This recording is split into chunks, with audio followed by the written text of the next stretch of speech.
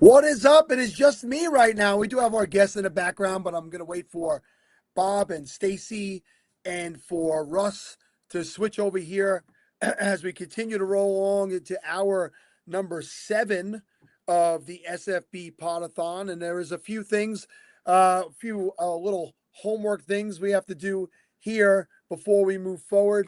And don't mind me because I'm working all by myself. Oh, I see some people in the background now. And let me just scroll on up here and put this QR code up in the corner here. And that QR code is for you to go join Mockathon.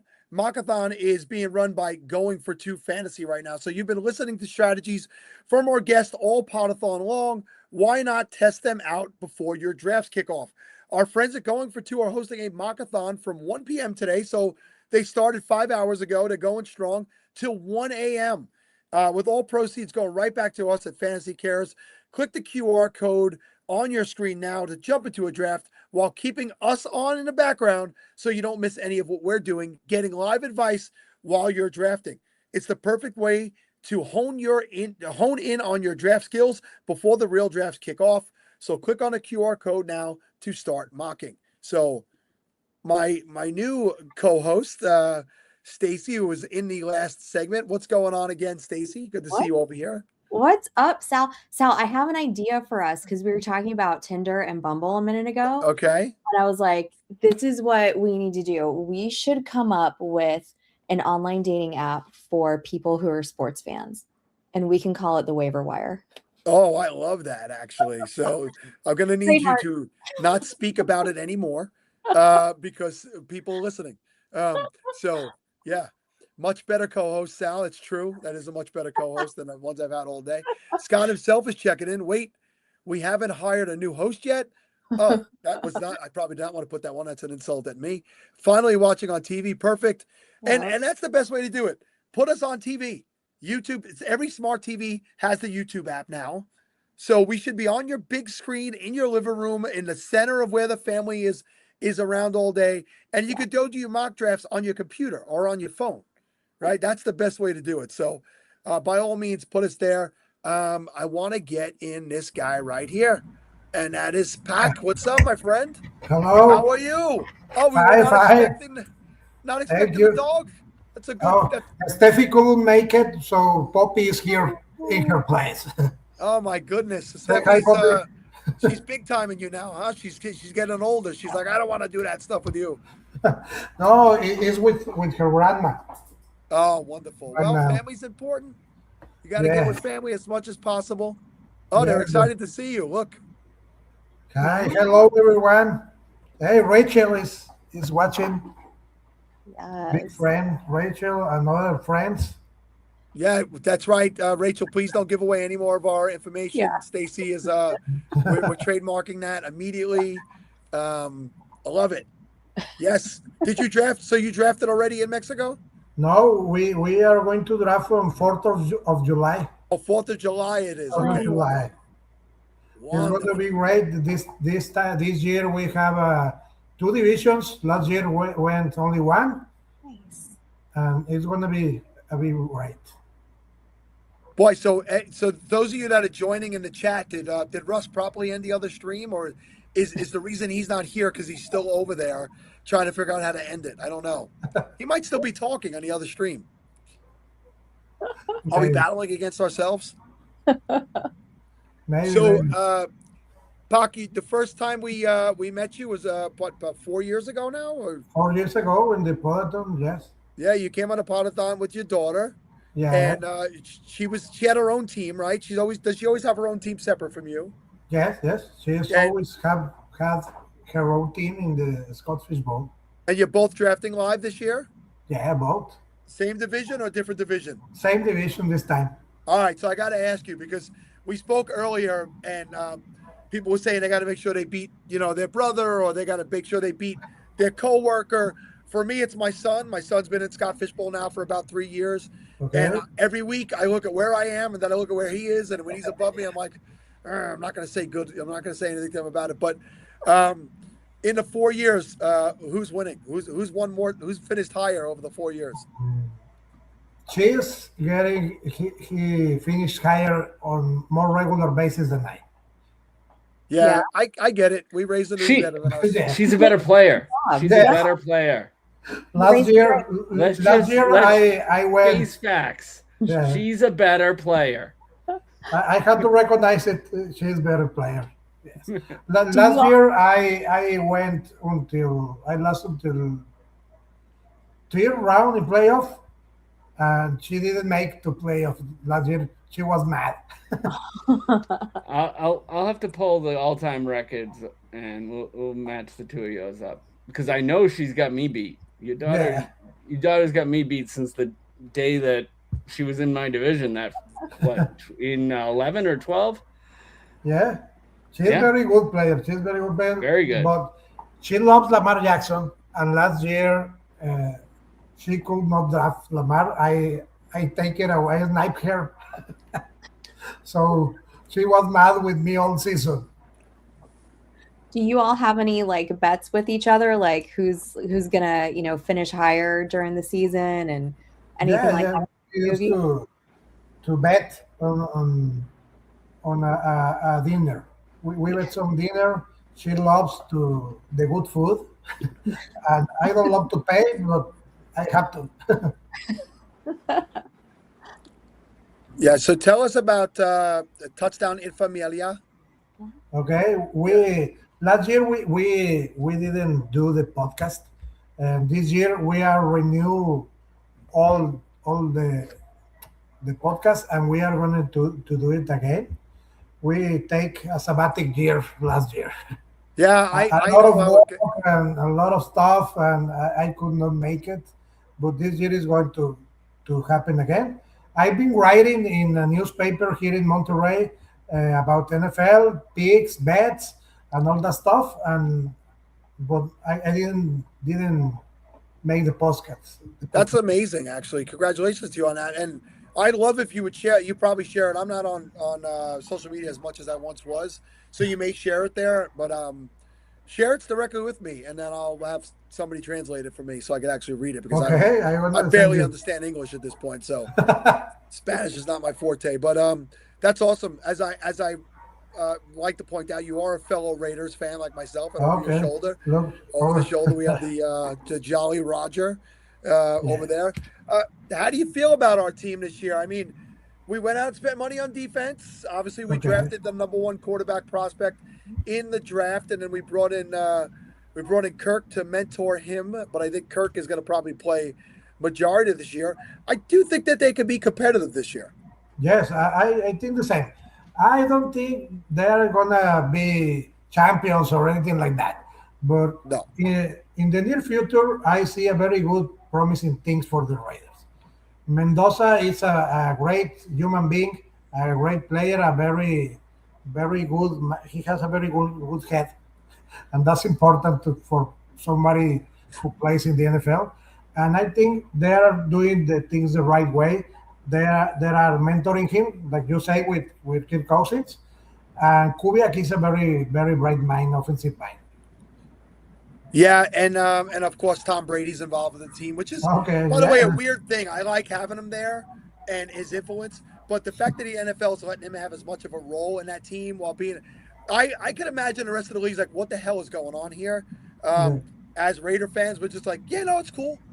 But if it was some other team, I'd probably be like, what's going on here? But listen, he's got winning DNA, Tom Brady, right? yeah. So that's got to rub off on people at some point. So, what is your over under on years that it takes Fernando Mendoza to get a neck tattoo? Like, I don't think he's going to have a one. He's so pure. I love him. I want to just take him Yeah, and put him in a corner and say, "Don't nobody touch yeah. him." It is. I see a lot of Derek Carr in him. He's a very center guy. Yeah, yeah, cerebral. Yes, absolutely. Like smart. Stacy, what do you think? Is the Fernando hype real? Do you think that he's going to make the transition to the NFL? Maybe not year one. I don't think they're going to push him out there too much. But we haven't really talked and focused on players a lot today. Mhm. What do you think of Mendoza's future? So I think they're setting him up for success. You know, they're doing the things that, you know, probably some other quarterbacks wish would have happened for them a little bit sooner. You know, like you're bringing in a new coaching staff that, you know, has been successful. And look what they did in Seattle last year with JSN and making him just, you know, stepping up and stepping into that wide receiver one role. And now that you've got, you know, a little bit more protection back there for him, I think you're going to see better things from Genty. He's going to have more opportunities. You've got Kirk back there to kind of mentor him, bring him along, not to mention Brady as well. So, you know, I think they're doing all the things right, all the things that they should do to give him the best opportunity that he's going to have, you know, in that situation. So I like what I'm seeing. I'm taking him a lot in later rounds and best ball drafts. Especially if I've gone and gotten like a Brock Bowers early on, you know, I love that stack. It's one that you can get really cheap. So I'm really excited about what you guys have going on there in Las Vegas. And you know, between him and Kirk Cousins, there's not a Coles that's going to be safe in within like a 50-mile radius.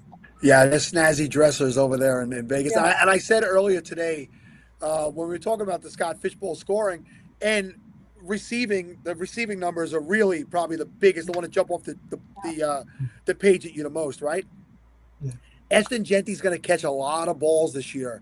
They missed an opportunity last year, and somebody had pointed out one of the earlier segments that, you know, he was just hitting the backfield over and over and over again.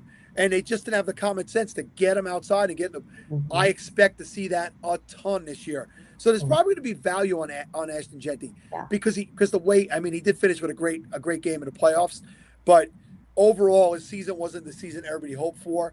People are thinking it's the Raiders. So you probably get value at him in more of your home leagues and leagues where you're not playing with analysts and some of us folks. But I do think he'll be a value this year.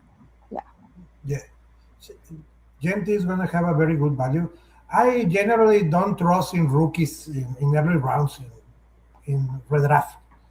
But last year I avoid Genty. He was going. He was getting drafted in the first round in almost every draft, and I avoid Genty last year. But this year I'm definitely going after him. Yeah, I don't mind his price right now this year. Last year, I agree, it was way too high. But this year, you know, I think later round, early second, I think that's fine. Very good price. Mm-hmm. Yeah, I have what I call a home league, but it's actually a league of guys that are really, really knowledgeable, good fantasy players. So it's not like your typical home league where you pulled a couple of ragtag people together. They don't really know.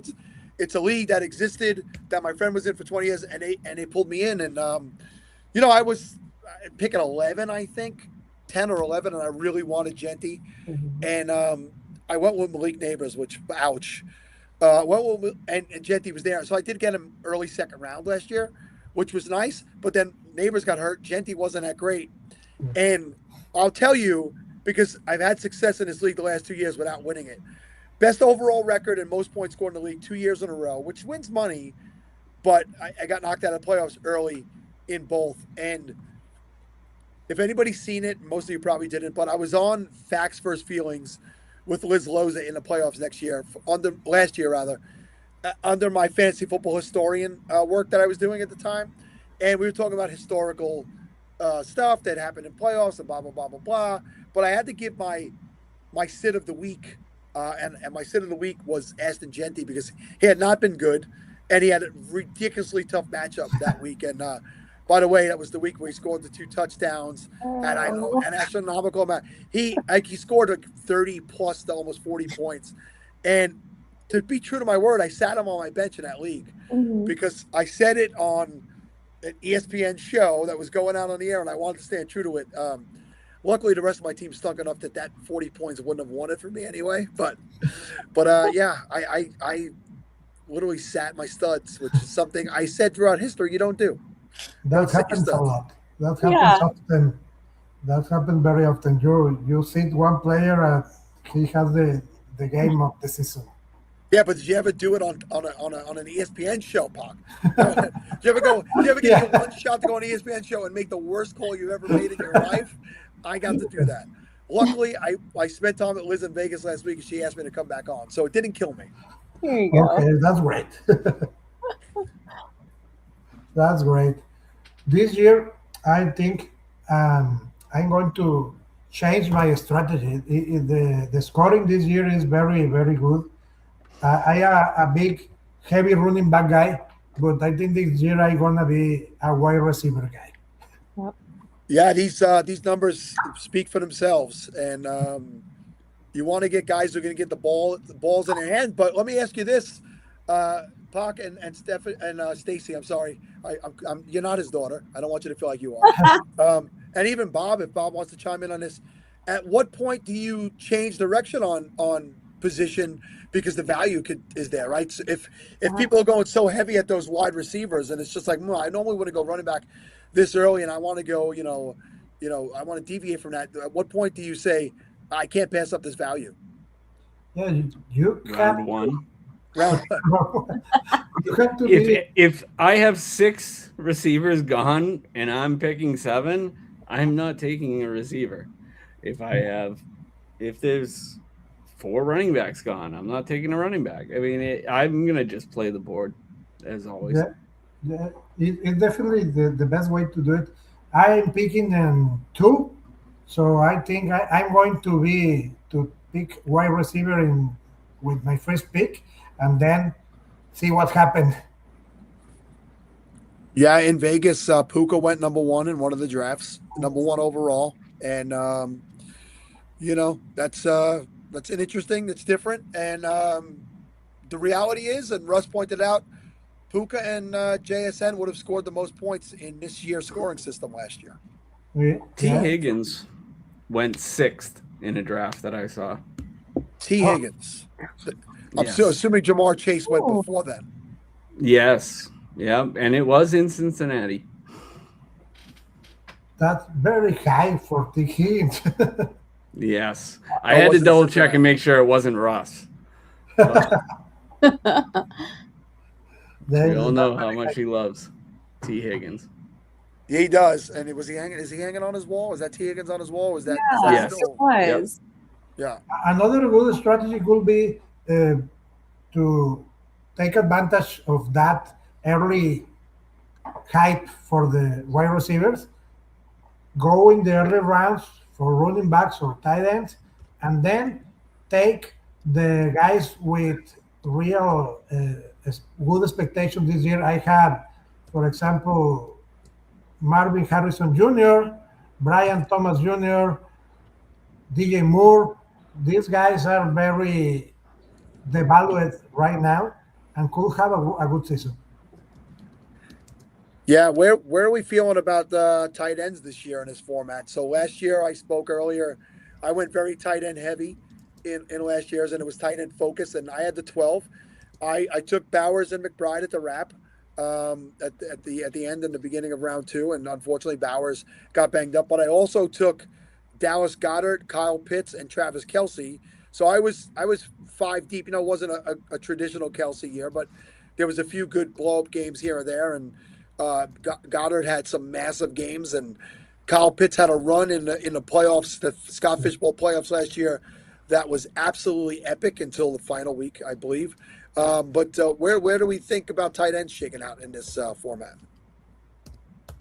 I think this is a good year for tight ends also. McBride and Bowers are for sure going to have a great year if they are healthy. And there are others like Tyler Warren, Kyle Pitts, that could be a very good value picks in the Scott Fishbowl with this year's scoring. I also went tight end heavy last year, Sal, and you reminded me when you said that, and I just wanted to look up and see who all I had, and I just went absolutely insane. I had Kelsey Andrews, Brenton Strange, Brock Bowers, Hunter Henry. Hold on, there's more. And Cole Kmet.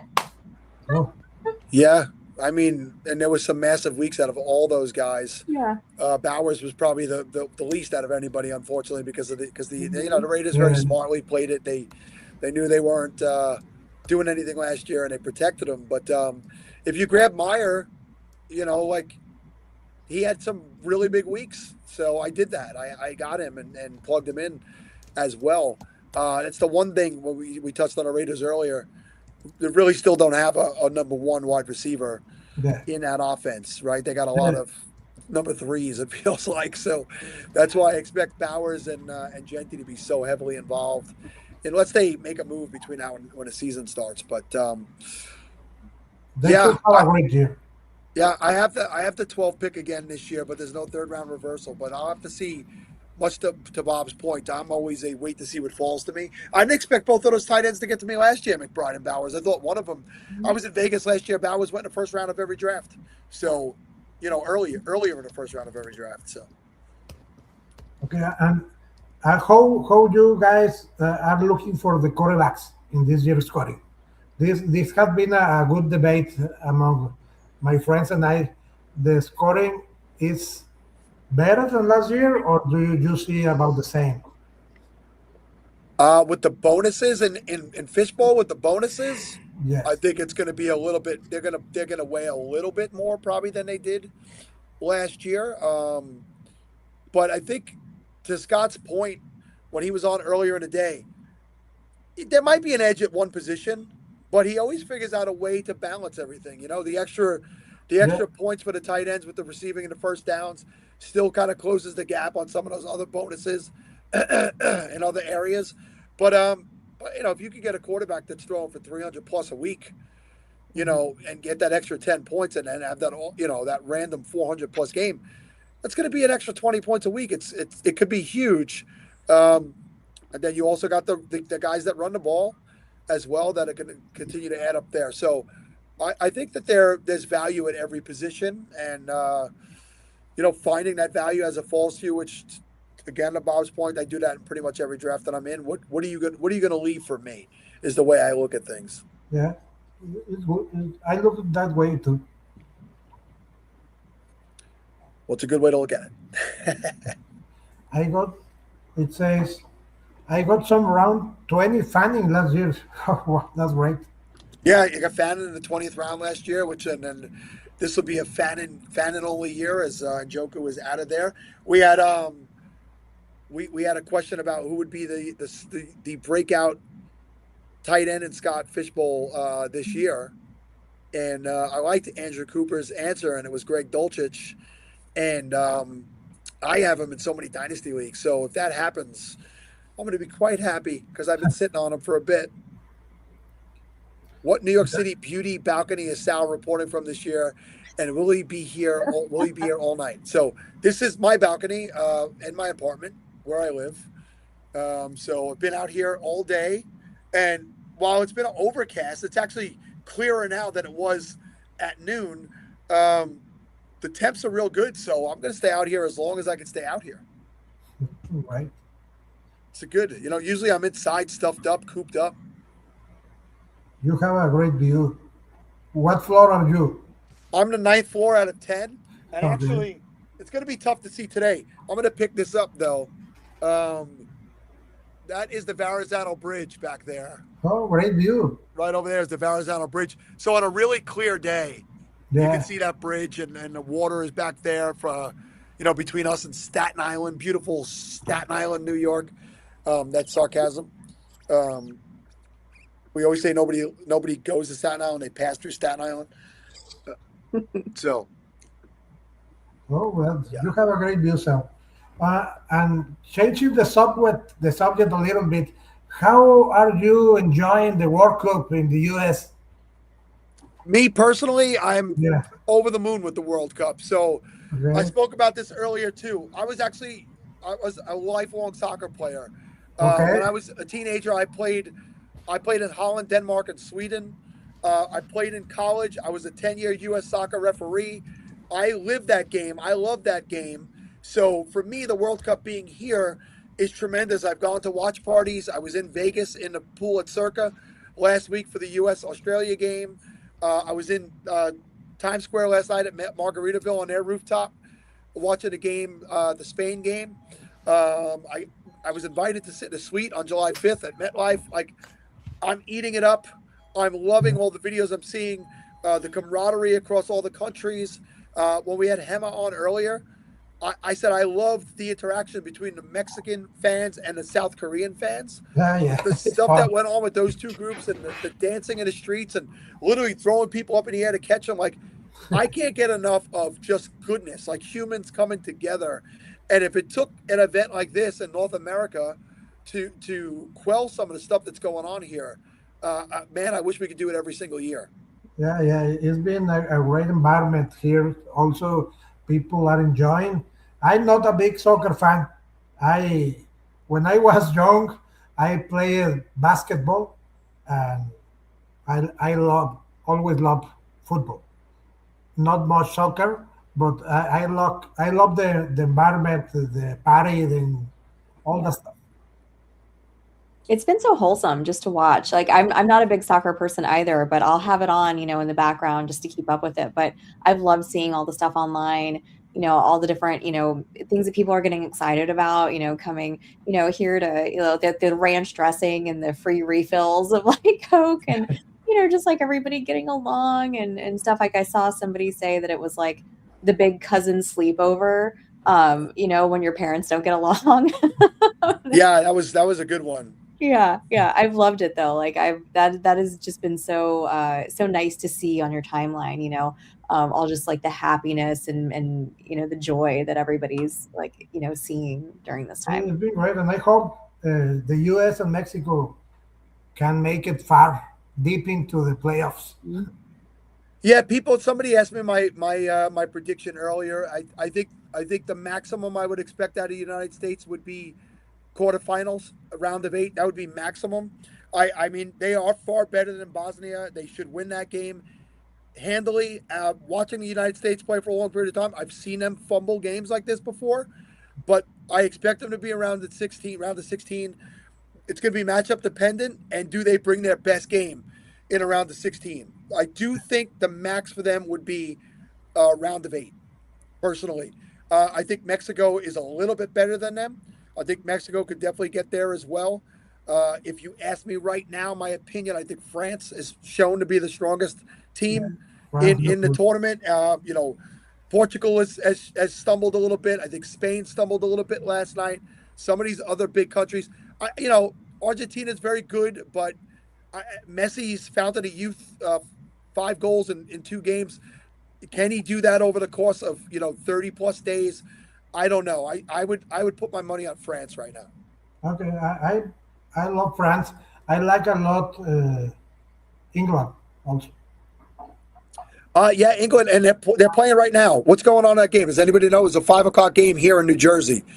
So, I don't know who they're. and they were playing Let me watch. Panama. So, and I got to tell you, the Panama people were out in New York City last night. I mean, everywhere I turned, there was a Panama jersey. So, they definitely were representing at the game today. Um, England is winning 2-0. 2-0. Okay, and I think that was to be expected. Yeah, They're like top 5 team in the world, England right now. I think it's Spain, Argentina, France, England, something like that in the top FIFA rankings, right? So those are your best teams. Does that make sense? But yeah. yeah, I mean, I could do a World Cup show all day if we want to switch this over to that. I don't know if everybody wants that, but I love talking about. Yeah, we got England up 2-0. Thank you very much, Corey. Um, People love Bob's screensaver. Um, yep, which is awesome. All right, well, Puck, we're gonna let you get going. Why don't you say your farewells, whatever your parting message is to the people? Thank you to everyone. Get involved in the fantasy care, donate, watch all the Podathon segments. The Mockathon also is a good. I'm going to be in a mock draft very soon, and get involved in this community of fantasy football. Is a great community. Uh, if you are not in the Scottish Bowl, get in the Hopefuls group, and it's a great group with the great guys, great people, and we help everybody to get in. Okay, my friend. Always a pleasure to meet with you every year. We missed Stephanie this year. Send our Thank you. best to her and tell her don't big time us next year. She's got to come back. Yeah, of course. All right, my friend. Have a great rest of your Have day. a great day. Bye. Thank you. All right, bud. So, Stacy, I had a video here. I tried to play it earlier and it didn't work. I hope it works when I press play on it now. Looking to take your fantasy football experience to the next level? The Southern Bluegrass Fantasy Football. Unfortunately, it's not working. And I want to bring on these two guys right here because it is a video related to them. SBFC's Brian Harwood and Seth. Is it Burkett or Burchett? Burchett. Yeah. So I had like 33% chance to get it right. Yeah, it's one of those. I'll pretty much answer to anything. Well, guys, I want to apologize that video didn't work. But maybe you could translate what it was going to be. Well, that was a promotional video for the SBFFC, the Southern Bluegrass Fantasy Football Championship. Dr. Brian Harwood, who is on the screen, I don't know if his audio is working right now or not, but he started a league in Bowling Green, Kentucky. For those that don't know anything about Bowling Green, Kentucky, if you've seen a Corvette, that's where it comes from. Every Corvette in America and the world comes from Bowling Green, Kentucky. Home of the Western Kentucky University Hilltoppers. Go Tops. But it's a small city in Kentucky, and it started with 48 teams, and he has grown it to, 270 something, I think now. It's become one of the bigger, I guess, mega leagues in fantasy football, and something I'm proud to be a part of and proud to help represent here on the SBFFC Fantasy Football Power Hour. Doc, is the mic working? This is a trend on our shows. So true to form, is your mic working? Good evening. Let's see if y'all can hear this. I don't think it is. See, I can hear him. Oh, I can hear him. Okay. Yeah, I can hear him. I can't hear him. USA, go! Yes, he nailed it. He nailed it. I'm definitely getting feedback of myself. Is anybody getting feedback of me? I can hear it. Yeah, I can't hear Doc or So here's what I'm gonna do. I'm gonna take you guys out and bring you back in. Let's see. I still hear it. Can you guys hear each other? Doc, you speak. I can hear everybody. Yeah, I can't hear him at all. Oh, Can you guys take myself out for 1 second? Can y'all hear me? Hey, how you doing? Well, girl. Hey. Well, I'm so glad to hear some people from Kentucky because my family is from Western Kentucky. So you guys are from, right around where my people are from. Yeah, but what's your name, honey? I get 30 minutes off now. 30 minutes off, and you guys could talk all about Western Kentucky. We're going to talk about Western Kentucky. What's your name, ma'am, young lady? My name is Stacy Perez, but I have family who is over in Mayfield area around Paducah. Okay. Yeah. Hey, Stacy, how you doing tonight, honey? I'm good. And I believe I've got some friends of mine that play with y'all too. Yes. Who y'all may have? Let's you guys FPI? Darren and yeah. I don't know if anybody can hear me. I can hear you. Can you hear me? But I cannot hear anyone. We can't hear. Let me try to come back in. Let me exit out and come. Yeah. So Stacy, who do you know that may play in the SBFFC? Do you know the guys from FPI? Fantasy Points. No. They're Frying Panning. Do they play with you guys? I thought they might have. They might. Who are they? They might have. So Darren Larson. Yes. Yeah. Darren and Brad, yes. Darren and Brad, yeah. Incorporated, yes. Yes. Come in from Illinois, they're great people. It's like the odd couple. It's like it's like Frick and Frack, Tom and Jerry grabbing them guys. Listen, they're some of the toughest drafters I've ever drafted against, and I always know when I draft with them that I just if I take somebody that they want, I feel like I've accomplished something. Well, Brad and Darren, see, they played the FFPC and then out there in Las Vegas. They know the stuff. Don't mind me. I'm moving everybody around so that we get rid of the echo.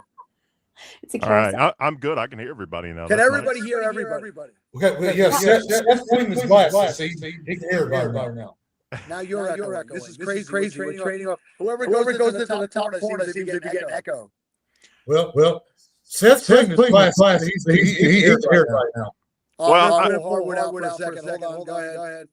Now I had to echoing. body slam my my mixer, so it was a little bit about my background. I'm a indie pro wrestler, so I like to body slam things. I like to throw people through tables. You know, I'm a teacher by trade, and that's one of the things I always show my students first day of school, one of my wrestle matches, and I'm just like, I throw people around for fun. Like that's what I do in my spare time, and so it kind of controls the classroom a little bit. Well, I'm gonna tell you, I will donate another $1,000 to Scott Fishbowl Fancy Carrots if Seth Burchett, Phoenix Rocket, And now I can't hear anybody again. Oh, add Phoenix Rocket on X, will get in the ring and moonsault his opponent. I will pay $1,000 to see that. He's got to do. Add Phoenix Rocket on X. He's got to go on there. I want him to do a moonsault in the wrestling ring on an opponent. I will donate $1,000 if he does it. What's Seth, moonsault. Seth, you're not hearing anybody? Seth can't hear me, Seth? Man, what is hear you. going on? Yeah, he said he can't hear anybody Oh again. no. This is like poor Karen couldn't hear anybody either. Yeah. Stacy, you know of Craig Campbell, Justin McCord, Roy Anselmo. I have known Justin McCord forever. He was one of the first people I met when I started doing high stakes drafts. Justin McCord's a great guy. He's one of my administrators. He's fantastic. The SPFFC. He does a great job. And he knows his things too. Yes, he does. Yes, does he the high stakes league Saturday morning. Yeah. Just got a beautiful back family and great kids. Oh yeah. First year, I think bring kids draft where we were drafting him, and he can't anymore. Just the way the kids working, but yeah, I just love that. I always loved him there, and he's a great guy. So I gotta say, I think it's on your side, Seth. Because every time I remove you, we don't get the echo. I can hear it now. I'm good now. Okay. But we've got an echo now, or hold on, Stacey, you speak. I was going to say something. Mentioned that maybe does anyone have their YouTube open? That has happened to me. I don't think so. Is anybody also following along on YouTube? Because no, I'm not. When I remove Seth, watch. When I remove Stacey, go ahead and speak. Can you hear me? Am I good? No echo? Yeah. The echo is definitely on Seth's side. Okay. Is my echo on my? Yeah, you're echoing now too. Yeah. Oh. Whoop. Is it killing everybody? I don't want to kill the whole segment and talk about this the whole time. I'm good with it, one way or the other. All right. Well, that's not echo. Now there's. Oh, I hear myself. Yeah, I mean, I think it's pretty cool, but I think it might be annoying to people at home. Okay, let's talk about fundraising. I will donate some money to Fancy Cares. I'll donate $1,000 again next year. I want Phoenix Rock. That's Seth's ex-handler. He's going to go in the restaurant. He's going to moonsault off the rope. Yeah, I'm not made for the air. I'm a large man, and Vader did it. Vader, I am not. I don't really live in that world so much. But yeah, I do like to power bomb and body slam people. That's always fun. Let's talk Scott Fishbowl. Sure. Have you guys played before? It's first year. How many years? I think this is my third year or fourth year. I haven't been in a whole lot, and actually the good doctor here, Dr. Harwood, got me into it. And Superflex is new for me. I haven't done a ton of Superflex, but that is something that has been a learning curve for me and something I've had to adjust.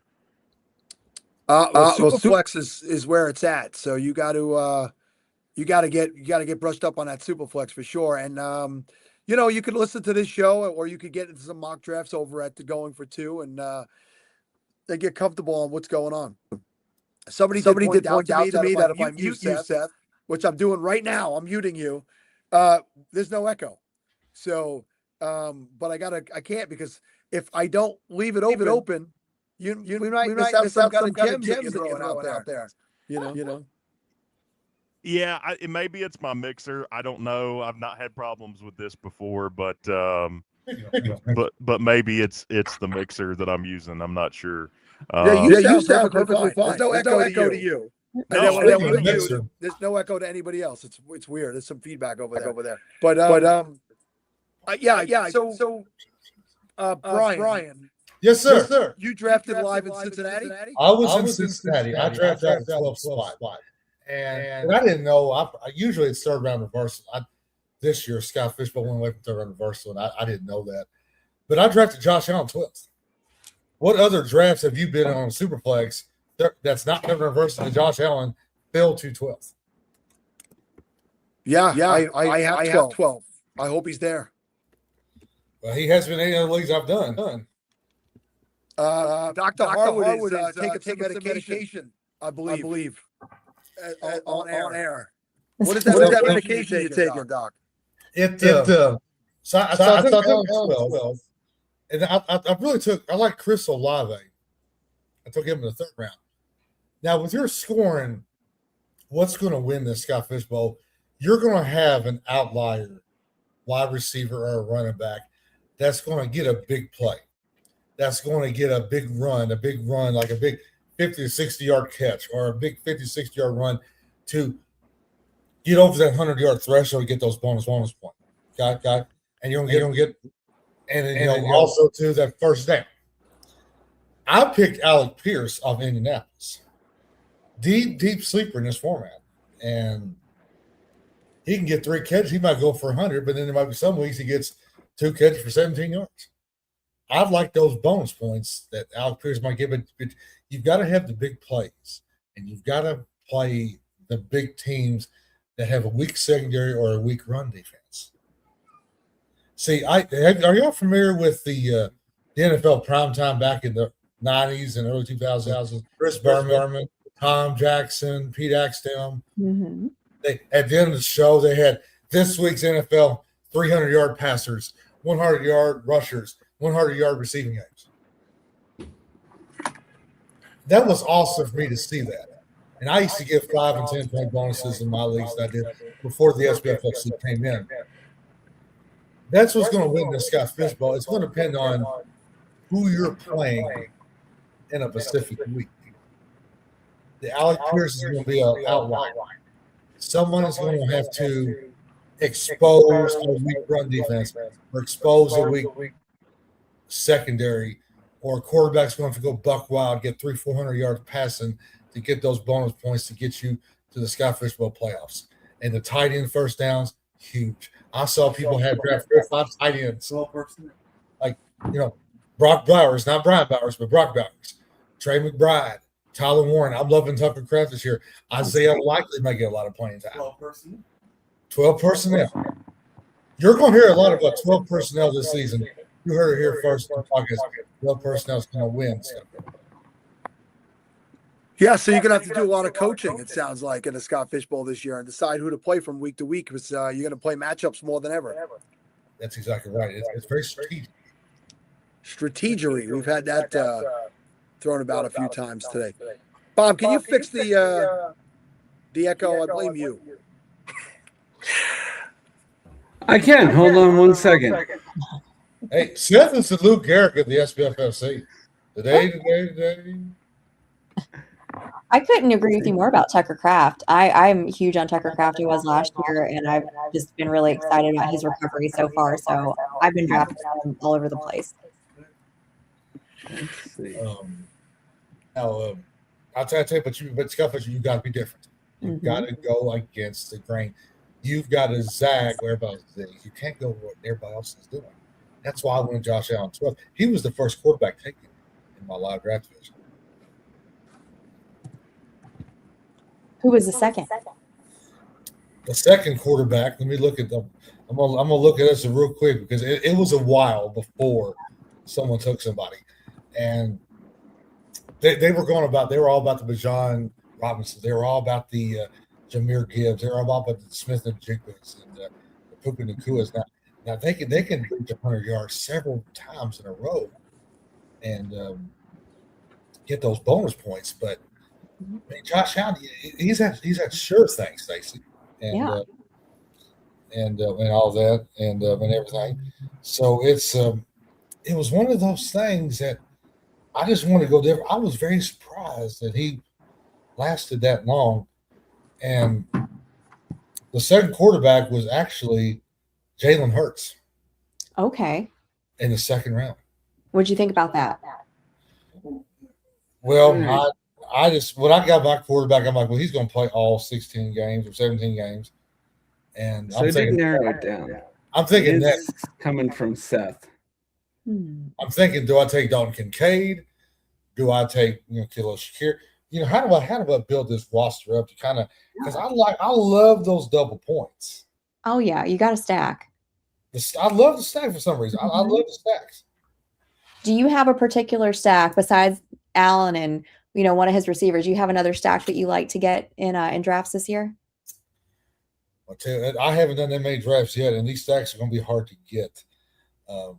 If you're in a super flex league and if you really want to go deep, I'm talking deep, maybe Cam Ward and Carnell Tate or someone like it. If you really want to go outside that box, or you can go a Herbert and Lad McConkey. Dak Prescott, usually he's gunslinging. He's throwing 300 yards a lot of games. You can really had some of the most 300-yard games last year. He and I think Jared Goff both had 6 300-yard passing games last year. But they were going buck wild in that second half. And absolutely. So if you get Jared Goff, and I'm on Ron St. Brown, who I had St. Brown and Gibbs last year. Mm-hmm. And I made the playoffs, and everybody was like, oh, their offensive scheme is going to be different. Their offensive line is going to be different. But Harwood made playoffs. I'm a Packer fan about like as much as I do. So I mean, now Seth's doing an online division. Have you started yours yet? I have not. I'm doing the Orlando Live, and it goes on July 18th. July the 18th. Okay. So all the onlines won't even start till July 6th. So Seth hadn't done his yet because he's doing his online. He I was the second in Cincinnati. No. And, Seth's got two things catching Mike here. And so I mean that's the that's the thing. I mean we got, but then Joe Burrow win the second round. Log out and log back in, Seth. See if that works. Drake may win the second round. Okay. I mean, I don't.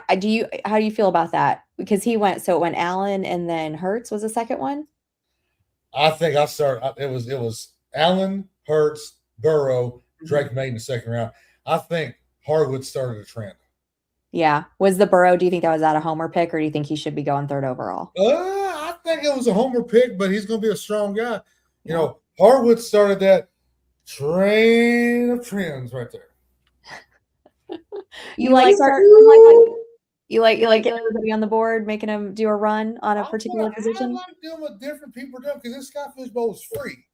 I want to finish either first or last. 6 and 7 don't mean nothing. First or last. You got to go outside the box. I heard somewhere if you're not first or last. That's what I've always said. Right. You got that right. 6, 7 all the way. First or last. You got to go for the goal. You got to go for it. You got to make risk. I'm a golfer. I played last night. I could have got on the right side of the green. I could have bunkers or water hazards, but I was 140 yards out. I hit a 7-wood. It's a great loft. Pop that thing on the green, birdied the hole. You got to go for it, Skyfish. You got to go for it. Was Cincinnati? So you did the live draft there. Have you done the live drafts there before? I did the Cincinnati draft last year. Nick Heffley, who Seth beat Nick Heffley in my SBFSC Friday night live draft. That was a huge battle a few years ago. Seth beat Nick Heffley. Nick Heffley ran the draft in Atlanta. That was my first time running a draft, Woo Fantasy. And then I've done a draft live in Nashville. Every year I've done a draft live over the last 3-4 years. And if you want to be in the Sky Fishbowl, I see a lot of people on X, 50,000 people sign up for the Sky Fishbowl for a 5,000 team tournament, however many teams you got. You got to go live. You've got to do it live. Yep. That's the best way to do it. Sky Fishbowl in the SBFFC, Southern Bluegrass Fantasy Football Championship, SBFFC.com, drafted live in Bowling Green, Kentucky, August 22nd. We are keeping the live drafts alive. Live in-person drafts, camaraderie and fellowship. What do you think's the best thing about drafting in person? Why should, if you've got somebody who's drafting and they only draft online, what are you telling them to get them to come and draft in person? Well, the experience. We got Western Kentucky University dance team, girls putting the stickers on the board. We've got free beer, free bourbon, free food from Hog Wild Barbecue Food Truck. We got sponsors to help pay bills. Keep these payouts at 85% or above. Payout, Studel Financial Services, Overtime Sports Bar and Grill. Help pay a lot of these bills to get these extra things. We do the raffles and silent auction benefit WK dancing. Now, do I take money out of the prize pool to pay dancing for their service? No. We do the silent auction that you can bid on a lot of different items and then do raffles to win a Weather Flight bourbon bottle. Now, y'all familiar with bourbon, right? I've heard of bourbon. I think so. Yes. You guys got a bourbon trail up there, huh? The bourbon trail, it starts with Brian Harwood. Harwood is responsible for that bourbon trail. And we eat, drink, and fellowship. Seth Burchett has made a lot of friends. I want Seth to tell everybody what fellowship and camaraderie mean in the SBFSC. Tell the people about that.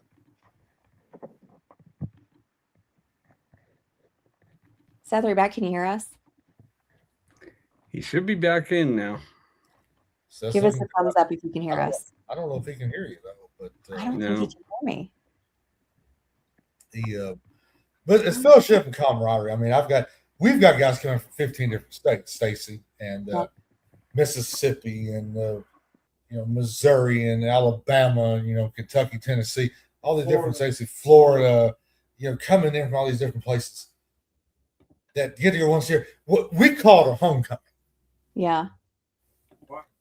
Camaraderie, homecoming. Absolutely. I tell you what, ever since we started doing the live drafts and I got to go to the Orlando Live, I just can't go back. All I want to do are the live drafts. It's just so much fun, and you get to meet so many new people who share the same passion that you do about football. And it's just such a good time.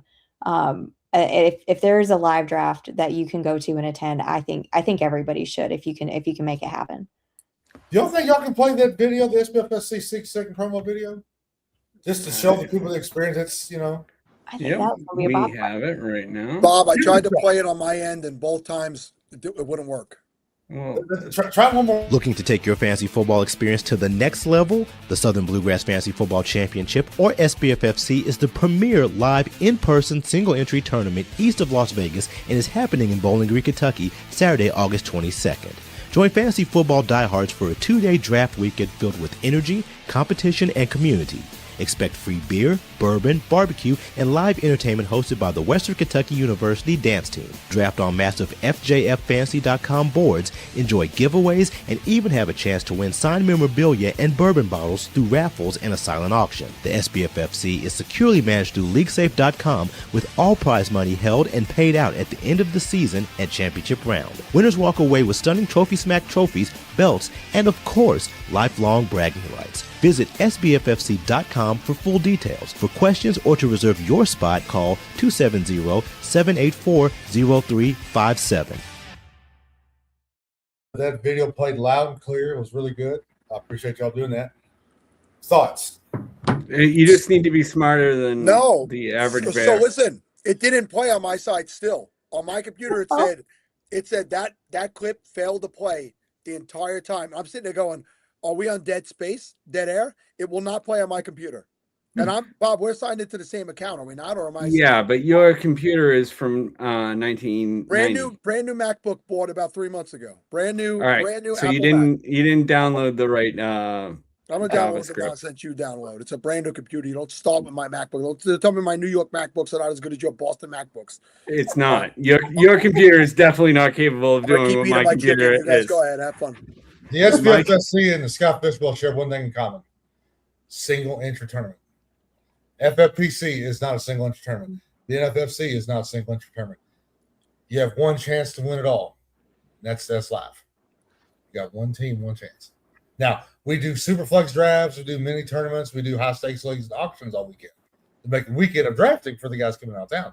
But you got one chance to win the SPFFC.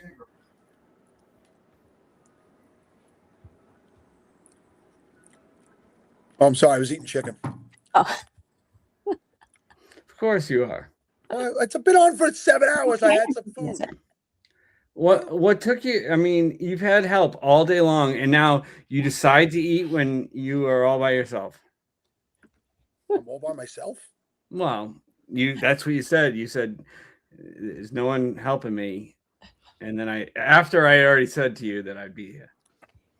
Let's listen. The people have spoken. They said Stacy is better than you. Yeah, Stacy's taking over. We're leaving.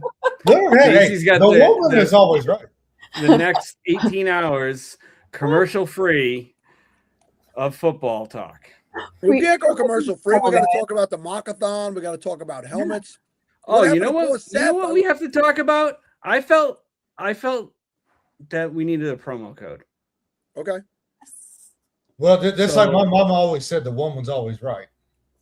Let's go with SalCong20 for 20% off in the store during the Podathon. I thought SalCong. That is an amazing. That's an amazing discount you could get right now, and that might be my new Bumble name or my name on the waiver wire, Stacy. Exactly. Oh, don't say it out loud again. People will know. We've got to trademark that. He's just got to change one letter, and that's all he'd have to change. Yeah. Do you guys have favorite shirts from any of the past, different themes?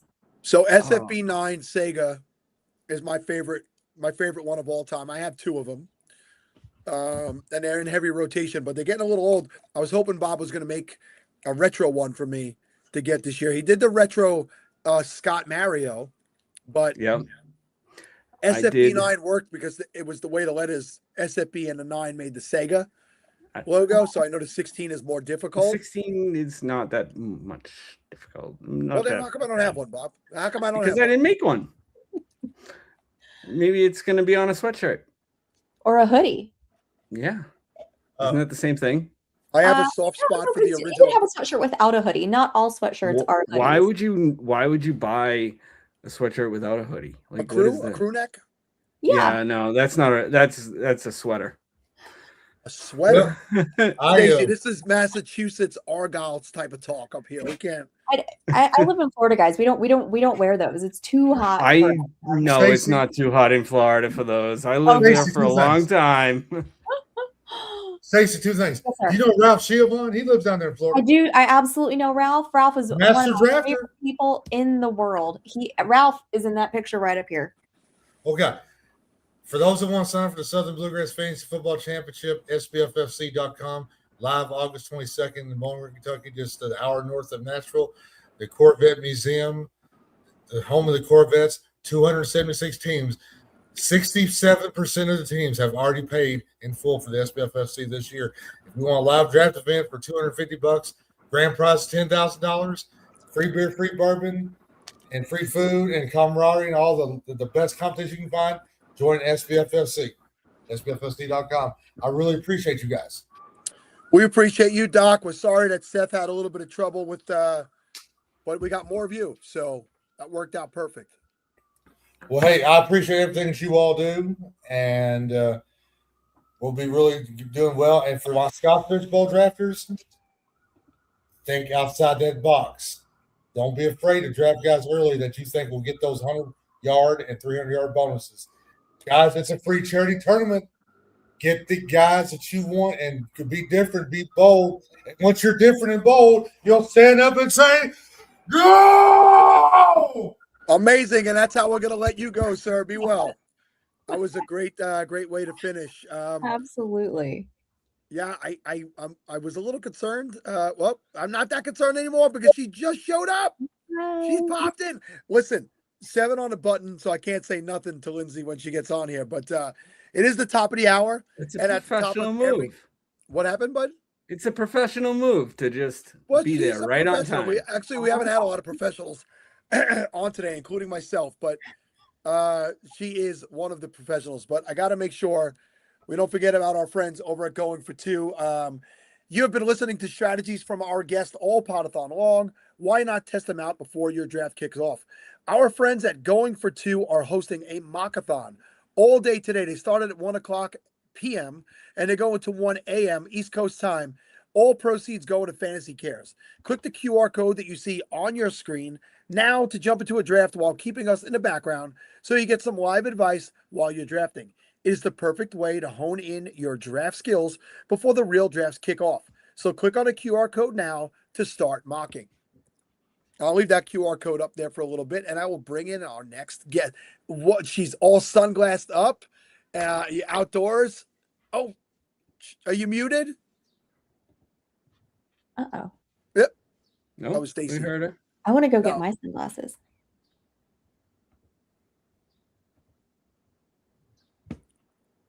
Oh no. Oh no. We don't hear you yet. No. And we don't have room. Wait, hold on. I'm trying to press unmute mic, but it's not unmuting her. You see that? Mhm. It says Can you can't hear me unmute now? your guest. Yes. Yep. So Yes. We Perfect. can. There it is. We got you. Can you hear us? So we heard. Oh no. We heard one. No. You might have to sign out and sign back in. Let me remove her for a second. Hold on. hello? Hello? Yes. Yes. Okay. Yes. You guys, I'm so sorry. There's no way to No. test ahead of time. I was like, just plugged in the microphone. We're good to go. I could hear you. Okay, sorry about that. We are not very professional over here. We don't do sound checks. I don't We even just, need this because that's not where it's coming from, apparently. Yeah. Why? Yeah. Over the years of doing this, I used to do big headphones, a big mic, and now I just Yeah. speak into the computer. That's smart. And it works fine. You're outside, I guess. I'm outside too. Yeah. You're West Coast. Yeah. Where are you at? I am. I'm in San Diego right now. We're visiting friends, but yeah. Yeah, amazing. So, thank you for joining us. I got to meet you in person at last year's FF Expo, Fantasy Football Expo, for the first time. That was awesome. So fun. Yeah, I've followed you fun. for years and seen all the stuff you've done for years. So, getting to meet you in person, you're one of the nicest people I got to meet there. So, welcome and thank you for joining us for the first. It's the first time you've been on the Podathon? No, I don't think you so. were on, but I think Samantha Holt was hosting Maybe. the segment when you were on a few Or years maybe ago. it's just I feel like I've been on Podathons, but maybe not the fishbowl Podathon. I don't know. I feel like I've done official- Podathons This is the before. original. I mean, this is this OG. is the most important one, obvi. Yes, of course. I just want to, but very good. So, tell us about your venture that you're in. Is it called Summer Sports? Is it Sumer. pronounced that? Sumer, Sports. like the ancient Sumerians who were an Ah, advanced okay. civilization and used numbers for mathematical purposes. So, Oh well, that's going to trip me up immediately. But tell us about it. Tell us all about it. yeah, so it's been really fun for me. We're building out some tools that I think fantasy football people will enjoy. We have a consumer product that we're finally offering for the first time that's coming pretty soon. So you'll have the ability to purchase access to a lot of our data that is live data. One of the coolest things that I think that we've built is a product called Sumer Live that is so you can pull it up during games, and every advanced statistical category, all of the different stats are updated and populate on your screen before the next play happens. So whereas you normally have to wait until like midday Monday to get a lot of that advanced charting data, you're getting it before the next play happens. So we released it during the postseason, just as kind of like a trial for free for people. And it was really, really fun to kind of follow along some of the storylines, like we talk about, like the Seahawks with their 12 personnel and the Rams with their 13 personnel, and to actually see the rates at which they're using that during the game. The play-by-play field populates just the same way as like it would if you're following on ESPN, if you're on your phone or something like that, except every single one will say like, you know, Sam Darnold to Jackson Smith and Jigba, right, 12 yards, whatever. But then it'll also say motion, cover 3, you know, man personnel. Like it gives you everything that's notable about that play and then identifies some impact players too. So lots of fun ways we do coverage matchups. So that, for instance, like in the Super Bowl, you could track it live that Christian Gonzalez was on Jackson Smith and Jigba 13 times, and you can see exactly how many catches and targets are going specifically to that matchup. So from a fantasy standpoint, I think it'll be a really fun tool for people that are nerds like us looking for edges, and kind of gives you some ability to get really into the weeds, but also as the game is happening live. If you make any decisions, I'm trying to say this without saying this, if you do anything that requires decision making that has edges to happen live, then there might be a way to kind of find some information that will help you do that. That is tremendous. And I'm not super techie in the sense that, I mean, I use tech, but I don't understand how any of it comes about, and I don't want to. It's why there's other people out there creating it for us. But that will be an absolute game changer. I mean, to have that at your fingertips within seconds can really, the way the betting world is going and the way the fantasy football world is going, where you can literally bet play by play, that is going to change things up tremendously. That's amazing. And Lindsay, this is you're owner of the company or part owner of the company? Or I am not. I wish I was. Okay. I work for the company. Okay, understood. Yeah. Amazing. I was going to ask you, like, you know, you've been across many of the major networks and stuff like that, and how does it feel to do this venture? Is it a little more freeing because it's maybe not under the microscope that you would have been at other places? Yeah, it's really it's really, I saw the comment scampers. It's been really fun for me because I've been doing just very specific a broadcast lane for my entire career, right? Yeah. And even more recently, since I left NFL Network, it's still podcasts. It's still content that is specifically kind of coming out in that way. It's all broadcast. And so all the stories that I'm looking at everything through a broadcast lens. And at this particular company, I still have, there's a component of that because I'm still doing podcasts, and then I'm going on radio shows and podcasts and talking about the stories that we're finding in our data, and still kind of, it's still broadcasting, but then there are other facets to my job that are like have to do with product development and giving feedback kind of from a perspective of somebody who's a fantasy person. Like, this is how I would like this is what my workflow looks like. This is how I look for data. This is the data point that I think would better tell this story. All of that kind of stuff has been really fun for me, just kind of stretching, flexing muscles that I haven't had the opportunity to flex, and kind of working more on the business side, I suppose, to a degree. And so it's been a fun pivot at this point in my career, where it's like I kind of have like my toe dipped in different waters. Yeah, I can understand that. Stacey? Yeah, well, I was just going to say, Lindsay, I've used your site in like my own personal research, and it's just so easy to navigate. And I just appreciate that so much because, like, Sal, like you were saying, you know, like not as techie, maybe not thinking about, you know, like all those different aspects. But it's just so, I'm on there now and I was just playing around. It's just so easy to go on and navigate and find what you're looking for.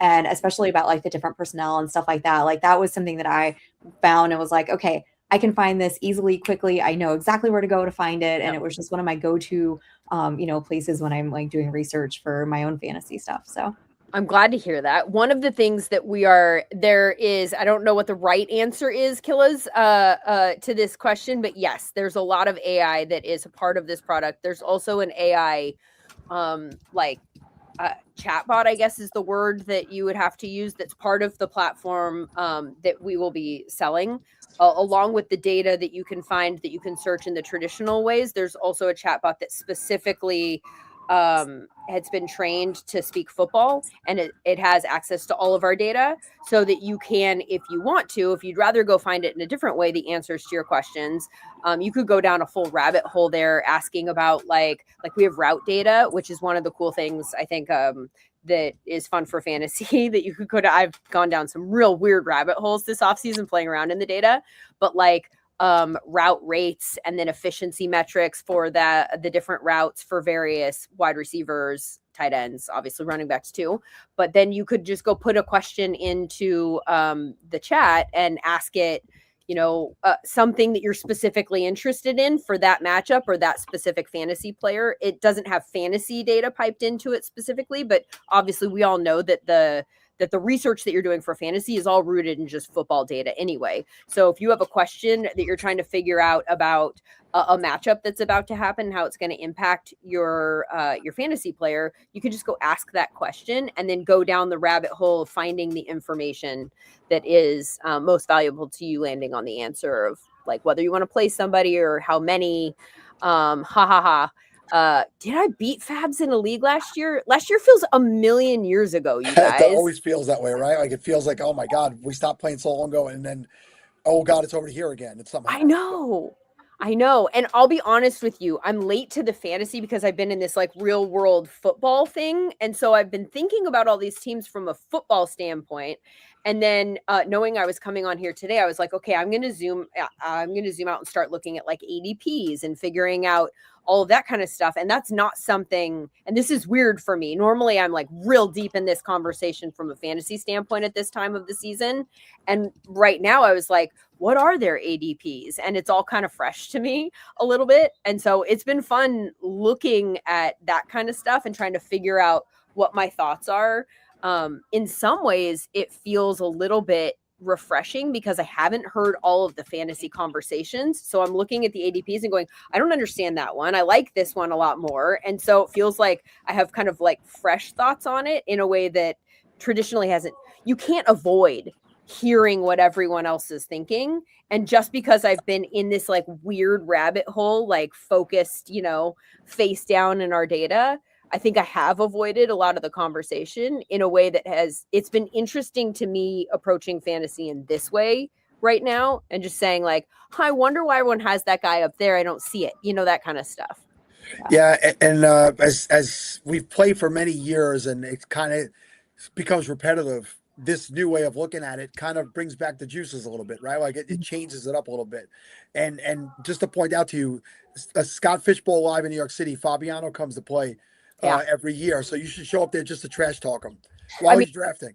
I talked to him today. I know that he's going to be there. He's excited about that. James Rode Rodriguez is also going to be at that draft. And he's also awesome. And so, yeah, that's a fun one. I'm doing one of the online drafts this year. I wasn't able, it just didn't work out from a scheduling standpoint to make it to one of the lives. So I will miss out on that fun. But those Scott Fishbowl lives that's like such a fun day. It's one of my favorite things. This tournament is so fun. And I'm really bummed that I'm not going to have that day of an experience attached to it. But I'm excited that I still get to play. We'll get you out there next year. You're in Guitar Hero, picking from the 10 spot. But that is correct. And I'm doing online this year too. The last 2 years I've gone back to online. I used to draft New York City Live, and and for someone like yourself, you're going to show up to something like that. Everybody's like, "Oh my God, Lindsay Rhodes here," and they're going to want to speak to you and distract you, and you're not going to be able to focus on your drafting. With me, it was just mostly they want to like abuse me and pick on me. So No, you guys, I get very OCD about that. Like, there is no way that I won't be able to focus on my drafting. Okay. I'm like, we were just, my friends and my husband, we were just playing a card game inside, and our kids got out of the pool and came in. They're like, hey, can you do? And we're like, not now, in the middle of a round, like serious. That's kind of how I am when it comes to fantasy drafting. I'm like, we can talk before, we can talk after. If the clock is running, then we're not schmoozing. I'm not a fun person. I take this very seriously. I want my draft to max. But so just so I'm curious to get your thoughts on the 10 spot for Scott Fishbowl with the way that things shook out. Stacey, you want to answer? Well, so I'm out of the 7, so I'm towards the back part of that draft as well. And I just I picked mine because I was like, well, I don't know if there's going to be third round reversal or not. I don't know. Right. But I kind of, just the drafts that I've been doing over the summer, I kind of prefer the back end. I think you can move around a little bit. You can be a little bit different. You're not stuck with, I say stuck, like who's going to be stuck with Puka, right, in the first for you, few spots. But you're not going to do anything crazy there. You can mix it up a little bit at the end, I think And I think I like the end, just in general, not Scott Fishbowl format specific, but I think just like this year, looking at the drafts, I think I like the end. Also, Yeah. I feel very okay. Like every wide receiver in the first round, I'm good with, and that's not normally the case. Sometimes I'm like, I want to stay away from that guy, and I don't like this guy at that value, and I very much feel like all of the wide receivers in the first, I really like. I don't necessarily feel that way about all of the running backs, but that's the fun of fantasy because you can go like wide receiver for sure if I'm at the end of the round versus at the front of the first, and then watch that flow happens. But I'm picking at 12, so Are I'm as you? far back as I could be. And I always pick at 12 in a Scott Fish Bowl. But normally there is a third round reversal, which there is not this year. So it's not as much the max play as it's been in the past, but I still like it as well. And to your point, people get nervous in those early picks. They feel like I can't screw this up, and they usually end up screwing it up. And there's always going to be 1 to 2 of those players that doesn't repeat the year from last year, doesn't live up to the hype. And I always sit back and just let what falls to me fall to me because people are going to reach and make mistakes. And I gobble up all the goodness that's left behind. That's Mr. Fish checking in. It is. Bob, did you Love say it. where you were picking from, Bob? I'm picking from the 1, so I didn't have to. He's the mistake maker. Well, no. How can you make a mistake when the pick is obvious? You want to tell us what it is? It's not like somebody could jump over you and take it. No, but I don't want anyone else to be. You said, Picking "All right, the same Captain What do Obvious." you mean? No one can steal it from you. You dictate the terms. No, but Scott will pick it. I mean, then now he's got the same player. I mean, Oh, you're comparing yourself to the other Different. 500 divisions that are in Scott Fish. You're Yeah, right. Lindsay, I am. your No, frustration is I feel real. like we're No, getting cheated out of honestly, valuable I, analysis. What's the No. point of this podcast if not to, for you to share your thoughts? oh, we talk about nothing. Am I exerting the proper amount of pressure here? I really think it's wanna know. perfect, but I think also, you're if you talking too Bob, much we're not getting football. cheated out of anything. I think you're talking too much football. We talk about like what's your favorite ice cream? We don't do ice cream drafts here. All right. I was doing those in 2015. So I'm like 90% sure I'm just gonna take Josh Allen and be done with it. But Gibbs is kind of hanging in the back of my mind. That's hard. That's hard to pass up on Gibbs. It's hard to pass on Josh Allen. I feel like in this format. Yeah, anytime there's a the reason I chose 10 is actually late for Superflex, but I always kind of like the middle back. Usually I'll do math and figure out where is my break for the quarterbacks of that top tier quarterback, and where do I think I can actually still get one. That's obviously not the case at 10, but the Superflex concept hanging over your head when you're picking those spots is a complicated one. Well, let's touch on this quarterback, right? Because he went very high in a lot of drafts last year, and Scott Fish Bowl, and that's Jaden Daniels. And he got injured, obviously. He had an injury-plagued year, and I think that you're going to get value on him this year. I mean, is that a type of guy that you wait a little while? Maybe you're not getting Josh Allen numbers, but you're getting value that's not so far off from Josh Allen at a later pick. I'm not usually a first-round QB guy in the Fish Bowl. No, I'm just really. Not, yeah, I am if it's super flex. Yeah, I mean, unless I'm past that tier break. You know what I mean? I'm not going to reach for someone just to get a quarterback, but I think dry 10 up is fast. Drake May. I mean, I don't hate that at all. No, that's a great pick. I mean, I know Bob's answer to this because he lives in New England, but we feel like that's it. Drake May is here. He's established. Yeah. He's not going backwards. Yeah, no one ever regresses. No one ever regresses in the history of the world. Why would he regress though? I mean, and I'm not saying, but what is the thing that you point to suggest this might have been, he might be propped up by this last year? I don't think something like that exists for him so much. No, I think they've only gotten better. I think you're right. You want my answer? Because I'm not very analytical. I'm from New York and I don't like New England. Okay. Yeah, fair enough. That's it. That's all. That's nothing else. Nothing of value. Fair enough. He's still bitter about it. Which is your team in New York? You know what's funny is I root for the Raiders. What? So I've been a Raider fan since I'm eight years old. Just those always have been. I know. How? How did that happen? Tell me. My earliest memories are Marcus Allen in the Super Bowl, and that was because the like- Jets are in New Yeah. York. My son is a Jets fan, and we live in LA. He just Oh. randomly chose them. I think he's a contrarian, and I think He he's just like. likes punishment. I Yeah. mean, it does seem that way. I'm not gonna lie. my son is also a Jet fan, and I didn't want to make him a Raider fan. I knew that being a Raider fan would be a bad idea. So when he was a kid, he's going to be 25 in a couple of weeks. So he's when he was a kid, 08 and 2011, Giants were winning Super Bowls. I took him to Albany to Giants training camp. I tried to make him a Giants fan because they used to be like a historically winning organization. And I came back home, and his 3 male cousins were all Jet fans, and he didn't have brothers. He had 2 sisters. So he followed what they did, and he became a Jets fan. I'm looking at him going, but the Giants ended up becoming the Jets somehow anyway. So, you know, if it was between the two, I traditionally more followed the Giants from local teams. I don't root against either one of them. I just don't really openly root for either one of them. But it's why I created a 24-hour show to talk about fantasy football. I'm a Raiders fan. There's nothing to talk about there. Well, I mean, This year they're interesting right now with the They are. Fernando component being in the mix, and then also the coaching staff. It feels like people might be set up to succeed a little bit better this year. Don't love the wide receiver core. The wide receiver core is confusing. Yeah. Like I keep looking, and there's not an answer, but I keep looking at like the free agents that are still out there, and I don't want Steph Diggs in the same room with Fernando Mendoza. That doesn't feel Or like in Vegas, period. or yeah, that too. Or Oh. Tyreek, you know, but like No. I don't know that there's a good match, but like Keenan feels interesting. Like I feel like what they have right now is just not what I want to enter the season with in terms of ways to set Fernando up for success. But I don't know that there's a great answer at this point in the game. I think the move is to get somebody going into next year, right? So they're going to start with Kirk this year anyway. Maybe they're out of it and they bring Fernando in later in the They year. can't wait until they're out of it to bring in Fernando. It's true, but Like, that's what are why. we even what- doing? What week, Sal? What week are they bringing in Fernando? 6.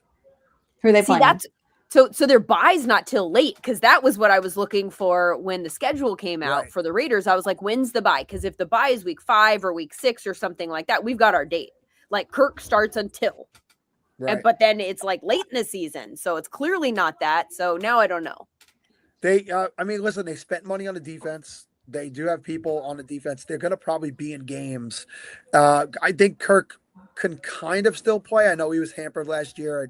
It might be done for him, but to your point, there's nobody to throw the ball to outside of Bowers. I would like to see them work both tight ends in. I mean, Myers showed that he could play last year. I mean, he was the number 1 tight end out of the draft the year before you took Bowers, and then you just stopped using him. So I'd like to see both of them on the field. We spoke earlier. I think they will throw the ball a ton to Ashton Genty this year. He will get a ton of work out of the backfield. So those are the 3 guys, and Mike Mayer would be a guy I would take really late in Fishbowl because he's going to get work this year. It's just impossible for them not to use him. Well, and it just feels like too, especially coming from the Seahawks and like looking at the heavy tight end packages, like it just feels like it makes sense, not only because of your personnel at wide receiver and like the tight ends that you actually have, but you can create some efficient looks for whoever the quarterback is to pass downfield. Right. Like that was the whole thing with the Seahawks, is that they would run, and you would show a heavy tight end look to try and kind of get the defense in the right look so that Sam could hit you downfield. And he didn't throw downfield that much, but when he did, it was usually against the right look so he could have success. He was highly efficient. Like I could see a similar model being established there in Las Vegas. And those were kind of, I don't want to say irrelevant. That's probably not proper, but not the highest skilled tight end group that they had in Seattle, right? You have really skilled tight ends in Vegas. So it's going to be interesting. I don't want to fall into the trap of having high hope, but I do think that as a Raiders fan, having high hope is a little bit better than a Jets fan. I actually like the Jets roster this year. Yeah, and I think I'm like alone on that hill, but I don't hate it. I don't hate it. So I don't think the O-line is bad, right? It all starts with the O-line. Geno, I think we saw the worst version of Geno last year, or at least the worst version that we've seen in a while, because the environment was terrible. And he is clearly a quarterback who is not going to drag a team along with him. He's not that caliber quarterback. But what we saw from him in Seattle is that he is a quarterback who, if the environment is good, the people around him are good, the play calling is good, the protection is good, then he can be good enough. That none of that was true with the Raiders last year. So we saw the worst version of Geno. Everyone's out on Geno. I think the pass catchers in New York are pretty good. You've got a couple of pretty good tight ends there. They did the same thing where they brought a tight end in Mason Taylor last year and then went right back to that well with Kenyon Sadiq. You've got Garrett Wilson. I like Omar Cooper Jr. You have A.D. Mitchell, who came from Indianapolis, and was, like in his specific way can be a weapon. You've got Brees. Like, I think that they actually have an offense that looks like it's not devoid of weapons, and we're just writing them off because they're the Jets and because Geno was bad last year. And I just don't necessarily think that – I don't think that they will be. I don't disagree with any of those points. I'm sorry, Stacey. I'll let you go in 1 second. What hurts me is that you named those tight ends, and you didn't say Jeremy Ruckert. And I only say that because Jeremy Ruckert, I've known him since he's 6 years old. Like, oh, really? I was his soccer coach for 6 years when he was a little kid. He was my goalie. Yeah, he was my goalie. He was phenomenal. So when he got drafted, his father is a lifelong, humongous Jets fan.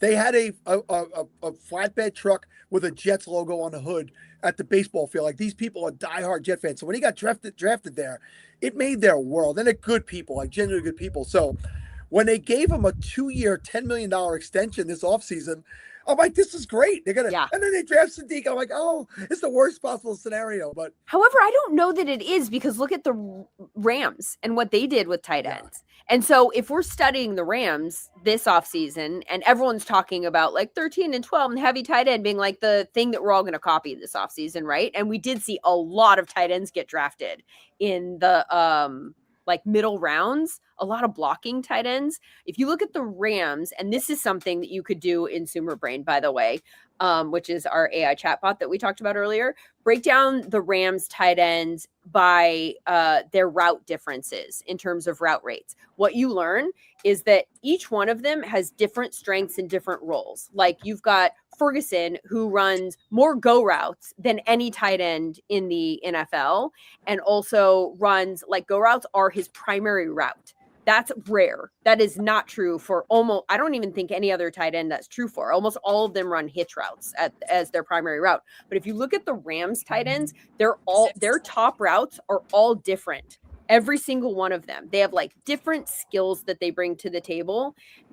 Jordan Rodriguez told us this offseason that one of the things that went under talked about there was how if you took their 13 personnel plays and you literally put like the route trails on top of their 11 personnel plays, they run the same plays with different personnel.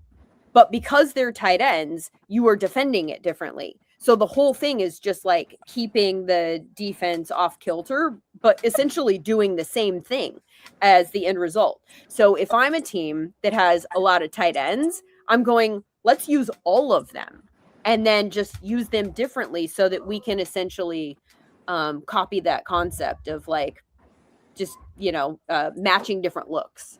yeah, it makes sense. I do know Aaron Glenn loves him as a player. But Stacey, I cut you off a second ago. I want to let you make your point.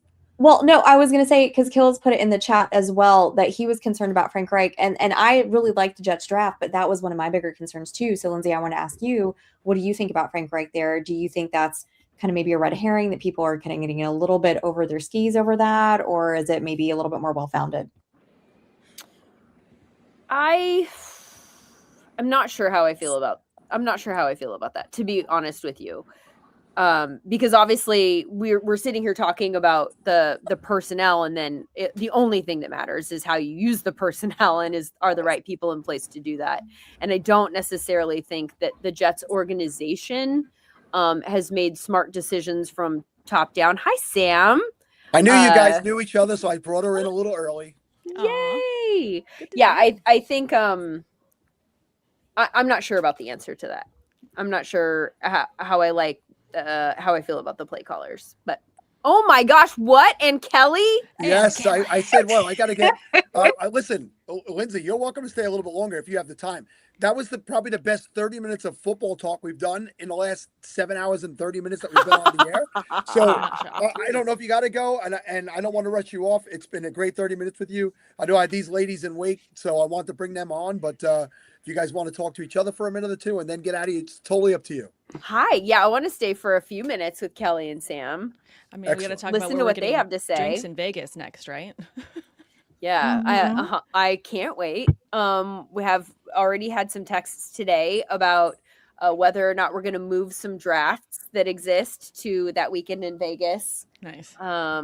Is everybody going to Vegas for that draft weekend, by the way, here? I've been Yes. invited. Yes. I was just there. Kelly and I were in Vegas last weekend for Scott Fishbowl Live.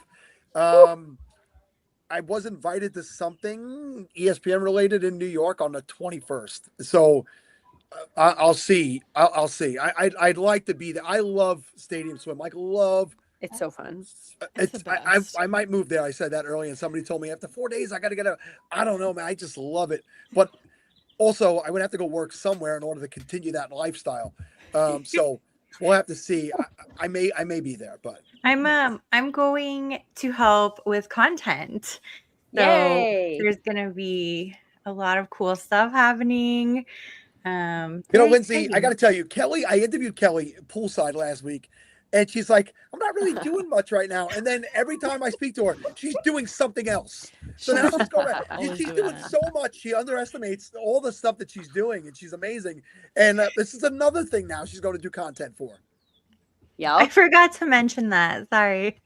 Yeah, I know. You're a little too Slipped my modest. She's mind. got so much going on. She's just It's so hard to popular. keep it all in track. Yes. No, Well, if Sam anybody's knows. listening that is not planning on going, you should reroute your plans and hit it up, because it is a fun weekend. And the only thing that would make it more fun than it has been in the last few years is if the numbers grow. So it's been a relatively small event the last couple of years, and I know it's going to see massive growth this year. And I think it will continue to grow over the next few years. And so get in on that. I think it would be a really fun weekend if it grows and it becomes the type of place that people come with their leagues and do their drafts together in person from this event. So, and I can see so many different ways that the event could grow to make that even more fun as an experience. Oh, definitely. My longtime league is going to be actually in Vegas that weekend for our destination draft. And I'm like, oh, we're going to accidentally show up exactly where I want us to be, which is going to be in the mix of everything else.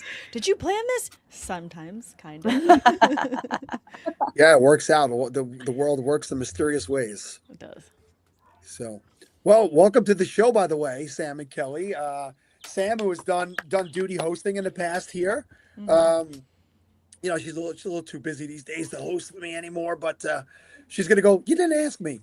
That's exactly what I was about to say until I you're taking know, the I words know. right out of my mouth. I know. The I know how to problem is, answer. Sal, you know how busy I am, but you know how much FOMO I have. And if someone asks me to do something, I'm going to be like, okay, I'll cancel all my plans. Like, I'll just do stuff because I just can't stand missing out. But knowing just to hop on here, even with you lovely people, for 30 minutes is good enough for me. The reality is, somebody said it earlier. Wow, the Podathon snuck up on me this year. It snuck on me. It snuck up on me, and I host it. So, like, it seems like this is my 9th year. We created this in 2018.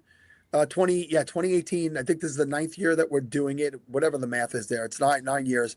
And it still sneaks up on me every year. And I think that I have time, and I never have time. And I've mentioned it before. So many people work hard to put this show together now. When I started it back with Kevin and Steve, they did no work. I invited the guests, I booked them, I sent the links, I invited people on live on the show, I hosted the show. I as you could tell, I don't stop speaking. So I spoke most of the time, and we used to be on the full 24 hours. Like, I was on from start to finish. I was 9 years younger at the time, and I'll be 52 this August. And I'm going to go take a nap at 10 o'clock tonight and come back on at 6 a.m. with Eric Moody. But now I have tremendous people like Bob, like Russ, like Mike Fiella, like Scott himself. Zach, who's going to be joining us later tonight. JB, Jared Barry hosts a little bit. Jorge Edwards from Fantasy and Frames. there's so many wonderful people who helped me get through this now, and I repaid them by not doing 24 hours anymore. Which is terrible. We do all this work for 24 when we should be doing it for 48. Zach's telling me it's early this year. Actually, Zach, it was the same weekend 2 years ago. We used to be, so the Scott Fish Bowl used to draft live online every league the Monday after 4th of July. So the Podathon was always Sunday night into Monday. Okay. So we would go right into the draft, and we would do like the first round or two, like the first hour after drafts kicked off, got that fever, and then I would go pass out for a couple of days and then come back. So it's moved around now because of the live drafts and I want to be out there at more live drafts, and so many people want to get out there, and we want to find a weekend where I'm not traveling, and my real job isn't being a son of a bee and whatever. So I'm going to just turn it over to Stacy. So Stacy's my co-host now, Sam. So Yay! Yeah. So tell me, like, where are you girls drafting? Like, are you guys doing, I know Kelly's going to Boise. Yes. Sam, what are you up to? I'm going to be doing the Scott Fish Bowl live in LA. So excited for that one coming up here soon. I think there's going to be a lot of fun people that are going to be in my draft too. Kendall Valenzuela is going to be in our draft. Laquan Jones is going to be in it. Troy King is going to be in it. So it's, our usual suspects in crowds. But what's fun, I think, about Scott Fish Bowl live drafts is because all of us know each other through the internet space. It's just one extra opportunity to get to see each other in person. So everyone makes excuses to go and be like, you know what, I could hop on a plane for the weekend and go to this one and go to that one, just because we know our people and we want to go and draft together, and we're all just such fantasy degenerates. We all just want to keep playing. And that's like the best thing though about going to the live events, right? It's like seeing all of I call them my internet friends, but in person. Yeah. Uh-huh. And then everyone always says, I thought you'd be taller. And you're like, I'm sorry. What do you think that we're going to be like height-wise when you're just this big on a screen? But everyone just always assumes that. Do you get that a lot? I thought you'd be taller. I do. Apparently, I give off tall energy, which I'm like, I don't understand. What? You're not short. Like, it's not like I'm confused about meeting you and thinking like, this isn't what I thought. I know. Somehow some people think that I'm taller. I don't know why. But yeah, average 5'5". Because you're a baller. Yeah. Exactly. Yeah, I think it's just because I'm loud, so I seem taller. You project. Sal usually gets. He usually gets. I thought you would have more hair. Yeah, I project as a person with a full lush head of hair when you hear my voice. Well, I told this. What was that? I'm sorry, I didn't mean to cut you off. I was just trying. What do I get? It's probably. I thought you were nicer. Stop it. That is not nicer true. human? Literally, no one said that. Literally, no one ever. How dare you? No, people expect to meet you, and then you just take their tight ends off their roster, even if you're not drafting. Like that's just what I expect when I see you. Yeah. This is untrue. This is not true.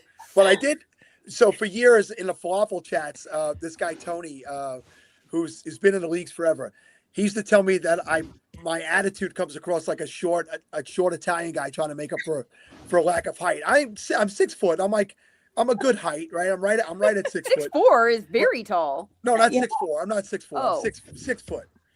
Oh, okay. I thought somebody wrote that, and it's not true. Someone's telling lies in the chat. But they said I had short Italian guy energy, and maybe I did back then. I don't know. I'll tell you this. I was at a golf outing a month and a half ago, and Phil Simms was the keynote speaker. Oof. And I said to my son, Phil Simms keeps staring at me. He's staring at me. I know it's weird, but I could tell he's staring at me. And I met him afterwards, and he goes, big guy, I thought you were Rob Saleh the whole time. I kept looking over at you because I thought you were Rob Saleh. I'm like, Rob Saleh is jacked and good looking. I can see it. Yeah. I can see it. That's Don't feed his ego. I Don't was gonna feed say, his is ego. this like a stereotype of like all bald men look the same? Like, do you also get Bruce Willis a lot? Do we get a lot of The Rock? Yeah. Like Italian, New Yorker. I definitely have never gotten a Rock, but I was when I was 20 pounds heavier, I used to always get Dana White. Always. Oh yes, that I too. can see that. Absolutely. So, and I mean, in Vegas, I was leaving an event around a Super Bowl 2 years ago, and I said, "Can I lead you here?" The guy goes, "Yes, you can, Mr. White." I stopped. I went, "You really think this is his city, by the way? You really thought I was Dana White?" He goes, "I did." I'm like, "All right. Well, I wish I had a fraction of that money, that UFC money." You should have just let it worked ride. that somehow. Yeah. Yeah, I'm not smart enough to let it go. You know? He's Like, more their of a mistake. Mario. Oh, the chat. Oh man, I don't Yeah. know. I don't know. I don't know about Tom Segura. I He's don't. lost some weight recently too, He Tom has. Segura, right? I think he Yeah. has at least. Yeah, he's lost some weight. Not the other guy that he does the show with, the other bear. He's pretty Oh yeah. sizable. They're Anyway, fair. it's the Two Right. Bears. Don't they have a show called Two Bears? Podcast they have. Yeah. They do. I'm gonna hop off so Sam and Kelly can give us all of their fantasy football advice, and I will be coming back to hear all of your picks so that then I can snipe you when we play against each other I love you for it. in our Vegas draft. Mwah. Amazing, Lindsay. Thank you for joining us. Enjoy your time in San Diego. Definitely jealous of your location right now, and we'll speak to you soon. We'll see you around the mean streets of fantasy this summer. Yeah, thank you guys for having me. That was Awesome. fun. Nice. I love Yes, seeing very, very fun. I saw you guys hanging in the background. I'm like, well, I'm pretty sure they all know each other, and we got to get them in here together. And Yeah. Sam, maybe you could remind me, because there was back when you used to host like the women's hour on was Lindsay on with you one of those times? I think she was. Yeah, I think she was. Yeah, too. no, I definitely think she was. I think the women's hours, we did such a good job stacking those hours into like blocks where we just had back to back so many amazing women, and I loved the feedback when I would finish those hours of like, this was the most football we have heard in a little bit, and I'm like, yes, making That's sure the that best. we women are bringing you guys all the stats and all the knowledge to prepare for the drafts. As much fun as it is to always, catch up and just say a big hello. Yeah, we've had the Unwind ladies on today, right? Fangirls, am I saying it right? I don't want to. Yeah. I want to. Fangirls football. Yeah. We've had multiple different ladies representing, and I said I love it. There used to be a time where Sam was in like the original Falafel Women's League, right, back in the Yeah. day, and then I was like, we did away with that because it was like, why do we have separate leagues with women in them? Why do we not just let women play fantasy football because they're good at it and they can speak about it? And I said, what I love now is the women have created their spaces where they're telling the guys they don't want the guys in there. And you know what? Yeah. They're right. No, that's the power of hosting your own show too, the power of the mute button. So when you don't want to hear the guys' takes, you can totally just like say like, nah, and you're done. Yep. True. True. So I didn't talk this morning about a project I work with Sam on. Every single week I get to be on with my bestie talking about sports betting and women's sports. And it is so much fun. LFG World. And our little section is called Play. Yes, it's very fun. It's been nice because it's just another opportunity to talk ball in a different way, but talk about sports betting, but also just remind people how many different ways that you can get in on watching women's sports. Yeah, that's what I was telling you, Saul. Or Saul. Well, I live in believe it or not, this is a very Hasidic Jewish neighborhood, and that's true.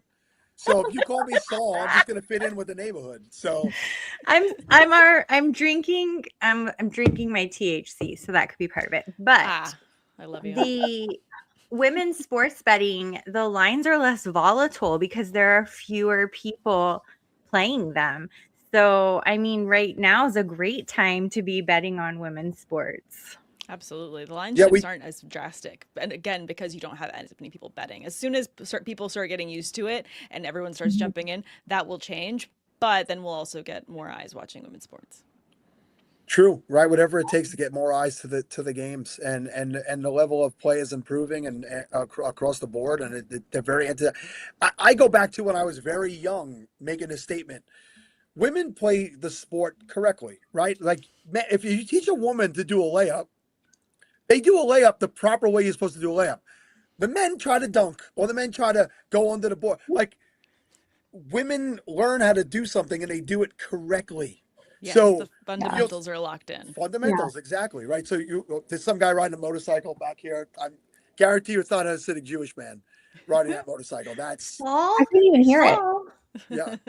Well, there was some ambulances today. I'm outside. The weather is actually nicer now than it's been all day. I've been out here since noon, so almost 8 hours sitting on this balcony. I showed everybody earlier that I have this lovely view of the Verrazano Bridge back there. That's the Verrazano Bridge. Nice. I don't know how well you could see it back there, but yeah, somebody asked, what rooftop am I on? I'm like, this is my balcony, man. It's nice. That's a good deal. That's a good view. It'd be nice to wake up to that view. Yeah, That is for sure. my bedroom's down there somewhere.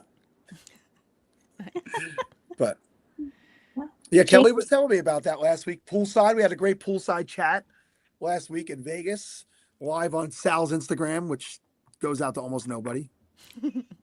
I mean, a lot of people are watching women's sports and they're buying women's merchandise. It's setting all kinds of records, but I don't think that many people know that you can bet on women's sports or that there are that many contests available. So that's one reason why we love FanDuel, because they have their own women's sports hub, which is the only one that has that. So yeah, it's definitely been really nice. Do you guys have a favorite like women's sport to bet on? Is there one that you particularly prefer that you think is like if somebody's new to getting into women's sports betting, like is there one that maybe they might try out first before they kind of go on to something else? I really like WNBA. I'd say in that's on any the games. easiest. It's Yeah. definitely the easiest. You can pop in right before a game's about to start. Like if you're out with your friends and you're watching some games on TV and you're like want to get in on the action, those are really easy. And then you can also do a lot of over-unders in terms of the points betting and then the assists. I think those are kind of really fun to make little mini parlays off of. If you're not confident in basing bets across like money lines and seeing who's going to win directly, I think getting in on the stats is definitely a really easy way, especially for those that are really into fantasy football. That's like the nitty gritty stuff that we like. So that's kind of a fun part for you to jump in onto. For sure. And Underdog does a good job of creating WNBA contests specifically. But there's soccer, gosh, I think even pickleball. Tennis is always on all of them. You can bet on pickleball? There's really weird stuff like darts. Yeah, there's a bunch of stuff you can bet on. If you are bored, you can find a way to spend money. But it's very fun. And if you're competitive like the rest of us are, then you're just like, okay, one more thing to get excited about. Yeah, I'm going to look into that pickleball betting. That sounds amazing. Yeah. Well, when you go into the Women's Sports Hub on FanDuel, that's where you have like actual choices of sports. It's not just like this is the most popular one. It's here's all the women's things happening. Yeah, it's nice. I love that we're getting more of it because I want to say when we were in Vegas last year, I think it was, Kelly, you and I went down to the sports book and I was trying to place some bets on women's rugby and they didn't have lines there. Have it. It was so annoying. And so now I feel like even just 1 year removed, there's a lot more available online for you to place bets on. That was shocking. I was so At annoyed. a sports book and you can't bet on this women's rugby. Championship, I think it was, wasn't it? Yeah, it was the championship match. Crazy. And I was like, I'm sorry, I want to put money on this. Why don't you want to take my money? I was very upset. Take my money. Take my money now and double it, triple it. I'm in Florida. I can only use Hard Rock. So I was like, I just opened the app. I was like, oh, I wonder what I can get into over here. They definitely have WNBA. Nice. A lot of times what we have found too is you have to use the search bar and it's really tedious, but eventually you can find stuff. Yeah. Yeah, that's we hijacked Scott Fishbowl and talking about now we're just sports talking about betting. Everyone's like, this is not what we signed up for. No, you know how it goes. We talk about whatever we want here, right? It's 24 hours. We're gonna veer off on other things, and I like the natural, organic conversation more than coming forward with the same questions all the time. Back when Steve and Kevin would host, we'd ask everybody, how many years have you been in Scott Fishbowl? What did you draft? We know all that stuff. And sometimes we'll get to that if the conversation's not moving. But I love when guests move the conversation. I mean, you guys, ladies, are smart and you know your stuff. I'll just sit here quietly while you make me look good. Well, we're teaching. See, they're going to teach us how to go make more money off of like DFS betting. And then we can donate more to Fantasy Cares. So exactly. It's a whole circle. It is. It's a cycle where we're competitive. We bet on sports. We use that money to play more sports, and then use that to also put donations in because it's a great cause. And if you donate $100 during the Scott Fishbowl Podathon, you will get one of these autographed by Scott and shipped to your home. So for $100, you could get one of these. That's Scott, by the way. Do you see that's Scott as Mario? You see that orange beard? I was like, why does Super Mario look a little different? It's Scott. Super fish. Amazing. Super fish right there. So $100. Kelly was in Vegas last week. I got $125 for that in the auction. I got Nice. $125 for this helmet in the auction, and I got $115 for last year's helmet that we left over in the auction. So for less money than the Vegas live auction, you could take one of these home. So do it. That's a good deal. Do it. I have to sign up for that immediately. Sam needs to tell you some of the stuff she's working on because she's like one of the busiest people I know. I know. I know I have too many things. I have my regular job, which is fine and goes well. But then I've got sideline banter on Women of Fantasy Football, which has been a lot of fun. I've been grateful to Women of Fantasy for giving me a platform to have my own show. So my co-host Tate couldn't make it today. He had some stuff come up with his kids, but I was glad to have Kelly hop on with me because Kelly and I get to go and do all these fun Women of Fantasy events too, or we've been going to the Super Bowl the last couple of years and getting the opportunity to go and interview players and coaches. And that's just been such an incredible experience and opportunity to, I think, to hone all of our skills. And then what else do I have? Oh, and then I've got the Unbinged podcast, which is a nice little kind of reprieve from fantasy, but it's also very fun and competitive because with the guys there, we do TV and movie reviews of the shows that everyone's binging and watching, and it's been incredibly fun. I feel like such a even bigger TV and film nerd thanks to my lovely co-hosts over there because they educate me on things and I get to educate them on different shows and force them to watch things like Bridgerton, and then they force me to watch things like Widow's Bay, and then I love it, and then they make fun of me for Bridgerton, but I did get them to watch it, so that's fun. Did they And like then it? I love it because she then tells me when we're catching up, oh, you have to do this. And then I catch up on the binge and then I'm hooked. I know. I told Kelly, go watch Obsession. It's amazing. Like, if you haven't seen Obsession yet, it's Saw it one of the last best. night. It's one of the best. Are you horror guys doing movies. off campus? I want to do off campus, but the Please. guys they're taking a minute to like, want to review off campus with me because they have to sign up for it. What I did get them to do is we did book club. Oh, hi, puppy. And I made them read all the Fourth Wing books. So when that Yes. series comes out, we're locked in and we're ready. So we have a Okay, whole book I club. need to know when that happens. I'm Yes. huge Fourth Wing fan. Oh my God. Yeah. As soon as it comes out, I'll make sure that everyone knows about it. Amazing. I've seen you posting some of those lists. You did the best Pixar movies, right? The other day. Yes. There's nothing like, you know what? People want to fight about who they're planting their flag on for fantasy this year, who you're in on at tight end, and who's the number one running back overall. But when you tell people a top 10 list of your personal favorite Pixar movies, you will feel very attacked because everyone is so personal and cares so much about their Pixar films. Because I didn't have, I think, Up in mine. I got Sal calling me out. I'm like, I wrote to you. I know about you were like, excuse me, and I'm like, I'm sorry, I didn't mean to like offend you. And I think I just wrote up with an exclamation. You're like, why? But like, you weren't the only one. There were so many people that sent me messages on the side. They're like, have you seen Coco? Lindsay on earlier was like, have you seen Coco? I'm like, I did, but I do think that there's a big impactful thing with watching films in theaters that makes the experience that much bigger, which I love. We've got some really great movies coming out this summer to get people back to the theaters because it's just such a big community when you're there watching stuff together. Yeah, and somebody wrote Cars, Maguni, I don't know if I'm saying his name right, wrote Cars. And, I thought about Cars. The reason I have such an attachment to Cars is my son is 25. So this was prime when Cars came out. That was prime era for him, like Lightning McQueen, Ka-Chow, the whole deal. His bedroom was Cars. But I think that was just because it was a boys movie and it was that thing. It doesn't hold up as good as some of the other stories that are out there. But I have a really soft spot in my heart for it. I think that the other thing that I think shows the strength of the Pixar movie is the strength of the sequel. And Cars 2, not good. All the sequels, terrible. They're all just there because they're fast cars for boy movies and whatever. But things like Inside Out and Inside Out 2, oh my gosh, the tears that you're feeling for all of these things. Incredibles, I like Incredibles 2 just a little bit more. And then Toy Story, all of these sequels. If you haven't seen Toy Story 5, that was such a really good movie. It was so good. My son, by the way, is complaining that I aged him. He won't be 25 for another month. Oh. So he's complaining in there. But here's a hot take from Zach that he's anti-Wally. Why do you not like fun things. Like He what's doesn't. wrong? What's wrong He with clearly Wally? hates There- society. There's not a lot. There's not enough dialogue in that. But I think that's what makes Wally such a beautiful film. Is you get all of this story before you actually hear words spoken, and you're just there in your feels. I have to ask now that you talked about your son being almost 25, does your son have another companion?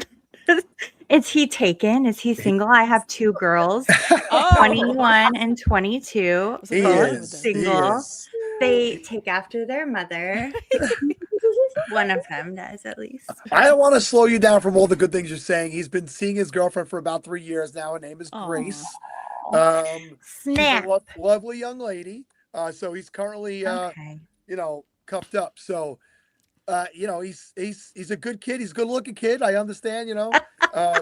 Definitely takes after his mom. And I feel bad for him because he's in Boston right now. He's there. He was there to see Yankees, Red Sox yesterday and today, and the Red Sox won both of them. So it's his first time in Fenway. So he's out there with a group of friends, but he's having a good time. I am proud of him. He's paying attention. You can hear that he's living his life. He's working full time. He graduated college 2 years ago, working full time, earning money, spending his own money, traveling on his own, doing his own thing. So shout out to him. I'm not going to the expo as of right now this year because that's the weekend of his 25th birthday. Oh. And I found out that he's going to Fire Island with his friends all day on his birthday, and I'm not even invited. So I don't know.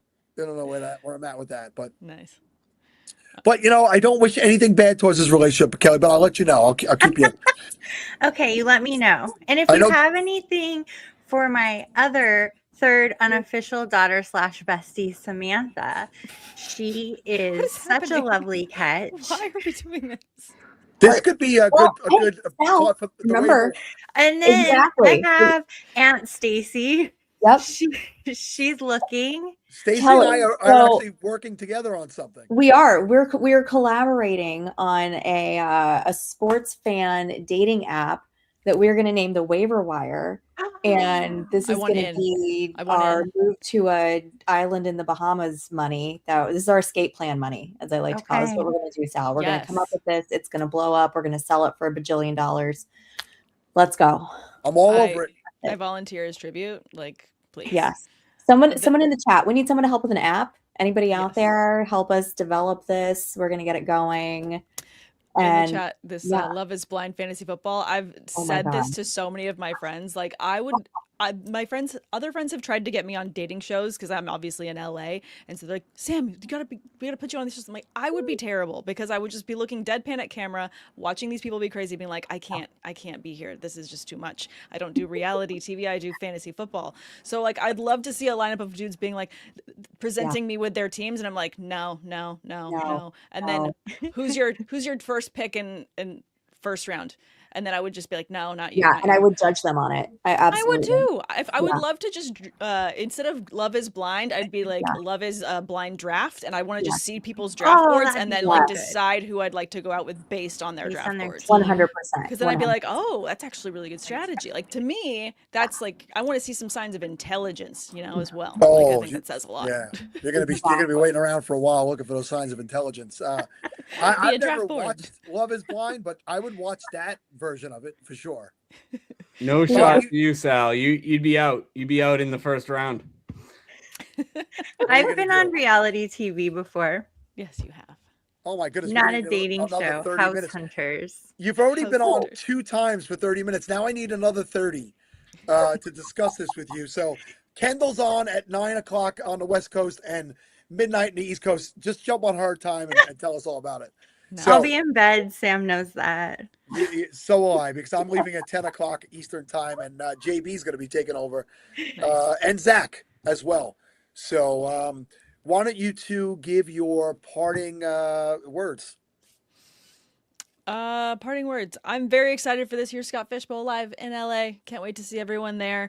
I love obviously drafting live with everyone, but I also love the format. For me, looking at the scoring this season, I'm just excited to get back in there and not make the same mistakes I did last year. But maybe I will try and take Josh Allen in the first round. I don't know. We're just going to live dangerously and have a good time. But if you guys want to follow me on anything, on X, I'm at Samantha R. Holt, and on Instagram at Sam_awesome. Make sure you like and subscribe to Women of Fantasy Football and Unbinged if you want to talk about movies and TV stuff with me. Yes, and you can find our 2-minute quick hits for LFG World on Instagram, either Sam's Instagram, LFG World's Instagram, which I know they'd appreciate your love, and mine is the real Kelly in Phoenix. Excellent. I do catch those clips on Sam's Instagram. That's a definite follow for me. All right, two good friends, two wonderful people. We appreciate all the friendship over the year, and we'll see you soon out there on the road. Yeah, we will. Thank you so much for having All right. us. Bye-bye. Bye. All right, so we have an interesting group up next because all day I've been reading this. You've been listening to strategies from our guest, all Podathon. Why not test them out before your draft kicks off? Our friends at Going for Two are hosting a mockathon it's been since 1 o'clock this afternoon. It's still going on now, and it's going till 1 a.m., and that's Eastern time. All the proceeds are going to Fantasy Cares. Click the QR code on your screen now to jump into a draft while keeping us on in the background to get some live advice while you're drafting. It is the perfect way to hone your draft skills before the real drafts kick off. So click the QR code now and start mocking. You know, Stacy, you've been a trooper, and I want you to stay. I just want you to know you don't have to stay. You can stay as long as you want. You've been fantastic. I'm certainly not booting you. I was thinking I'd stay till 8:30 if that's okay. Does that work? Absolutely Okay, perfect. Yeah, we appreciate you so much. Yeah, Let me this is I'll be here's a back in a guy. half hour. Yeah. A guy- Sal, as a talk about, like, I don't have a social life. So I was like, awesome. Saturday night, I've got nothing to do. I would love to come on and hang out with you guys. Saturday night. Woo! What do you got going? Nothing. Not a thing. Nothing. Look at the hair on this guy. Talking fantasy Look at him. football. We're doing. Look at the hair on Jeff. I'm so jealous of this guy. He's got more facial hair than I have on my head. But the long, luscious locks, and somehow they're beautifully the color he was born with, I guess. I know I wasn't out there when he was born. And we got Chew. Is that your birth name? Did somebody name you Chew? Nickname. I figured that much, my friend, or else I was going to have to ask you to be introduced to your family. But welcome to the show, Going for Two crew. We've been reading that promo all day. How is the mockathon going? It's going awesome right now. I mean, they're actually in the chat right now saying we need another mock to go. So I may be setting up mocks while we're live on air. But yeah, we've done a ton of mocks today. We've done slow mocks. We call them speed mocks, basically 1 minute clocks. Only 12 rounds, so you can fly through it real quick. And been promoting our Fantasy Cares link all day because we are matching all donations up to $1,000 for the rest of the mockathon. So yeah, it's been great. And the guys, like I said, they're already in the chat. They're blowing up my sleeper. My sleeper's got, I don't know, 400 messages because you got so many mocks going at the same time and they're all talking. It's been fun. I want to leave the QR code up there. I think I accidentally took it down. Leave it up there for at least the whole segment. And everybody's jumping in. They know it's Scott Fishbowl mock. Are they drafting in the? Okay, good, because you want to make sure everybody understands the rules. Because some people are like, oh, I just want to get in and mock, and they might be drafting under the guise of something different. And boy, the scoring this year. What do you guys think about this insane inflated bonus point score? Chew, tell me. Chew, how many years have you been in the fishbowl? Have you been in before? So this is year 5. Scott Fishbowl 12 was my first one, and I say I never feel like I get comfortable with it. It changes every year, but at least I love the different themes and that kind of stuff. This year, huge video game fan, so love to get into the Gears of War division. But I mean, this is just nonstop. The boost in scoring with the plus 10 points for just the big passing games, rushing, receiving, everything is huge. I do like the super flex aspect to it as well. Yeah, I thought the scores in last year's Scott Fishbowl were crazily out of hand. With the weekly scoring and 400 points in a week and 500 points in a week sometimes.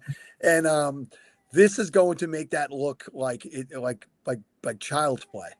Yeah, I actually have a comparison sheet that I put up on goingfor2.com that compares Scott Fishbowl's 16 scoring to a regular PPR, and Puka Nacua scored 350 more points in Scott Fishbowl than he did in regular PPR. He had 724 points compared to 375.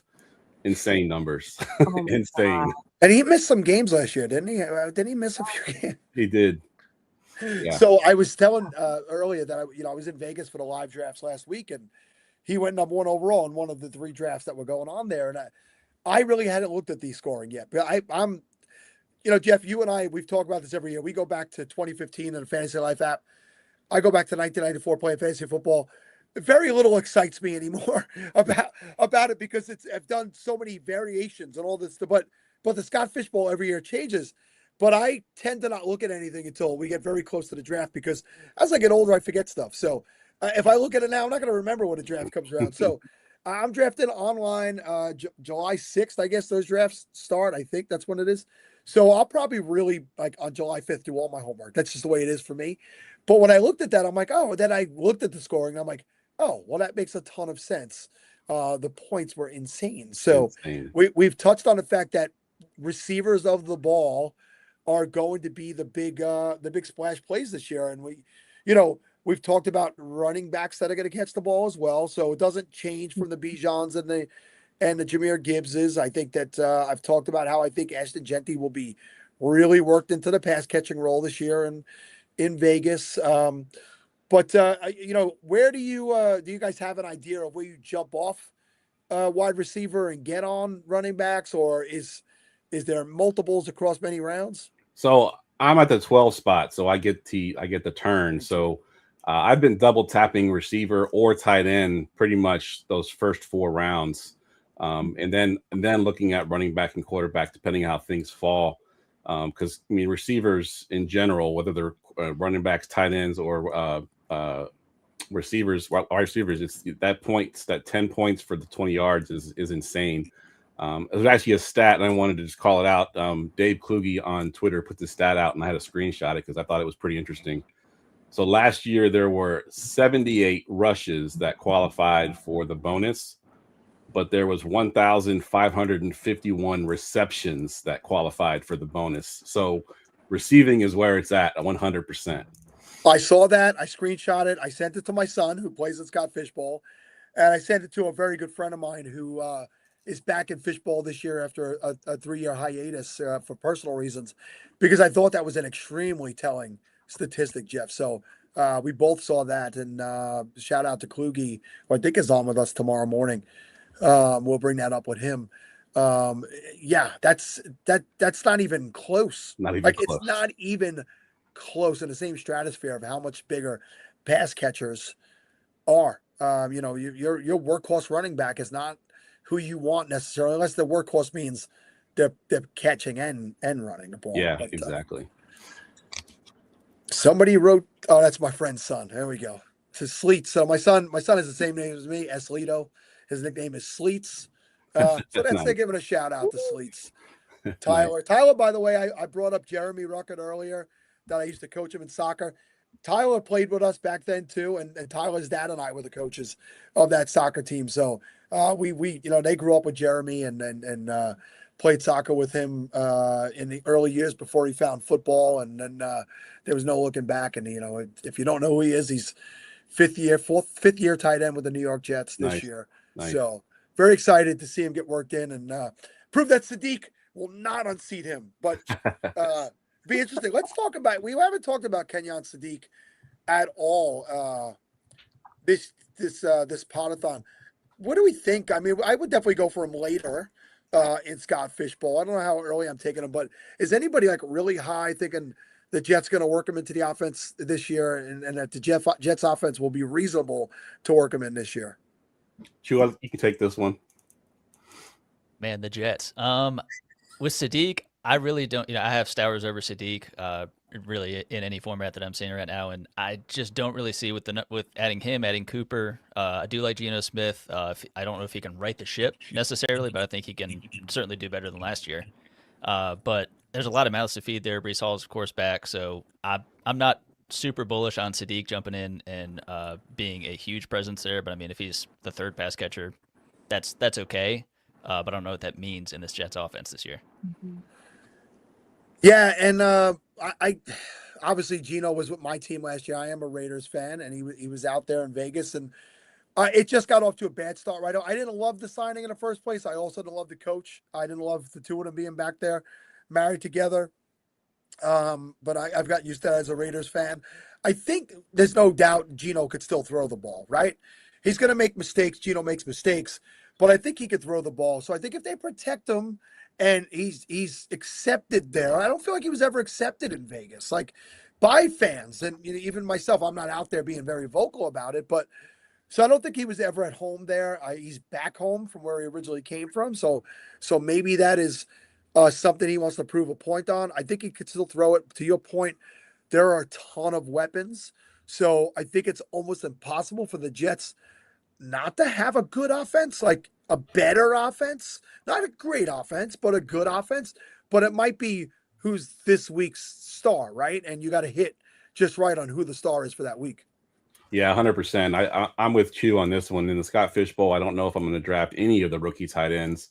I know the last couple of years we've been kind of spoiled because we've always had that one rookie tight end that kind of blew up. We had Bowers his rookie season. We had Laporta his rookie season.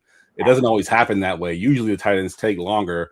And I think this will be a year that we're going to have to wait on Sadiq and Stowers to sort of see their potential.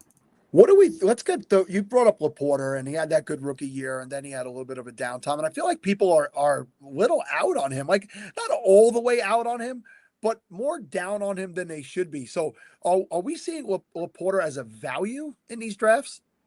Absolutely. I think Laporta is a great pick. And I think what actually affects Laporta is going to be his touchdown upside now that David Montgomery is no longer there, because he was kind of their red zone, touchdown guy. Now you got Laporta. I think he's going to be the guy that's going to kind of benefit the most there. I did a best ball draft earlier today, and Laporta was going so late. It was, I just couldn't believe it. I looked on the board. I was like, oh, he's still there. Like, what's going on? His name isn't exciting to click, so people avoid it. It doesn't have the hype of Bowers or McBride or even like up some of the rookies as well. Like you just avoid him, and then all of a sudden you're like, oh, he's still here. I got to take this guy. He's been solid.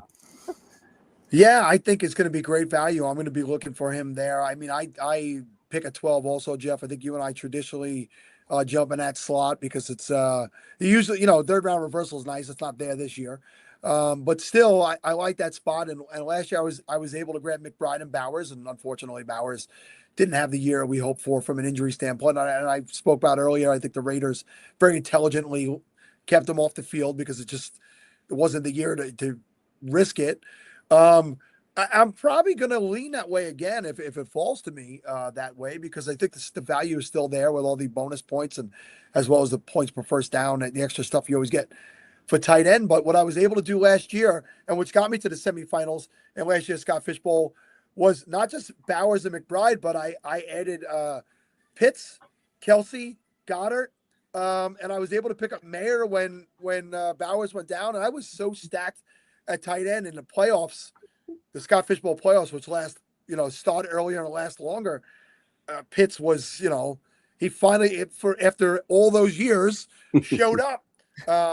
So I like it. Like Laporta is probably going a little earlier than Pitts was last year, but still, people were kind of out on Pitts because he didn't show up those first few years. It's probably a very similar situation.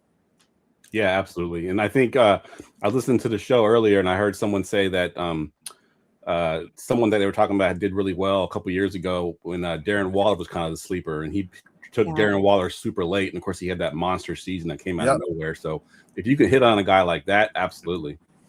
And it was Coop might have been talking about, it might have been Andrew Cooper, but he brought up Greg Dulcich, who could be like the big surprise guy late this year. I was so stunned when the Giants cut Dulcich after the preseason because he seemingly had a pretty good connection with Jackson Dart in preseason, and he's never really gotten the chance and the opportunity for a guy who was highly touted when he did come out. And he went to Miami, and I picked him up everywhere in Dynasty and held on to him because I just figured the talent is there. He's got to get the opportunity. He got opportunity towards the end of the year last year, and I think he's going to get frontline opportunity right away this year. Not a great Miami team, but plenty of fantasy goodness comes out of bad teams. Well, it speaks to the fact that, I mean, they did re-sign him. So, I mean, they got a little bit of look at him last year. Like, no, we need to bring him back, and no one's going to be stepping in front of him. So, yeah. So that could be a great one. Jamie in the chat's asking me if I'm disappointed I can't draft a kicker this year. Because we are traditionally, since we are going for 2, we don't believe in kickers. We don't do kickers. But the year that Scott introduced the kicker, I sort of donated my first round pick to the highest donator to make my first round pick. And of course, my first round pick was a kicker that year because I didn't get to make my own pick. So, dude, who was the kicker? It was the Bengals kicker. What's his name? McPherson. Yes. Money Mac. Yeah. How'd that work out for you? Tyler to stop talking about Tucker Craft in the chat. We need to keep that on the down low, Tyler. Like, stop talking about that. We don't want everyone else to know that he's going to be amazing again this year. For sure. Kickers aren't real people. I agree, Jamie. You're right. Sal, did you see Brittany's Darren Waller comment in the chat? Let me go back to it. I see it in there. Brittany Foxworth loves Darren Waller. Oh, okay. All right. Awesome. I liked him when he was with Vegas. I liked him too.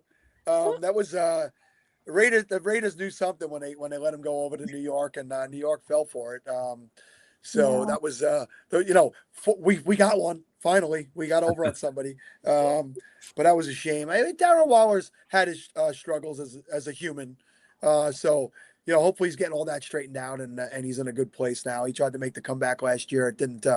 He had like an amazing game and it was like he's back. He's not. So and now Dulcich is in that spot. So I'd hit on him too. What the hell? Why not?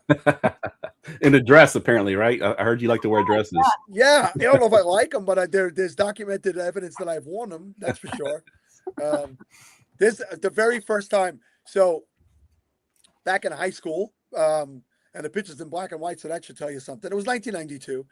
We had a student-teacher basketball game, and it was male students against male teachers, and then the female teachers come on, and I borrowed one of my mother's dresses, and my brother had a wig from a Halloween costume, and I showed up and played against the female teachers, and somebody took a picture and put it in the yearbook, and it says Sally Alito drives up the court. So that was the first time. I'm not ashamed. I think that picture needs to go on Twitter somewhere. I'll get it. It's actually on it might be on my Instagram, or it might be on my Facebook. I'll get it on Twitter. I'll get it on X. No problem. If it's not on X, it should be and will be by the end of our time here at the Podathon. Maybe tonight when I'm signing off at about 10 o'clock tonight, and I've been a little touchy going out. I might hang around and annoy some of the other guys that are coming on to host. But when I get off around 10 o'clock, I'll dig it up and post it up so that people could see it. For sure. Absolutely. But I didn't think that me dressed as a woman would be one of the most highly talked about topics today, but it's come up like 4 times. Yeah, I had y'all in the background all pretty much all day listening to the Podathon, and I caught y'all talking about that. I was like, I got to bring that up on my segment. That's perfect. The read literally said, leave us on in the background. I've been telling everybody, put us on your big screen in your living room and just grab your computer and mock away on the computer. So I'm glad to hear that people have been doing it. You guys are going till 1 a.m. on the East Coast. So 12 hours yourselves, quite a marathon as well. Yeah. And I didn't realize when I made this from 1 p.m. to 1 a.m. So I have a partner that's kind of on the West Coast, and he was going to take over the later shifts. Unfortunately, he was told today his wife put the kibosh on that. So I'm going to be the one up till 1 a.m. and I have to work at 5 a.m. So I'm going to be getting up at 3:30 on 2 hours of sleep to go to work tomorrow. So that should be fun. Jamie would like to know if you guys would draft Justin Jolly with your last pick. Go ahead, Jamie. Or Chi, take that one. I like that question. So it's 10 and 10, right? 10 starters, 10 bench. Yes. I don't know that I would. I mean, I understand the tight end upside there, but I still think I'd probably look elsewhere. But maybe I need to get deeper into the mocks to fully grasp what we're seeing in that with that final pick. But what do you think, Jeff? Maybe we do it for the content. I don't know if I would do it for a strategy. I think there's plenty of other guys that I'd like at that last pick that could benefit me. Is it because of where he is? I just have because I got to talk to him at the combine, and he was just one of the players that I walked away with, just like really hoping that it did well in the NFL. But I hated that he landed in Denver just for fantasy purposes. I thought that was terrible. So, is it just the Denver part of it, or something else? Yeah, it's just the Denver part of it. I think this is just not a great landing spot. Yeah, I just hate Denver because I'm a Raider fan. So yeah, take that, Bronco country.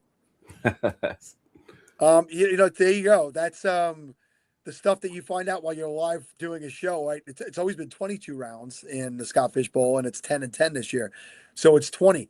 Again, I have not even done my research for the draft yet, so I found that out by you saying 10-10. Choose. So thank you. This is like I've literally curated a 24-hour show just to prepare me for the drafts. This has nothing to do with Fantasy Cares. It has nothing to do with you people following along in the chat. I love you, but you know, this is about me getting better at the Scott Fish Bowl. And by the way, I've been playing for 10 years and I haven't gotten any better. So well, that's kind of what I do with my show too, is when we're doing the rookie drafts and I want to prepare my rookie drafts, I just bring on guests that talk about rookies like John Lobb, who you had on earlier. I'll get him on my show and he's talking and I'm taking notes like, okay, this guy's good and this guy's good. So I'm doing the same thing you did, Sal. Yeah, John is John is just, there is only one John Laub, and that's the way that it should be, because what a salt of the earth, high energy human, and a good human. Like he's what everybody should be, because he does everything for the right reasons and he's authentic. I love authentic people. Like I feel like I've always just tried to be myself. And that's what I feel I want everybody else to be, is don't try to be a persona that you're not, or put something on rather, because people are going to see through it. Yep, and so, but there's nothing to see through with John. He is right there on the surface. So awesome. Yeah. Funny story from a couple of years ago. My co-host Ryan, who couldn't make it to the show today, he went to the expo. He lives in Pittsburgh and he made it to the expo. And I was just kind of talking to him about it. He's like, yeah. And then John Lobb showed up. I heard John Lobb before I saw him. Yeah, that's true. That's true. Oh my God, everything's great. It's just, it's distinct, you know? And I got to meet John at the expo a couple of years ago as well. He'll be back this year. He's gone every year. I think he's been there 6 years. So, you know, if you get a chance to go to the expo, we had Bob Long on earlier, and I obviously I talk and promote the Fishbowl Lives and fish. Get out to the expo as well. It's another great community event. Absolutely. We've talked multiple times throughout the day about coming out of COVID. It's 6 years now, really probably 5 since we've started to get back out there to do stuff, because that whole Omicron thing that was coming back up, and I wanted everybody to get back in. I personally worked every day. Like I work in healthcare in my full-time job. So I never was home. And I think I had an advantage over people because my routine stayed the same. Right? I got up and I got ready for work and I drove to work and I came home from work and my routine stayed. But for so many people, it become very, not reclusive maybe, but just, inward. And it created a level of anxiety that is bigger and greater than ever. And we're coming out of that still. Like we're not fully there, but we're getting there. And the expo is one of those places where if you go and you see your fantasy friends, your online friends in the flesh, it's like, man, this is amazing. Oh, yeah, absolutely. I've got to see Stacy there. Yeah, that's true.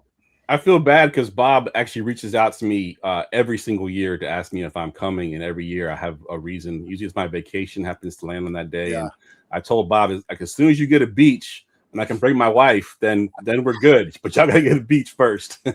I keep getting to Cleveland looking for the beach. I've been lied to Canton, and I don't know. I'm like, yeah, he tried to sell me on a water park that's going to be built there, I guess. And I was like, I don't know if water park and beach are the same thing for my wife. Oh. You guys come down here to Tampa. We have beaches. Hey, I could do that. That. We have beaches, on Long Island. I mean, we have some of the nicest beaches supposedly in the world. I've been there. The water looks murky to me. I don't know. But keep hearing about how the world famous Jones Beach. I'm like, have you seen that water at Jones Beach? I'll be in the lounge chair. But I know there's warm spots. What does that mean? I don't know. Use your imagination, Stacy. Somebody peed in the water. That's what it means. What divisions are y'all in? Oh, just go ahead, Stacy. Oh, I'm doing the Orlando Live. I'm in Marvel Rivals division. I don't really know anything about the Marvel stuff, so I just picked one that had a spot open that I wanted. But yeah, so I do the Orlando Live draft. I've been doing that one for the last, I guess, like 4 years, because this is my 5th year doing the fishbowl. My first year was just online. And then when the live started, I live in Tampa, so Orlando's like an hour and a half drive for me, so it's nothing. So I just hop on. Awesome. Yeah. Yeah, I actually host the DC live drafts. Me and Joe Bond do that. We've been doing it the last 4 years. But I don't draft in my own. I used to draft in the live, but now it's gotten to the point where it's so much going on. It's like it's stressful to try and draft while you're running the live drafts. So now I just do a slow draft. You might end up with a kicker, Jeff. Yeah, I end up with a kicker. Exactly. Can I just point something out? JB, by the way, one of my co-hosts who lives on Long Island, like I grew up on Long Island, likes Clearwater Beach in Florida, which is exactly what we don't have on Long Island, clear water. So that's why he goes all the way to Florida to get. Yes. To get Clearwater, also one of the best beaches in the world. It's a fantastic place down there. So I will be at the New York City Live, but I will not be drafting. But Jeff, I'll also be at the DC Live this year. Nice! You're coming this year. Yeah, so I'll get to meet you in person. We've been on together. I don't think we've ever been in the same room together. No, we haven't. In over 10 awesome. years. So have you? I'm going to be doing Maryland and DC the same weekend, one Saturday, one Sunday. So I'll get to Maryland on Friday and early Sunday morning. Bob Gilchrist and I'll be together. We're going to Amtrak it from Baltimore to DC, and I'll be there for that. I'm looking forward to it. I try to get to new SFB drafts every year, places I haven't gone before. I've been back to Vegas twice because it's Vegas, and I love it. But I've been to Cincinnati, I've been to Chicago. Obviously, I always do New York City. That's my hometown. I've been to Boston. I've been to Philly. I attempted Orlando and didn't quite make it. But I'm adding DC and Maryland this year, and I next year it sounds like at the request of Liz Loza, who I usually am in Vegas with for that event, she's like, we have to do Dublin next year. So let's get a crew of people over to SFB in Dublin. That'd be sweet. Yeah, let's go. Yeah. Well, Scott's been talking every year about having a Scott Fishbowl cruise. We need to do that as well. That is one of the greatest ideas ever, and it should happen. And I don't do cruises, but I would do that one. I would do that one. Absolutely. Yeah. Absolutely. Real quick, shout out to everybody in the chat who's saying Siesta Key is the best beach. I completely 100% agree. Without you that I go there for my birthday every single year. Hands down, Siesta Key. It's a little bit south of Tampa. Nice. I have some people requesting. I think this is for me to make it west. I do intend to get to Seattle. I've never been to Seattle, so I'd like to get to that one. I've never been to Arizona, so I'd like to get to that one. So those are all ones I have on my docket for the next couple of years. I hope to cover all of them. And if anybody wants to help pay for me to go to one in Brazil, I'd love to go to that one too.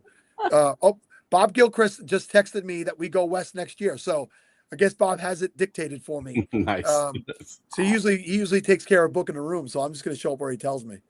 So guys, we are up against it here. The half hour goes quick when you're with friends and you're having a good time. But, shout out to you both. But, Jeff, you've year after year have come back and done stuff where you've donated during a Podathon. You're always a part of what we do here at Fantasy Cares. Can't thank you enough for the business that you do and including us in your business. So parting words from both of you guys. I'll let you go first, Chew. Well, you can follow me on Twitter at Father Dynasty and check out my Substack, Faux Football. And what you really need to do is check out a show of Jeff, I, and Ryan, who didn't make it, over at Going for Two, and uses Scott Fishbowl tool. I use it every year. I haven't won, but the tool is the closest thing that's getting me to winning. So please use that. Yeah, good stuff. You can find our show during the season every Wednesday night, 9:30. The YouTube channel is Going for Two live. I also want to do a little shameless plug. Me and my daughter, who's 13 years old, is a huge Star Wars fan. We do a Star Wars podcast. The YouTube channel is I Am No Jedi. So check that out. We do one every couple of weeks. We'll do one. And she's a huge fan of Star Wars. We just recently watched Mandalorian Grogu and did a whole reaction show to that. So check that out as well. And of course, in the Discord, if you want to get to the Mockathon, we'll be going for a couple more hours. If you haven't mocked yet, get in there, use that QR code up there, or actually, I guess up there, and join us in the Mockathon. It's been a lot of fun so far. Awesome, guys. Thank you again for being a part of this every year. And definitely go check out the Mockathon. You have a handful, 4.5 hours left roughly on that. So 3.5, I don't know. I'm terrible at math, but thanks, guys. Be well. Real quick, while we're waiting for our next guest to come in, we have a surprise. And I kept quiet about this. They moved up here, so now I got to go over here. I kept quiet about this when Doug was on earlier today, but Carla is joining us now live from Doug's surprise birthday party that she threw for him today. And I got the invite and I couldn't make it because it was Podathon day. So if I couldn't be there, I thought, why not bring them here with us? So Carla, are you there? I am here. And where is the birthday boy? Look at that. That's the cake. Oh, wait. I turned it off. That's the cake. And we're going out to surprise him right now. Oh okay? God, we're going in. I'm going to bring Marcus. We're going in. Marcus, you should be a part of this birthday celebration too. Oh, wait, really? Is this we're doing for a live. Doug? We're doing a live Doug Orth birthday. Let's go. And we're going to do happy birthday. And I hear that you're a good singer, Marcus. So. Really? I don't know who told you that lie. Bob Gilchrist. Yeah, you know what? That sounds about right. I'll set you up for anything. This is almost Happy birthday to you. Happy birthday to you. Happy birthday, dear Doug. Happy birthday to you. It was so weird. My mic went out. How convenient. Everybody was blessed. We're getting an amazing view of the chair over there. Wait, is he wearing a sash? You can say hi to Sal and Hi, everybody Doug. from Scottish Bowl. Hi, everybody. Doug, we kept the secret. This isn't one of the pairs. Carla was very worried I would blow this. Wait, we need pictures. Pictures. Thank you, pictures. People love Carla. He's over the hill. Look at that. Oh, He just turned 50. I'm not blowing it out now. You look fantastic, Doug. Okay. Well, we're gonna let you go. There we go.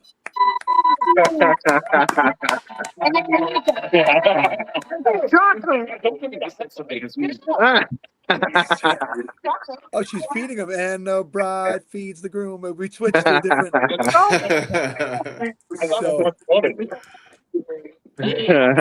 So let's say hi to Sal.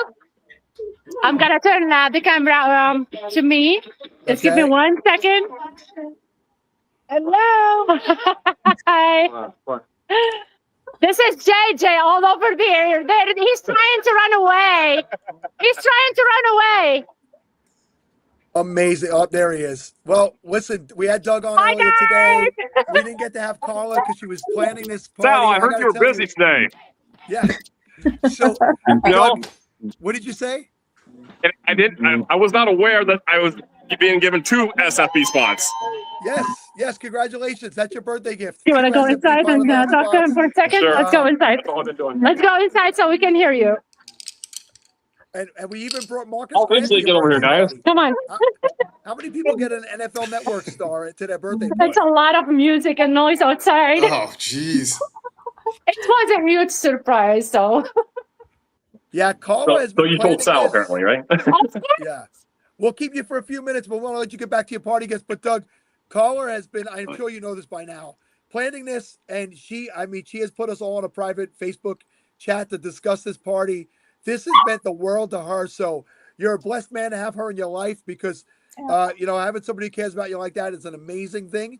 And I threw this out to her because I love you guys. I said earlier, what you do for the Boston Live every year and being a part of that and just being out on the road with you guys in Ohio it's been great to get to know you guys. She did send out the invite. I couldn't be there, so I thought bring you guys to us and bring you to the SFB Podathon. So amazing. Thank you so much, you guys. We love you. We love you too. Go pay attention to those guests. I paid attention to them for the last 2 hours. Well, the cake looks amazing. Thank you so Thank much. you, guys. Enjoy your night. Thank you. Bye. Thank you, guys. I'll come back to harass you later tonight, okay? I'll be asleep. Happy birthday. Bye. So, Marcus, thank you for letting us get that in. Entertaining us. Yeah, that's great. Happy birthday to Doug. No worries. Yeah, no, I know you never mind. What's up, man? How you been? Florio couldn't make it? Good. I want to know, Sal. I want to know. No, I don't know if Florio's going to make it. I know he's got his parents are in town. He's still. I know it's been a couple of weeks. He is still riding the high of the Knicks championship. He was in the middle of the madness there in Midtown while that was all going on. But I know he wanted to try to make it. He depending on how his evening goes, maybe he'll squeeze things in. But I want to know how you're living. I mean, you're like doing this like a rooftop bar or something, Sal. Like, what's going on here in your background? Yeah, I got to tell you, this is actually my balcony on my roof in my apartment. So you can hear the ambulance in the background. But yeah, it's my view. It's a little. It's a great view, though. So you can't see the Verrazano Bridge. That's second class. That is second class. You missed it earlier, Marcus. I was on the Fenway Wall. Bob was at Fenway today on the Green Monster for his first appearance of the show. So, Wow. All right. I'm gonna say that one. All right. That's gonna trump So him. we're just flexing like that now, huh? Yeah, but I'm anything I can do to flex over Sal, I'll take that probably does win. Yeah. I mean, I don't care about anyone else can flex all over me as long as I'm flexing on Sal. That's it. Well, story of my life. Men feel intimidated by me. It's always gone that way. Stacy, did you want to get out of here? Yeah, is that okay? I was like, no, you're fired. Party. I was like, I don't want to leave. You're fired. You can't. I've got two little dogs over here that are trying to go outside, so I probably should go to avoid any other chaos happening here. Amazing, Stacy. Can't thank you enough for jumping in and helping out with co-host duties.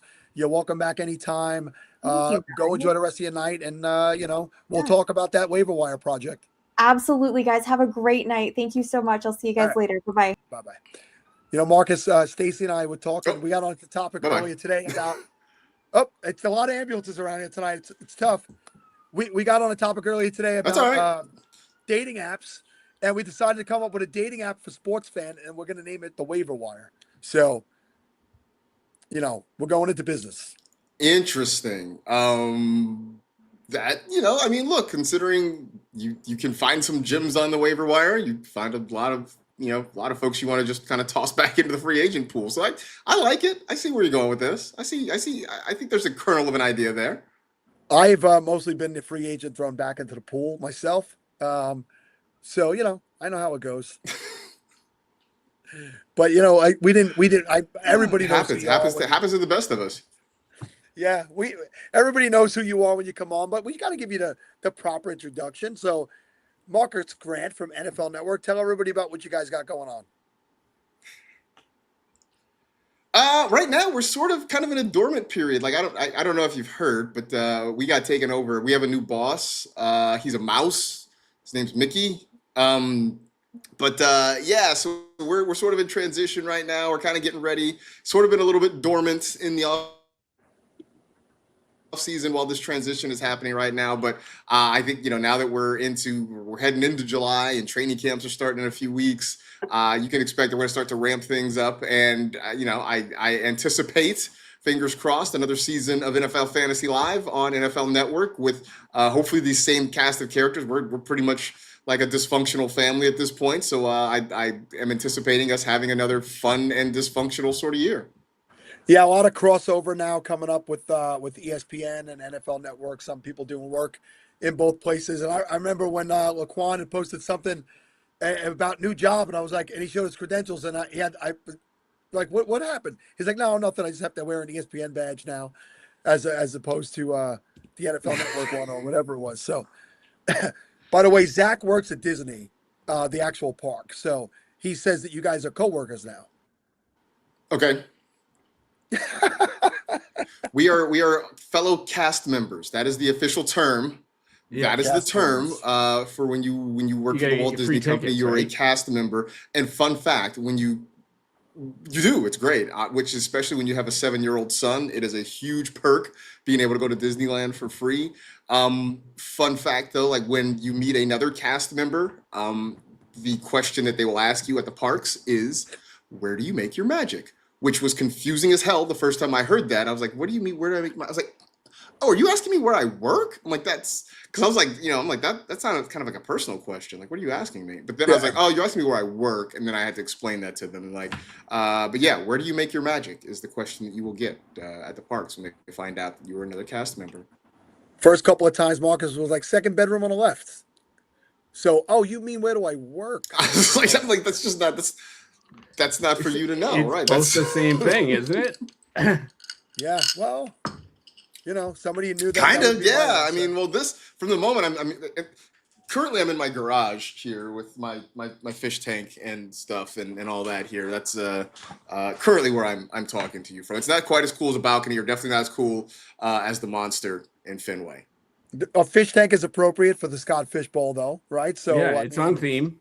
It is. You set the theme up. It is. I got to be honest with you. When I decided to start the show on the balcony 8 hours and 40 minutes ago, I thought I'd be out here for a few hours and go inside. The weather has not changed the entire time. It has been the same, awesome. even keeled, very comfortable temperature. So I'm only going for another hour and 20 minutes. I'm just going to stay out here. Obviously, it doesn't make sense. I did promise people I'd be on the treadmill at some point today. I never made it onto the treadmill. So, we'll have to see. And that's not good for me. I usually get between 10 and 13,000 a day. I'm not feeling great about it. I mean, look, the day's not over yet. What time? Well, see, where you are, it's almost 9 o'clock where you are. So it's the clock's ticking on you. Yeah, and I'm going to get to sleep because I got to be back at 6 a.m. for Eric Moody.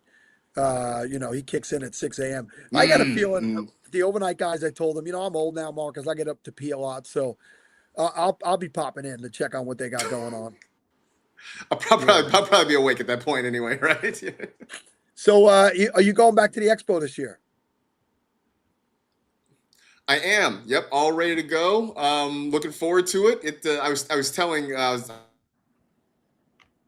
talking to Drew Davenport. I was on his podcast recently, and there are a couple of off-season sort of time markers for me. I mean, one, 4th of July, because like for most of the country, 4th of July sort of means kind of it's like a big milestone. It's like summer is really kicking into full gear. For me, it means summer's pretty much over because training camp's around the corner. But the other two big time markers. So it's 4th of July. There is Drew Davenport asking me to be on his podcast because that's kind of a yearly occurrence, usually kind of this point of the summer. And then the expo. That's kind of the other big point, the other big time marker, right? I should throw the SFB draft in here too because that's a big part of it. But I mean the expo is another big sort of time marker, right? Like the expo's here. We're talking about that, and that means it's coming. Yeah, I saw Zach Reed. I think was jumping in talking about talking baseball. I think me and him and Florio had a long baseball conversation at why am I blank? George's one night.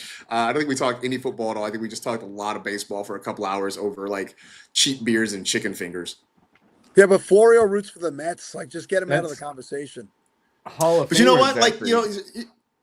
that is.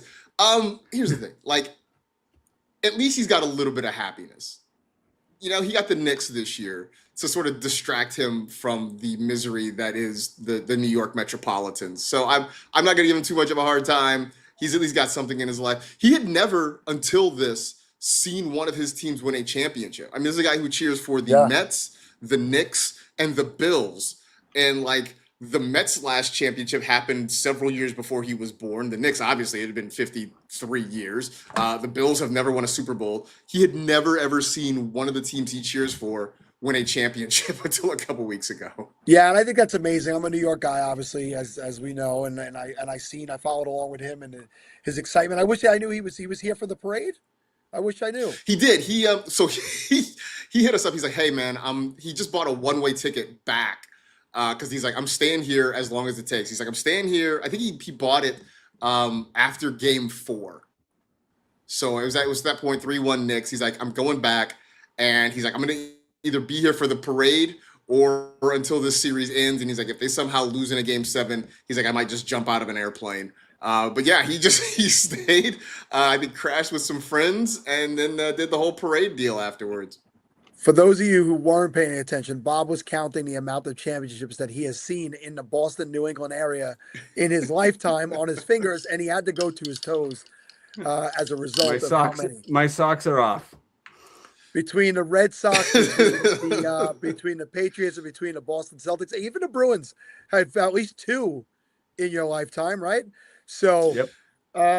Yeah, he's spoiled. Guys, speaking of which, can we pour one out? Can we just have a thought for all of the first and second graders in the New England area who finally had their long drought broken by seeing the Patriots finally get back to a Super Bowl after all those years of waiting?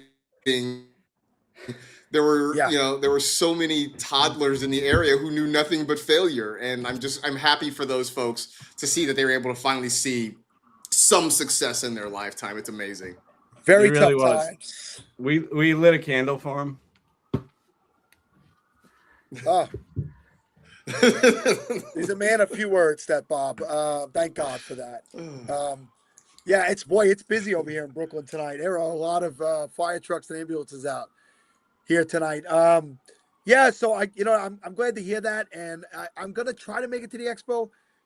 If I get there, it's only going to be Saturday through Monday this year. But if I do, I have a shirt for Florio I'm going to bring with me because I had an idea. I don't know if you were tuned in earlier, Marcus. I had an idea for a shirt, and then I decided to make 100 of them and go down to the parade. Bob did try to help me with a design, but I couldn't. I had to keep it very basic. But it's inside. I will get it later. It basically said 2026 Knicks championship parade with the date, and then it said, "Yeah, but did you die?" Because everybody was acting like New York City was, Escape from New York back in the old days. Like there was a couple of little incidents that happened every Saturday in New York City, and people I said, but nobody died, and I kept saying that at work till I finally decided to make the shirt, and I sold 100 of them. It wasn't about the money. It was about the idea and going down there and doing it. I didn't make money. I really sold them almost at cost just because I wanted to move them and go enjoy the parade. But if I knew he was in town, I would have tried to meet him down there because my son was down there with his friends. I was down there, and but I do have one shirt left that I'll bring to him because he was there. You should. I'm sure he would enjoy it. This thing, I sort of liked watching what was happening, and I had no rooting interest in the series whatsoever, but just to kind of see the collective joy of the city, right? And sort of understanding that the Knicks are the thing that brings everybody in New York together. Because I'd say, for me, living in LA, the two things that sort of everybody out here in LA agree on are the Dodgers and the Lakers. And so understanding that that's kind of what the Knicks are, right? I get it. You're either a Yankees fan or a Mets fan. You're a Giants fan. You're a Jets fan. I know nobody's a Nets fan. That doesn't really exist, I'm sure. But to kind of see that collective joy, it was fun. It was heartening, and for us in the text chat to get pictures from Florio on videos of what was going on, and just to kind of see, look, man, I've seen that dude go through it with some of his teams, right? I've watched him. I try not to talk about 13 seconds between the Bills and the Chiefs, right? Because I know that just creates a depression for him. So to see him kind of get that little bit of joy, a lot of bit of joy for him, I'm thrilled. For Knicks fans, I'm happy for y'all. Now I caution you because please don't, and Bob, earmuffs on this one. For the rest of the country, we saw what happened when Boston had success. And how much it wore on us. So I'm begging Knicks fans, please. You have our affection, you have our love. Don't wear it out. Don't just grate on America, please. That's all I'm asking. Yeah, it can get old quickly. I know that, and to that point, you're right about that. I live 4 subway stops from Barclays Center, and I've not been to a Nets game ever. I've never been to a Nets game at Barclays. And the only time I ever seen a Nets game in New Jersey was when Michael Jordan was still playing, and I went to see Michael Jordan. So Yeah, nobody goes to see the Nets. I think the Liberty also play at Barclays, and I think they fill the house a little bit more than the Brooklyn Nets do. And they're still really not. They've never really been accepted as a New York team. They're like they're kind of a New Jersey team, and everybody kind of knows that. And they ended up here in Brooklyn. But you're right. You're so very right about the way it unified the city. I think the city really needed that, and I think the same joy you saw in New York City is similar to the joy you're seeing with the World Cup that's going on around the country right now, and in Mexico and in Canada as well. It's like we need good feeling, we need good things, we need unity, stuff that we could agree on, and New York City agreed on the Knicks. You're right. We battle about the Yankees and the Mets. We battle about the Rangers and the Islanders, and even the Devils. When the Devils were good over here, they get into the conversation. But really, nobody takes up against the Knicks. So wait, do people really battle about the Islanders? And I asked this. I mean, because I asked it in all seriousness. So this was, geez, this was many years ago. I was in the city for some work issues and some work things. And so me and a buddy were there together, and we were trying to figure out something. We had some free time. Like this is how long ago it was. It was LeBron's first go around with the Cavs, right? Like it was his he was in the league for a couple of years, and they were in town at MSG to play the Knicks, and like tickets were way too expensive. So we're like, well, that's just not going to happen. We're trying to figure out something else that was in town. Like the Rangers were out of town. We definitely weren't going to go see the Nets. And I remember we asked the concierge at our hotel, because the Islanders were in town. And we asked the concierge, like, hey, are Islanders tickets expensive? Is it easy to get there? Because we're staying in Manhattan. And she said, with all seriousness, without a hint of irony, who are the Islanders? We're like, the Islanders, the other hockey team. She's like, and she says to us, wait, are they like a Rangers minor league team? We're like, that's no, fantastic. they're an NHL team. We're like, are you serious with this? And so like, it turned out that like it just wasn't worth the hassle for us to get all the way out there to go see them. So I think we just went drinking. And that's the problem, right? In the city, city, there's no Islander fans in the city. They're a Long Island team. They're Long Island's team, So there are the Islander fans are diehard loyal fans. So yes, if you go to the games in the other person's arena, there is a real, it is a mini version of Yankees Red Sox. It's like that type of mentality. It's more so than Yankees Mets, I feel. And the reality is this: the Rangers have won more recently, but the Islanders have won more. There was a time in the 80s when the Islanders won 4 straight, and they owned New York at that time. It's a long time ago. But the Rangers won in 1940 and then 1994, right? So it's a real thing. It exists, but I could definitely understand why somebody from the city doesn't know that they're a real thing, because they're not a well-run organization, but they have a history, and the fans, there's some loyal fans there. I'm not big on I'll root for both. Like, no, I don't care if you live in a city. You gotta pick a side. There. Oh, we forgot to say, obviously there's more Giant fans than Jet fans, but those Jet fans are loyal as F. You know what I mean? Like they are. My son's a Jet fan, and I feel bad, but this is an old throwback saying right here. Potvin sucks. Former captain of the New York Islanders back during the Stanley Cup era. You kind of have to be diehard if you're a Jets fan, right? Like, because you don't really like at this point.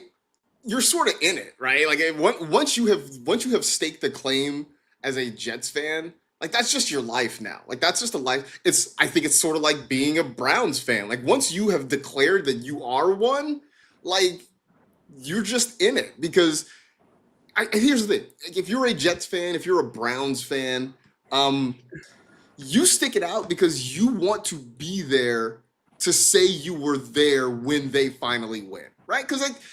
Law of averages, at some point one of those two teams is going to have success. They're going to win. Like, I don't know, it might not be in our lifetime, it might be in our kids or grandkids' lifetimes, but at some point they're going to win. And you don't want to just be a Browns fan and all of a sudden the Browns win a Super Bowl and then you're gonna be like, yeah, I don't know, I jumped off a few years ago. Like, no, like if you're in it, you want to be part of the group that says like, I stuck it out, I lived through the Shedeur Sanders era, and I saw them win a championship. Like, you want to be that person. Like, it's just gonna be terrible to be like, yeah, I stayed with them for a while. I was a Jets fan through the Zach Wilson era, but I tapped out, and now here they are with Tom Brady II winning championships. Like, you still want to be that person. All right, so don't be like Mossy, is what you're saying. Don't be like Mossy. Although here's the thing, Mossy, our pal Bob and I have a mutual friend in Todd Mossberg, who's a producer over NFL Network. I'm not sure where Mossy's true allegiances lie, Bob, because he's not really a Seahawks fan, but he loves the Browns. I don't know. It's like he was like born in Ohio, but he lived in Vegas for a while, but also worked in Seattle. So he sort of claims the Browns. He's claiming people all over the place. Yeah, but he's also for hockey, he's a Vegas Golden Knights fan, but he's also a Cleveland Guardians fan. Like, I've worked with Mossy for several years, and I still can't quite figure him out. Yeah. And they drafted Mayfield, and he went right back to the Browns. And then I haven't seen a Browns hat for a while. I'll tell you one thing. He does wear a lot of Guardians gear, but I think that's just for fashion. Lot of Vegas night stuff. Well, Guardians are good. A lot of Vegas so night maybe stuff. he's back on the Guardians because they're good this year. Marcus, I think we talked about it last year because 2 years ago, Marcus was gracious enough to give me and my daughter's boyfriend a tour of NFL Network Studios, which was amazing. I still talk about it to people. I show them pictures all the time. Do you tell people about the bathrooms? Because the toilets there are like next level. I do, but I try to tell them don't ever let Roger Goodell know, because you told me don't ever let Roger. Wait, you try to keep Roger Goodell out of the bathroom when he comes. Yeah, that was the urban legend that they wouldn't give Roger too much water when he came to visit because they didn't want him to ask how much. So here's the rumor. I don't know this for a fact, but the rumor walking around, Bob, is that each of the toilets at NFL Network cost $10,000. I mean, they're really, really next level fancy. They have a bidet. They each include a bidet. They're really fancy, but they didn't want the commissioner to inquire how much they spent on them. So the rumor is that they tried to sort of withhold water from Roger Goodell so he wouldn't have to use the restrooms. Bob, there's like 6 to 8 buttons per toilet on the thing. I mean, each one comes with an instruction manual. They must have replaced like 3 janitors with that, right? So you got to do the cost analysis, and I bet it works out. Oh my God! But the point being that young man, Matt, who dates my daughter, is born in Ohio and is a diehard Cleveland Browns fan. And by the way, he always says, if you see Marcus, tell Marcus I said hello. He was so heartbroken when Myles Garrett got traded. Like, I felt I broke the news to him because he's not on social media. So when it came out, I said it to him. I said, sadly, this is true. It's not fake. It came from, it came from Schefter or whatever. A reputable source, right? Yeah, I felt so terribly bad for him. How good are the Los Angeles Rams going to be this year? I thought the Rams were the best team in football last year. Honestly, I thought they were. They just slipped up a little bit. So, Yeah, I mean, I want to say that, like, between what they played the Seahawks 3 times, right? 2 times in the regular season and once in the playoffs, and I want to say the final difference, the score differential between the 2 teams. I mean, I think you can count on one hand. It might have been like 4 or 5 points all told, differential between the 2 of them. They're a really good team. Last year, their one real Achilles heel, their 2 really Achilles heels were special teams and their corners. They really went out and addressed especially the cornerback situation, right? They go and they trade for Trent McDuffie. They go get Jalen Watson. So they've shored up their secondary. Special teams, I still think might potentially be kind of an issue, but when you go and you get Myles Garrett, who is a real life Avenger, you can sort of paper over that sort of thing, right? Because now you've got the corners that you can play man-to-man defense if you want. You've got the pass rush up front with Myles Garrett, who can get after the quarterback. And look, here's the thing. Jared Verse is a really good player. That's who they gave up in part of this deal. He's a really good player. He's not Myles Garrett. And so, like, if you could somehow upgrade, they did that. And so, like, they are on paper, I think, easily the best team in the NFL. We'll see how it turns out. But they are this good. And I'll say this. I don't know anything.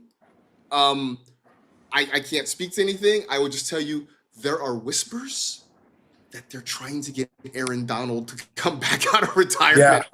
Mm-hmm. To I think it play happens. and put him on that defensive line, which I think it does too. That seems like it should be against the rules. Like you shouldn't be able to have both Aaron Donald and Myles Garrett. Like I think this is where Roger Goodell has to step in and just say like, hey man, that's not fair. You can't do that.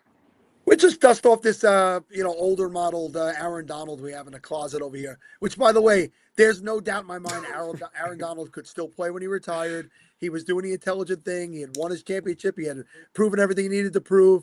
He was saving his body. He could come back right now. The guy, his workouts, he posts his workouts. The man did not stop being a freak. So it's scary, actually. Yeah, I know somebody who saw him. I guess he was doing kind of a youth camp. I use air quotes youth camp because, yeah, sure, there were kids out there and he was sort of instructing him. But the people who went all sort of watched him and they're like, this doesn't look like he's teaching kids. This looks like he's sort of using this as like a workout because like he's doing drills against other like current NFL linemen. And people are like, yeah, Aaron Donald, a year or so out of the NFL, is winning reps against current active NFL linemen. Like I saw him a year ago. I mean, he certainly looked happy to be retired. He looked like he was living his best life, but he still also, again, a year out of the league, looked like if he suited up right now, he could probably get you 6 to 8 sacks like right now in the league. Yeah, I mean he's an all timer. I mean it's no doubt about it, and I give it. I think it definitely happens. I felt that immediately. I thought he was going to come back towards the end of last year, honestly, but it didn't go that way. But Marcus, we are at 9:00. You've always been a wonderful guest. We appreciate you being here. I wanted to let Cooter and Linder say hello to you before. I see these two wonderful ladies here. I'm going to step out of their way because I cannot compete, but I'm glad you get me a chance to say hi. I'm glad I got to chat with you, Sal, and you, Bob, as well. Enjoy your balcony, man. That looks pretty fantastic. You should have I'm finishing off a Paloma here. I think you should probably have one too. As soon as the 10:00 hits, I'm gonna pass out on this balcony. Knee deep in gin and tonics or something. I don't know. That's my go-to. But all right, Marcus, we'll see you possibly in Canton, and I mean possibly because I might not be there. But be good, friend. Sounds good. Y'all be good. See ya. Hello and goodbye. See ya. What is up, ladies? Hello. What's going on? This is completely abnormal. Cooter Doodle's not in a car. She's not in a field. She's not in in the ocean somewhere. This is the most visible she's been in all her appearances. This is like 12 years in the making here. I'm the one who's out here looking like I'm shooting a video for a really B-rated horror movie right now. I'm just. I thought you were gonna go with a different.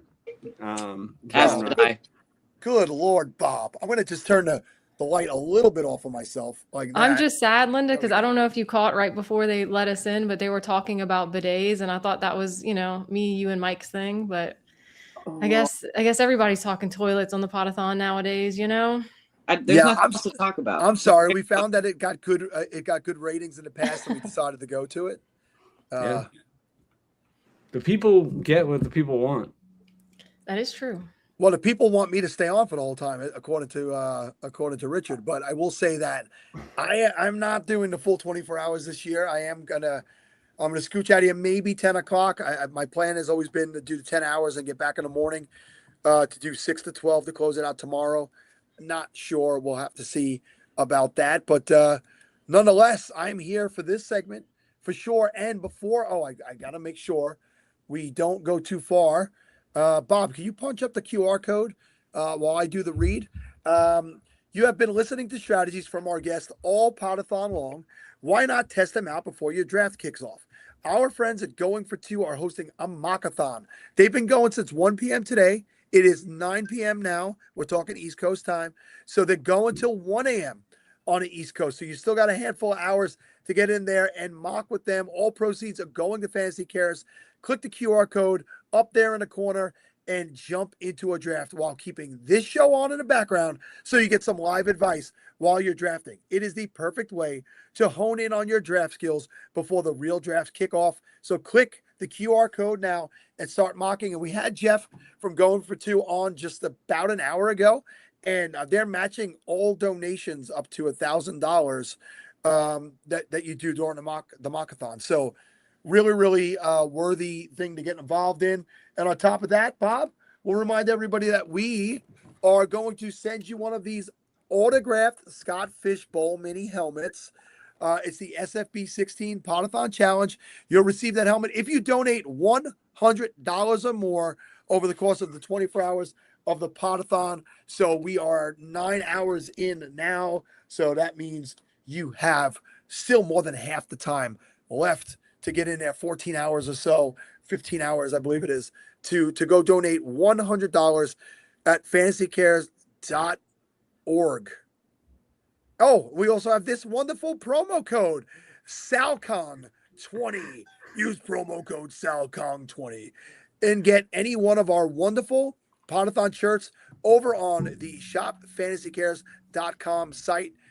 You can even get the one that has me as Donkey Kong. It's right there on the screen. And we have the retro throwback to the Scott Fishbowl 9 shirt, which says Scott Fishbowl 16 now, which also has Scott as Super Mario. So many wonderful, cool things we're doing here, as well as having amazing guests. So, I don't think people need to be introduced to who you are, but I'm going to let you guys introduce who you are anyway. We'll start with Linda. Oh, well, what more introduction is needed? I feel like you covered it. And next. No, I don't have anything to say. I'm not working anywhere. I'm just hanging out, brother. Well, that's my favorite type of job. Linda's selling herself short. The only reason I'm on this, fantasy world is because of Linda. She was like my first shining light and beacon in one of the first leagues I joined where it was like strangers I didn't know, and I gravitated towards Linda. So, I have so many good things to say. We go back to I remember when Cooter first showed up, and I remember the pouring of the salsa down the drain. That was kind of like the official like throw down the gauntlet. Like that was like the landmark moment where I was like, oh yeah, she's gonna be around for a little while. And then Linda won. So. Yeah, but then I whooped her ass in the actual league, which nobody saw. I know that. Yeah, nobody cares about that drama. We just like good promo. It's like a good wrestling cut, like. That's not true. I care. Yeah, I care. Yeah, you can roast me all day long. Know. I like winning. I know that goes. Well, Kuda, what are you doing with yourself? You have a job? I have a job, yeah, real life job, and then I work for Fantasy Life, writing over there. So it's been a lot of fun.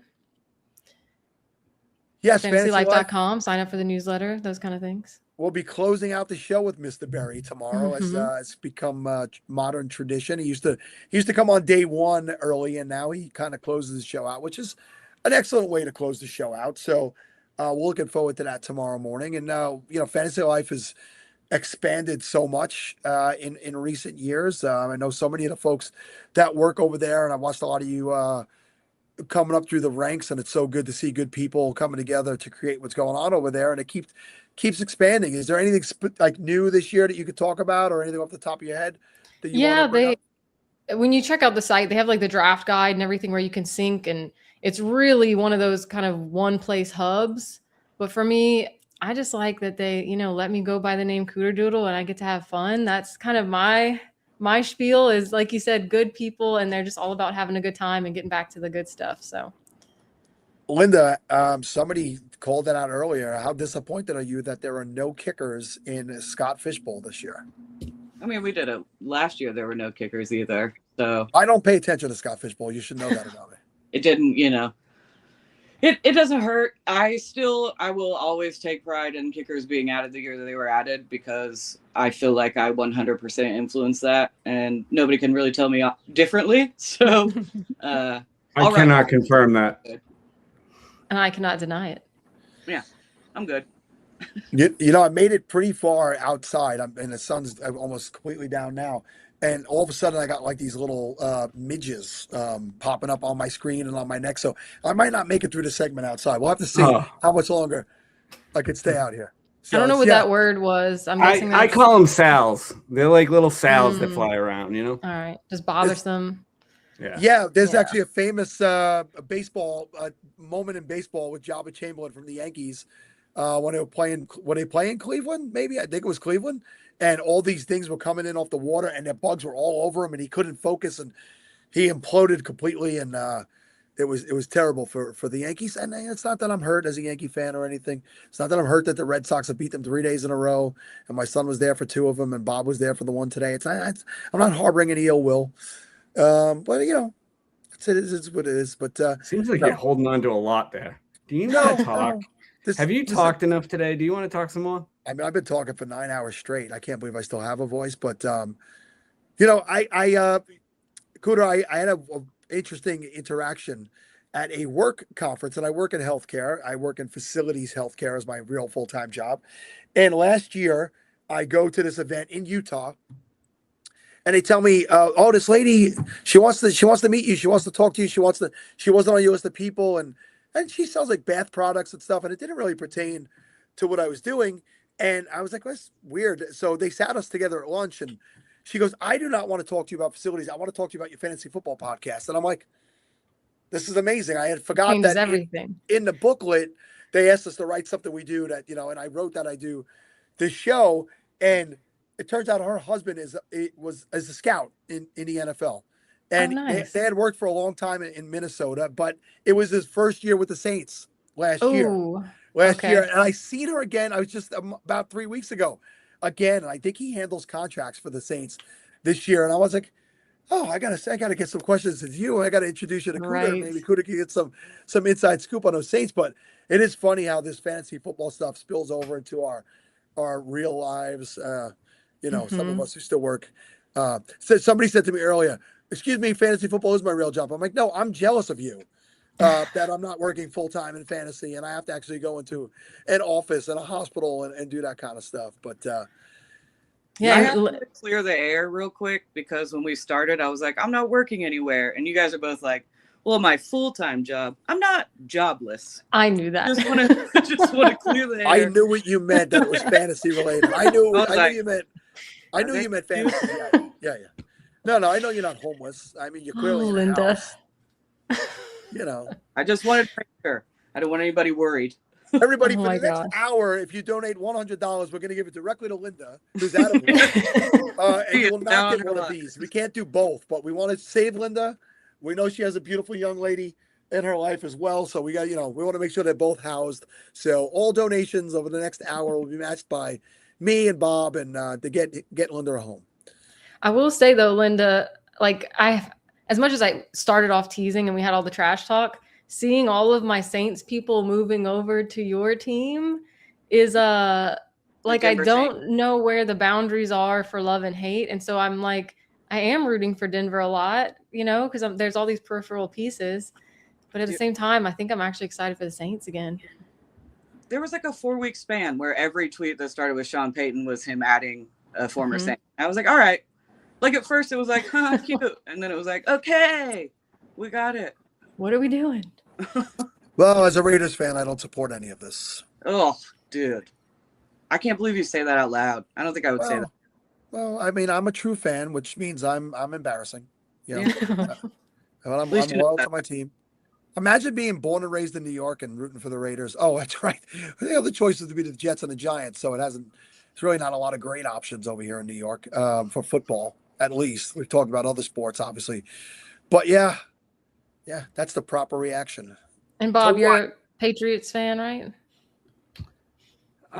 Some could say that, yeah. Okay. Did you not see earlier when Marcus and I were talking about how Mike Florio finally got a championship for the first time in his life, and Bob was just counting like I didn't know he was counting championships between the Celtics and the Red Sox and the Patriots and the Boston Bruins. I mean, I'm sure the New England Revolution has a championship or two in there as well. And stupid. They actually don't yet. So good. Good. Screw you, Revolution. The novelty probably wears off, No, they continue to be Yuji. You're right. I don't think. No, it's really fun to just stick it to New York. Yeah, I would be really mean though, and I kind of like who I am as a person, so it's probably good. I have some teams that can pull me. Yeah, I'm really good at being mean, like quiet mean. The Cannons have 4. What are the Cannons, Bob? The Cannons are the men's lacrosse team. So yeah, something nobody watches. Oh no, it's definitely solid. I forgot about them. Good call, Zach. Thank you. Well, you guys make me nauseous. There's no doubt why they call them assholes. I'm telling you, it's no doubt about it. Anyway, well, Linda, tell me what makes you excited about Denver this year? I don't know. Everybody was really worried. Quit. Don't make that face at me. You don't get to face when you're a Raiders fan. Just simmer down a little bit. We won back in the 80s. Everybody's freaking out the other day because they went on a boat and they think they're going to be like the Giants after the Giants boat. But 2 different times, it's the off season. I'm not worried about it. Wasn't the bye week of the playoffs. Right. People were really panicking in Broncos country online. And I was like, everybody, we need to take a breath. I like my team to congeal and be friends. So I'm ready. I'm ready for football. I can't wait till we start hearing like pads collide. I'm like back then. Mm-hmm. That's my shit. For the record, I actually played lacrosse in high school and 1 year in college. So that's not true.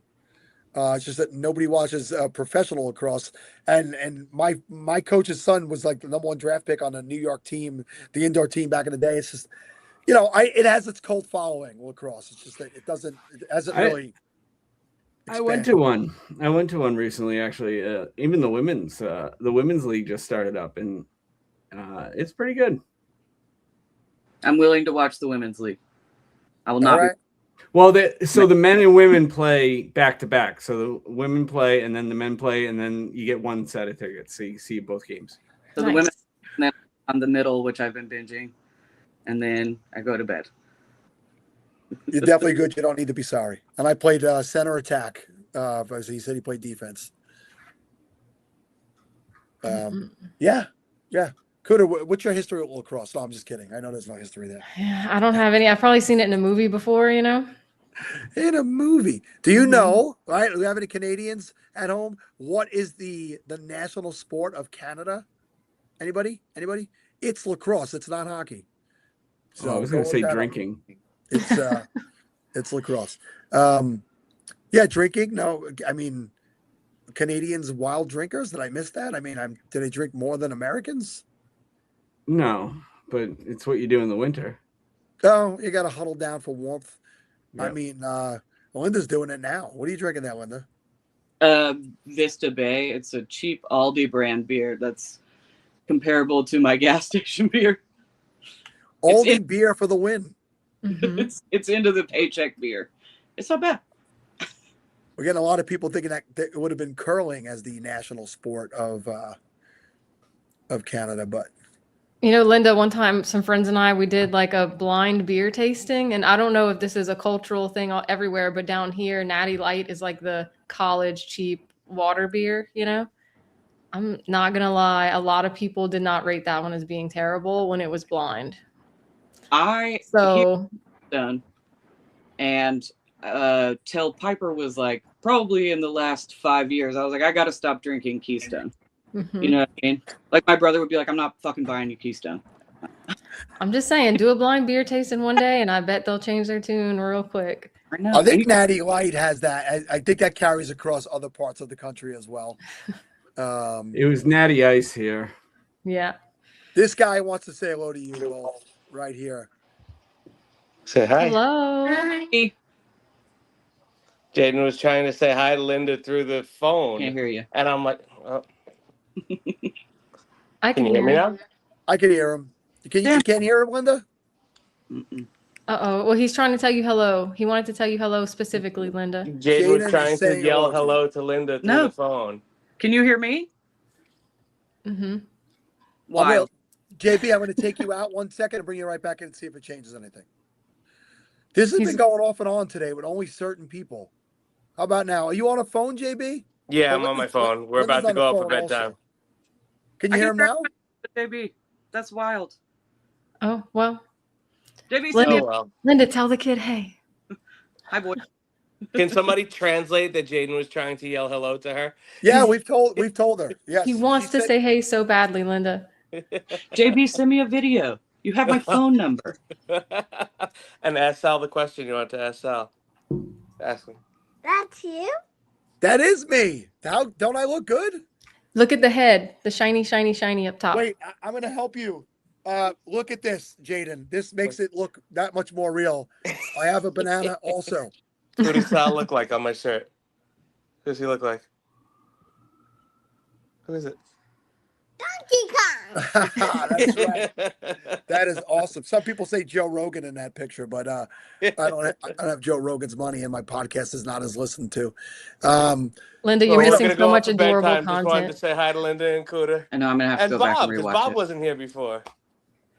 Bye. Be good, Jaden. Say bye. Bye. Jordan's upstairs. Oh, he's sleeping? A little guy sleeping? No, he's waking and he's running, I think. Oh, boy. Oh, boy. Say Jaden's see you got his later. hands full. Because I hear him. Say see you later. Bye. Okay, bye. See you later, JD. That is awesome. Whoa, look at that. Yes. Linda, you missed it. It was the cutest little voice ever. Well, you better send me a video. That's pissing me off. I can hear all you guys, and I love you all. You can go back and watch this segment. It's on YouTube, fantasycares.org YouTube account. Yeah, I'll have to go back and rewatch it.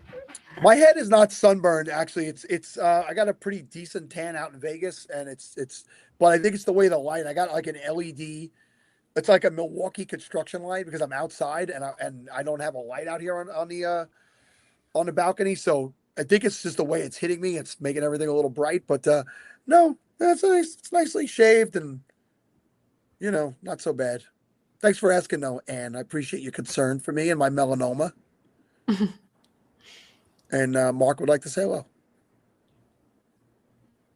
Oof, have you guys been enjoying the summer? I mean, dude, it's so hot here. I don't know where y'all live exactly, but it's just like I walk out of my door and it's so humid that like I'm in the shade and I want to sweat. Like I hate it.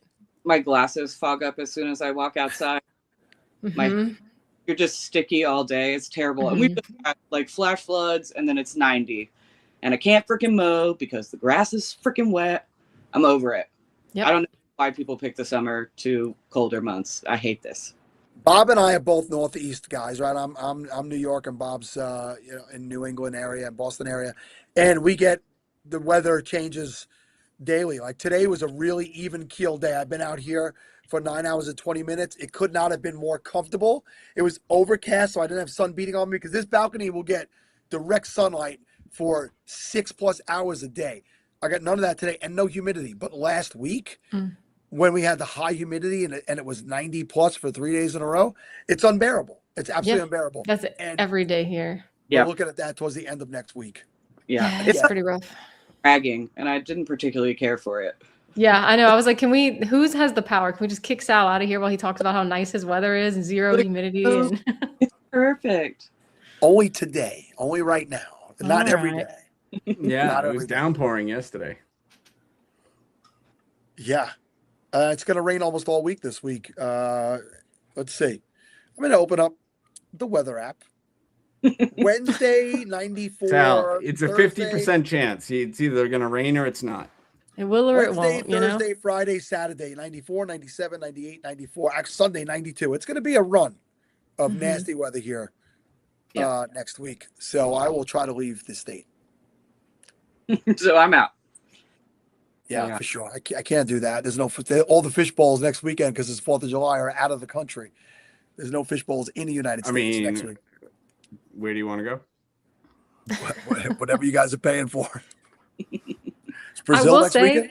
I went to the Houston one last year, the live one. That was my first live experience for one of the drafts, and that was a really good time. I had a lot of fun. So you got out and saw people, and it was okay? I got out. I saw human beings. I saw John Bosch. I was like, that was really cool to see a human being that I talked to online, and it was really fun. I think the Houston was the Houston today this year. I think it was today. Yes, it was today. I was supposed to go, but I got called to a different task. And also Carolina was today. Scott Fish was at Carolina. Albuquerque was Albuquerque today. It may have been. I've seen somebody saying that they were still on the high of Albuquerque. Last weekend was Denver and Vegas and Dublin, which is a cool one. So we're looking to go to Dublin next year, ladies. If you want to jump on board with us and just do like a whole, we all shoot over to Ireland for the Scott Fish Bowl. Get in. Yeah, My flights to Dublin. Me. My flights to Dublin are cheaper than the flights to Minnesota. Really? Jeez. Yeah, flying actually does scare me. So Miami was today. Mm-hmm. They were just doing peyote. So okay. I'm getting random different bugs now. Now it's just multiple different types of bugs out here. So they're obviously they're not fans of fantasy football. Clearly, because they're trying to. Maybe they're just not fans. I think it's all about you. First of all, how dare you? And second of all, most of that's probably true. I'm just saying, I'm outside a garage, but still outside, no bugs. Sometimes are you outside because you're in a garage, or are you outside because you're homeless? The world may never know. You really brought that full circle. What a great host. Yeah, I know how to wrap things up around here. Oh, geez. It's not even 9 o'clock. Oh, it is 9 o'clock. It's 9:30, buddy. Who are you yelling at? It's not 10 o'clock. You can't say wrap it up yet. No, I don't mean wrap up the show, you silly goose. No. I thought you were talking about something else. Oh, Lord have mercy. This is a family show, Bob. Well, there's a certain time that it doesn't have to be, right? We have a lady on right now and Linda. Damn. I mean, we have two ladies on right now. Big shoulders. Oh, Linda, I got to meet Linda in person at the expo a couple of years ago. Or were you there last year too? I don't know. People start to blend into me, but yes, you were. Yeah, for sure you were. Absolutely. Now I remember. So yes, this year. You won't. I don't think I'm going to make it there this Nope. year either. Sports, and so now I have to pay for that. Yeah, It eats up time too. What does she play? She had just started wrestling. Yeah, and it's like the practices, all the things. I know. Morning at 8. By the way, practice is right next door to my work, and I don't have to be at work till 8:30. So every morning, and I drive her, and then I go back home because I'm not going to work. That's valid. That's awesome, though, that she's wrestling. That's cool. And yeah, I tell you, how old is she now? 12. She just turned 12 in May. Jeez. Amazing. So I've talked about it a couple of times. Go ahead. I'm sorry. No, I don't want to cut you off. Go ahead. Just 12 is mean. Everything is okay. I know. I'm like, if you had an to words, you would not. It would blow your mind. Yeah, you will definitely think that they hate you, or she will hate you. But I mentioned earlier my youngest, who's 21, she graduated college this year. So all three of my kids are out of college. On the other side, I'm sure people said it to me, and I remember going, yeah, whatever. You blink, it goes fast. But the sports, when I start playing sports, my two girls were competitive dancers. So still, I consider that to be like a sport. But my son was, travel baseball and travel volleyball. It ends abruptly. You're not ready for it as a parent because you've been doing it for so many years. You've been following them around and you don't realize, oh, this is going to end at some point and they're going to be adults and they're going to be doing their own thing. And I'm in that stage. I disagree because I think about that every single day. You do till it happens. I think about it every day. I'm like, oh, and then I'm like, but you know what? I'll be so sad when she's not leaving around her stuff anymore. Yeah, you will. You definitely will. It's natural to feel that way, but I think it's important to savor the moments, every step of the way, even when they make you feel like you want to grab them around the neck and don't do it because it's even illegal, when they're saying "Go Bucks," and I'm just like, what are you talking about? This is a Saints house. Are they coming to get me, guys? Oh, that's my ride, actually. That might be the most true statement you've said all day. Somebody in the chat was like, wasn't someone in a cop car? Guys, I was just in a car in Louisiana on a street that didn't have lights. I wasn't in a cop car last time. It would be a nice from if you were like, they let me do it. Right. Guys, I have a podcast I have to be on. So just real quick. It's for charity. Right.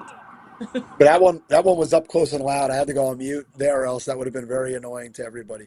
Unlike when I speak, that's not annoying at all. Well, it has been a wonderful half hour with you both, and we're coming to the end. So, parting words, Linda. I don't have any parting words. Go Broncos. She had no opening words and she has no parting words, so she kept consistent throughout the entire segment. Cooter, parting words from you. Yeah, if you play Wordle, start Chart. That's really all I got. All right. Fantastic. We appreciate you both coming back year after year. You're great friends. You're great supporters of what we do at Fantasy Cares, and I hope to see you both again. Well, I haven't met Cooter out on the road, but at some point I hope to be somewhere where you show up and we get to enjoy each other's company. You weren't at the expo when she was there? No. Yeah, gosh. Wow. I wasn't. No. Linda was there. Bob was there. I am sorry. I'm sorry. There's a picture of like my back or something. I know. I have it framed. It's just it's right over there. You can't see it. It's right there. That's disturbing. All right. Bye, Linda. This is my hug. Get it in. Oh, nice. Be well. Bye. Oh, Bobby, I'm approaching my final 30 minutes, I think, but I might have to stick around because I think Zach is going to be by himself if I don't. Well, but, I'm here, and ever since our other co-host had asked what the favorite logos I might have had or favorite shirt. Yes, I have literally been putting every SFB logo into one file to be able to print it out. Well, you're a lunatic with that stuff, and I mean, amazing. it's looking fairly good. Well, should we bring on the next guest? Yeah, we should. I mean, everybody knows who this guy is, right? I mean, we got the bad news today that Bob Harris was not going to the expo this year.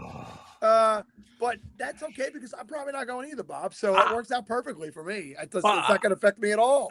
I've never missed it. This would be the first time. I mean, I've been going to the expo since before it was the expo.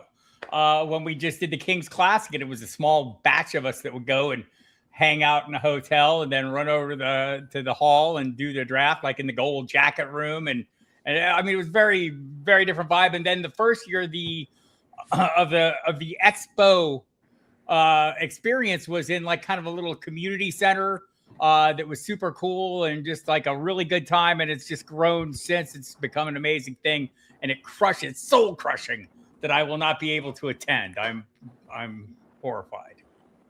Yeah, not as much as the other Bob in the room is, Bob Gilchrist, because you're his favorite meet every year.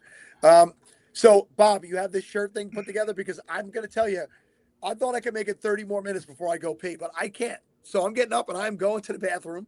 And you could, look who's here. You have somebody else here. So I'm disappearing for a minute, Bob. Don't be insulted. I never. Look, it's a good thing Zach showed up because otherwise we'd have nothing to talk about. Zach, I will also miss at the expo. It's just, what can you do? I was very sad to hear that this morning. That was the highlight of my expo is getting the Bob Harris hug. Like that is, it's a solid hug. It's a well-placed hug. It's, manly yet still affectionate. I don't want to go overboard, but a very joyous occasion meeting up with everyone in human form. We all sit here and stare at little boxes and look at each other, and those visits in human form are such difference makers in the connections.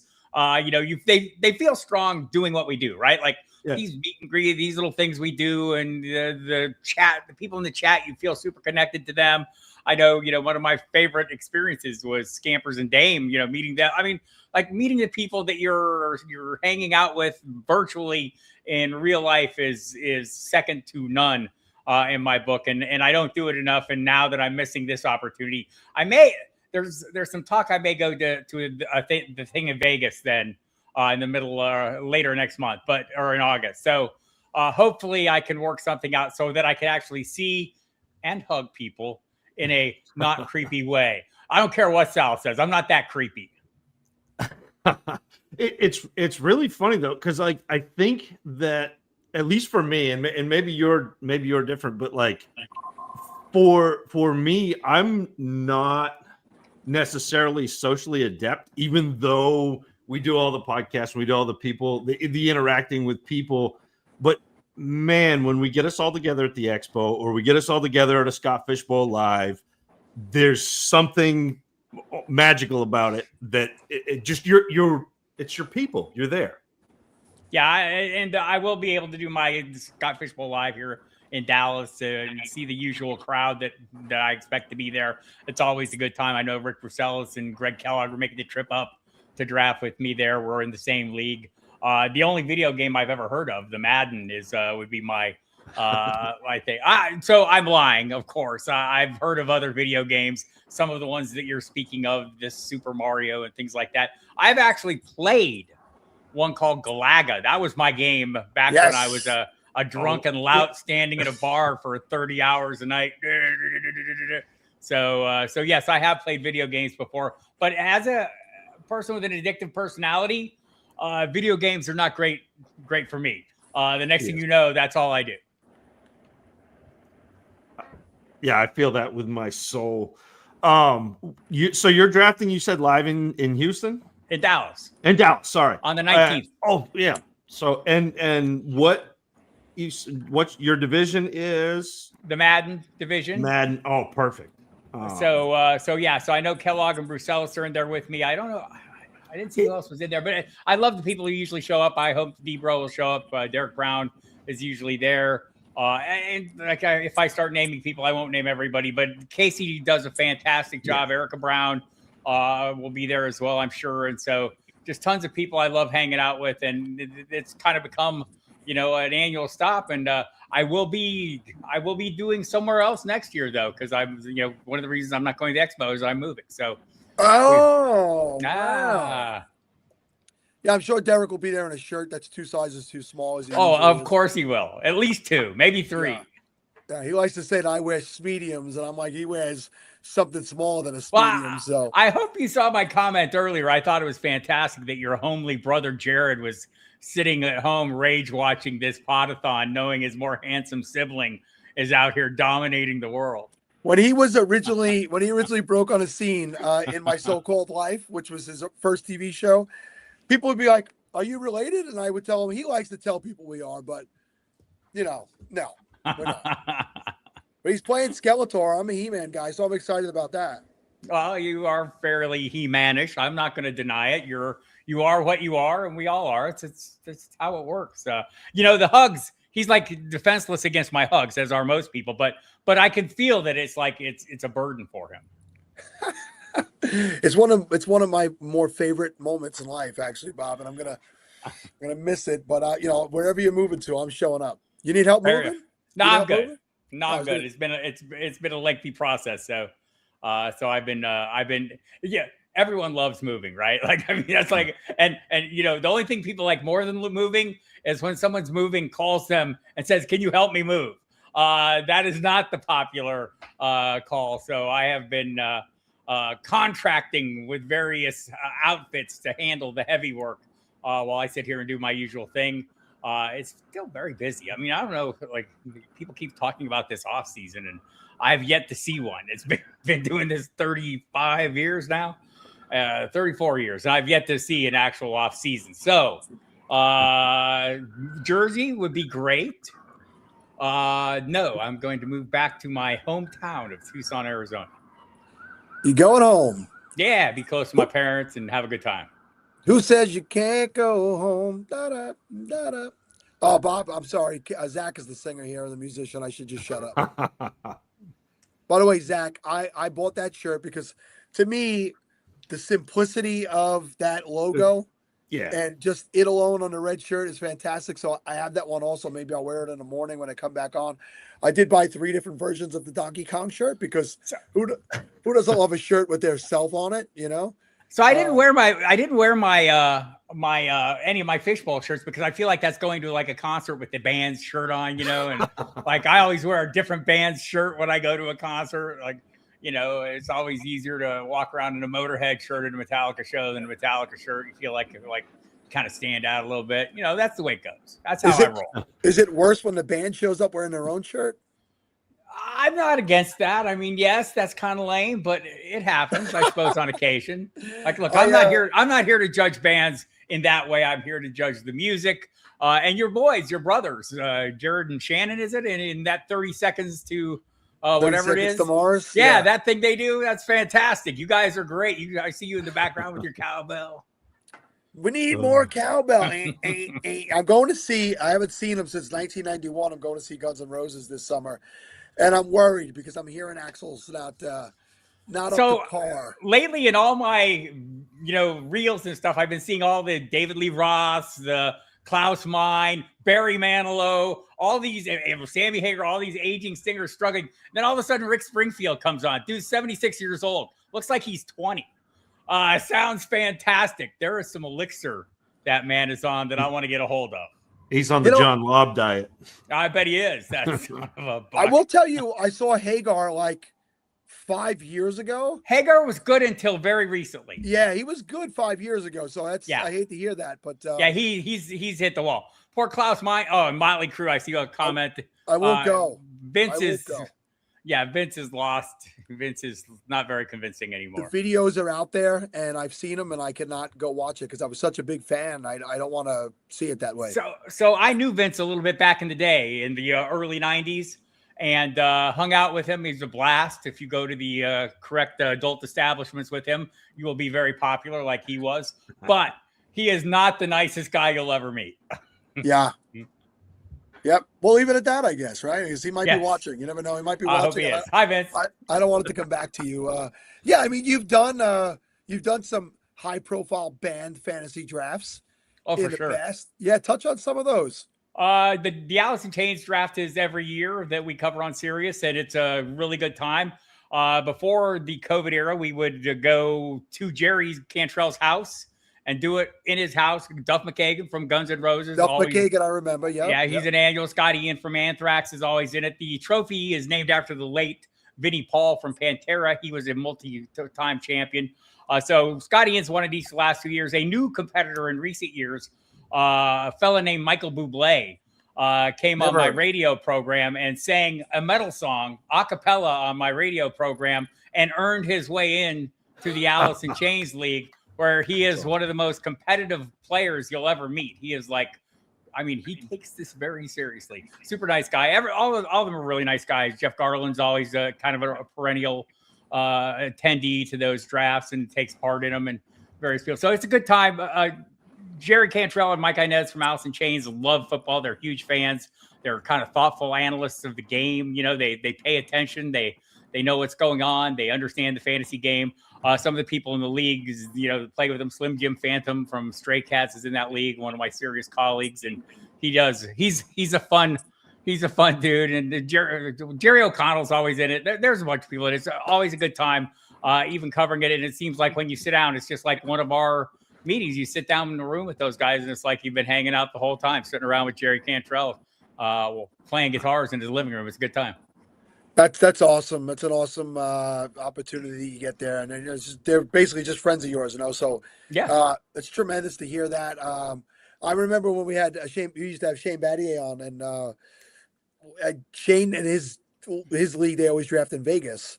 And I told him, can I get in the room? He's like, and he asked me if I could afford it. And I was like, oh, I don't want to play in a league. I just want to get in a room. There's a fellow named Meatloaf that was a very serious fantasy player. He is Scott Ian's father-in-law, by the way. So I think he did one year before we started covering it. He was in the Alice in Chains League, but he was renowned, and he was so into it. Like, hey, you want to join my fantasy league? You don't want me in your fantasy league. And he was right. He would everything. I remember seeing him at the early high stakes contest, WCOFF, that my late colleague Emil Cadlick put together. That was one of the big highlights, was Meatloaf showing up. A lot of people did. Nick Mackay, you know him as the cat on Sabrina the Talking Witch, or as many other things. If you're older like me, from ESPN, the tail of the tape. He's a great fantasy player. So tons of people. Sirius has given me lots of opportunities over the years to interview tons of Musicians, they know I love music, so they let me talk to all the musicians who come around, especially those who are hooked in with football. Zach Wild, who had a show on the network for a while, is among them. Loves football, so yeah, it's always a good time there. Nick Bakay is an underrated, funny. I love being. Nick Bakay. He is one of the nicest guys you'll ever meet. He friend requested me on Facebook, and it's the actual real Nick Bakay. It's not. It is. You get these, and I think it's probably by proxy of being friends with you, maybe. So I've always thought about reaching out to try and get him to come on here but I don't. Oh, he would love to. Oh, then we got to do it for next year. I need to make it happen next year. Yes. Yeah, because he's an underrated episode of Seinfeld with the body odor, the BBO. He was Elaine's boyfriend in that episode. Just a funny role, but he also is. He's a big Buffalo Bills fan, obviously, but he's a super thoughtful and knowledgeable, fantasy player and football fan. I think that's the thing that hits me. Some of these guys that I've talked to, one guy that really shocked me was Andy Beersmack they call him Andy Black from Blacks and Bales Brides. Man, he's from Cincinnati, and he knew so much about the Bengals. I mean, just like really nuanced stuff about the depth of the offensive line and who was backing up who. Just like some of these guys are just, regular huge fans of football and the teams they follow, and it's kind of cool getting that perspective of them. So just real quick, I want to throw this up on the screen because somebody asked me to point them in a direction of where they could get the shirt that I'm wearing. And Bob was nice enough to put together a promo code. So for the I've been speaking for 10 hours, SFB16 Podathon exclusive, 20% off right now on all of our Podathon shirts. And that's at shopfantasycares.com. Use promo code SalCong20. That's right. SalCong20, because everybody needs a little SalCong in their life. Go there now, and you can get not only just my shirt, but any one of the other wonderful shirts you see up there, or you've seen us and our co-host and guest wearing today. Not Bob, because Bob does not believe in wearing the concert tee to the concert, but not you, Bob, the other Bob. And I will probably wear one of my I'll get newer shirts and I will wear them in future years, but I wear older shirts too when I actually go Scott Fish. Just to let the people know, hey, I'm not no Johnny come lately. I've been around this block a time or 30, but come on now. Maybe you ain't heard. Maybe you ain't been around a while, but I run this place now. Where's Fiala? I was told Fiala would be here, and I was almost not going to come because of it. So I'm glad I escaped him. We're going to let him know that that's the reason why we kept him away. But it's Mike's birthday. He's celebrating with his family, and thank goodness he's having a good time. He's enjoying himself, and we're happy. I've said it a few times in the show about that many people have done amazing things behind the scenes to put this show together. And Mike, year after year, puts together a killer lineup and a great group of guests. And we can't thank him enough for the hard work that he does. And another, I should say, another super knowledgeable dynasty mind out there. We have him on the radio program as often as we can, as often as we can get away with, because you just see, for starters, he brooks none of my nonsense. Anytime I say something stupid, he is quick to point out how stupid it is, and without much regard for feelings and all. And I love that about him. It's one of my favorite things about him. So yeah, super dynasty mind, and love hearing him out. Hopefully he's not getting too loaded tonight. Only loaded French fries, loaded potatoes, or something like that tonight from Mike. Yeah, Fiala's part of the reason why I don't do the Boston live draft anymore. I still go because I love to see him. I want to go see him and Coop and everybody there. But man, the divisions we had for a couple of years, like I can't do that. That's plenty for me. So it's funny. I was thinking before the whole move thing came up. Early this year, I was thinking about people had talked me into maybe going to New York and maybe doing the flex while I was there, because I've never done that live, and then doing not drafting, but watching the Fishbowl draft there, maybe going to Boston, maybe going to Albuquerque, which is my last place I lived before here in Dallas, Texas. So I'm missing out on all kinds of fun this year and planning to make up for it in the future for sure, which is a risky business when you're 8,000 years old like I am. You need to take the opportunities while you can. Nah, Bob, you're getting younger year by year. We've talked in the past about your health journey back in the day and where you're at now, and you're not going anywhere anytime soon. I won't allow it. I don't know that I'll allow it either, so we're good. Yeah. Well, I mean, should we talk actual football here? Sure. SFB stuff. You talked about that fact. So I got to open up my schedule. Mike put together this wonderful schedule, and I got to actually read it. So here you are. You picked John Madden, and you said you pick at 11. Yeah, I always pick 11. That's my spot. I try to get it every year. I don't know why, because I have not had great success in the Scott Fish Bowl. Because I try to overcrank, like I overdo. And I'll say this: I try to overcrank the scoring system. I try to really leverage as hard as I can. Now this year, everyone's going to be doing the Kluge. I was heard some talk about that earlier. The advantage wide receivers. I saw his draft loaded with wide receivers. I will probably take an alternate path because I'm guessing that sounds pretty appealing, and a lot of people will do it. But I've had great success. I've had a lot of success in the eliminators, which I love playing in. I love everyone playing with me. Thank you all for doing that. And I always fare really well. And one of the things I try to do is really try to ratchet down on the unique parts of the scoring system. I don't know if there's any parts that are so unique this year that you can't find multiple paths, or at least in my mind, I can create multiple paths. I mean, the flexibility there of pretty much everybody kind of just opens the door to whatever approach you want to take. So I'm still thinking it through. My initial thought was to do a Kluge style draft, but then Kluge did it. So now I want to come up with something a little different, or maybe some variation of that theme. It's always wild to me with the size and scope of the fishbowl, how many different paths and how different the individual drafts look. And especially with the lives, because you don't have the benefit of time. When you're doing a slow draft, you have the 10 rounds that go quick. I guess do you try to drive those in a direction, or are you reacting, or what's your kind of play on it? I go in with a pretty set strategy of what I want to do and how I want to approach it and what I want to have by certain points of the draft. And I make sure I do that. And often not getting the guys that are ideal, but sometimes I am.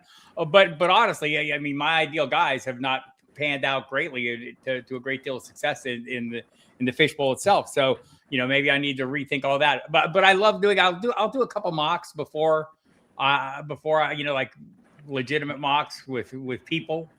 Before I get into it, maybe a couple without people, just, some computer mocks, but I do like mocking with people. But when you get in that room and you start, especially in the lives, I mean, there's just that dynamic starts happening, and people catch on to what you're doing. The FOMO, people worried about missing out on the guys they want, have people reaching for players a little more than you would maybe on an online draft. So it's always a little bit of a different vibe for the live draft, especially in those rooms. I mean, it's super competitive. Everyone knows who's there. Everyone wants to turn up good. So I do love the live draft, and I'll be looking forward to being a free agent in terms of where I can draft at, since I've drafted in the past in Los Angeles. I did that. I've done it, which was a fantastic time. Trophy Smack, great. Their headquarters is fantastic. It was a great draft.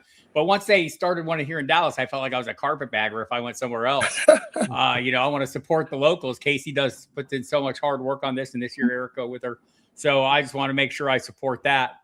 But next year I'll be wide open. I may go crazy and try and go visit as many drafts as I can. Do it. I highly recommend it. We'll have to start lobbying you to come to Boston. We can start now. Yes. Yeah. No. Come to Boston. Thank you, Bob. That's definitely on the list. And for sure, I hear they have baseball there. I'm not sure how that works or anything, but they have a big wall, and it sounds fantastic. I know Zach is just sitting there. As soon as I start running my baseball smack, I can see the It's the home where they beat the Yankees. I do know that the Yankees are horrible. I talked to enough people who are just general sports fans to know the Yankees are very irritating to the people who love them. So, and good for them. I appreciate that, because the Yankees fans I know aren't that great. I don't know. I feel like I should leave now. I feel like I'm under. Are you a Yankees fan? Scotty, you missed your cue about 25 minutes ago, Sal. Wow. When Zach showed up, that was your invitation. I was scheduled to be until 10 o'clock, especially with Mr. Harris. Fiella, didn't make it for him. I had to keep one of his fellow guys I'll here. say this. Well, Zach is fine and Bob are fine, but I mean, everyone wants to turn with the big dog, the face of the Podathon, the man who goes endlessly. I mean, come on, the handsome older brother of Jared Leto. I mean, come on. I mean, give me my roses. I'm here to take every ounce of them. Isn't your birthday soon? Aren't we getting close to your birthday? August 6th, but there was Rachel was on. It was her birthday, and then had some other folks. That birthday. Happy birthday, Rachel. Zach's birthday is I knew right that. Yeah. Podathon, right? It's the July 26th. But I mean all that goes by the wayside because your birthday is the one we're all interested. Yeah, we let them have their moment, and then we have the moment. I don't know if you heard earlier today, Bob, but not only was Bob Gilchrist at the Fenway on the Green Mountain, he was. My son was there today. I did hear that. I saw Bob. I didn't know your son. But I did hear your son. You mentioned your son was there. He didn't show up on camera, but he was there Right. yesterday and today with his buddies, and they got treated to 2 games where they put 2 total runs up on the board, I believe, over the 2 days. That sounds like every baseball game I've ever heard of. Well, let's get your opinion on soccer because it's been so interesting. Soccer 0-0. Heath Cummings had some interesting stuff to say about soccer way back this morning. Are you caught up in World Cup fever? Are you enjoying this? No, I haven't seen a minute of it. I do like all the people though from the other places running around thinking how great everything is. That's fun to watch, the excitement. I feel the same when I go to their places. So I kind of get the vibe. It's really cool. I don't know. For me, going across the pond, everything over there is like, it's like a different vibe. It's way old. Like things are 1,000 years old instead of 200 years old, right? But I get it here because I'm in Texas where there are Buc-ee's and they are like amazing places, repositories of humanity, and everyone knows I like to watch people. There's no better people watching than airports than some of these places that these people are going to. So great to see it. I mean, I guess the USA is doing really well. Congratulations to them. But I'm not really sure much about it beyond that. Although I know Antonio Freeman's son is playing, and I'm told he's very good. He scored a goal in the second game. He is good. So he came in as a sub last game, but last game they lost. It's group stage, so you play 3 games regardless. They already had the group 1. They didn't play everybody in game 3, so that was kind of like the B squad, not the A squad.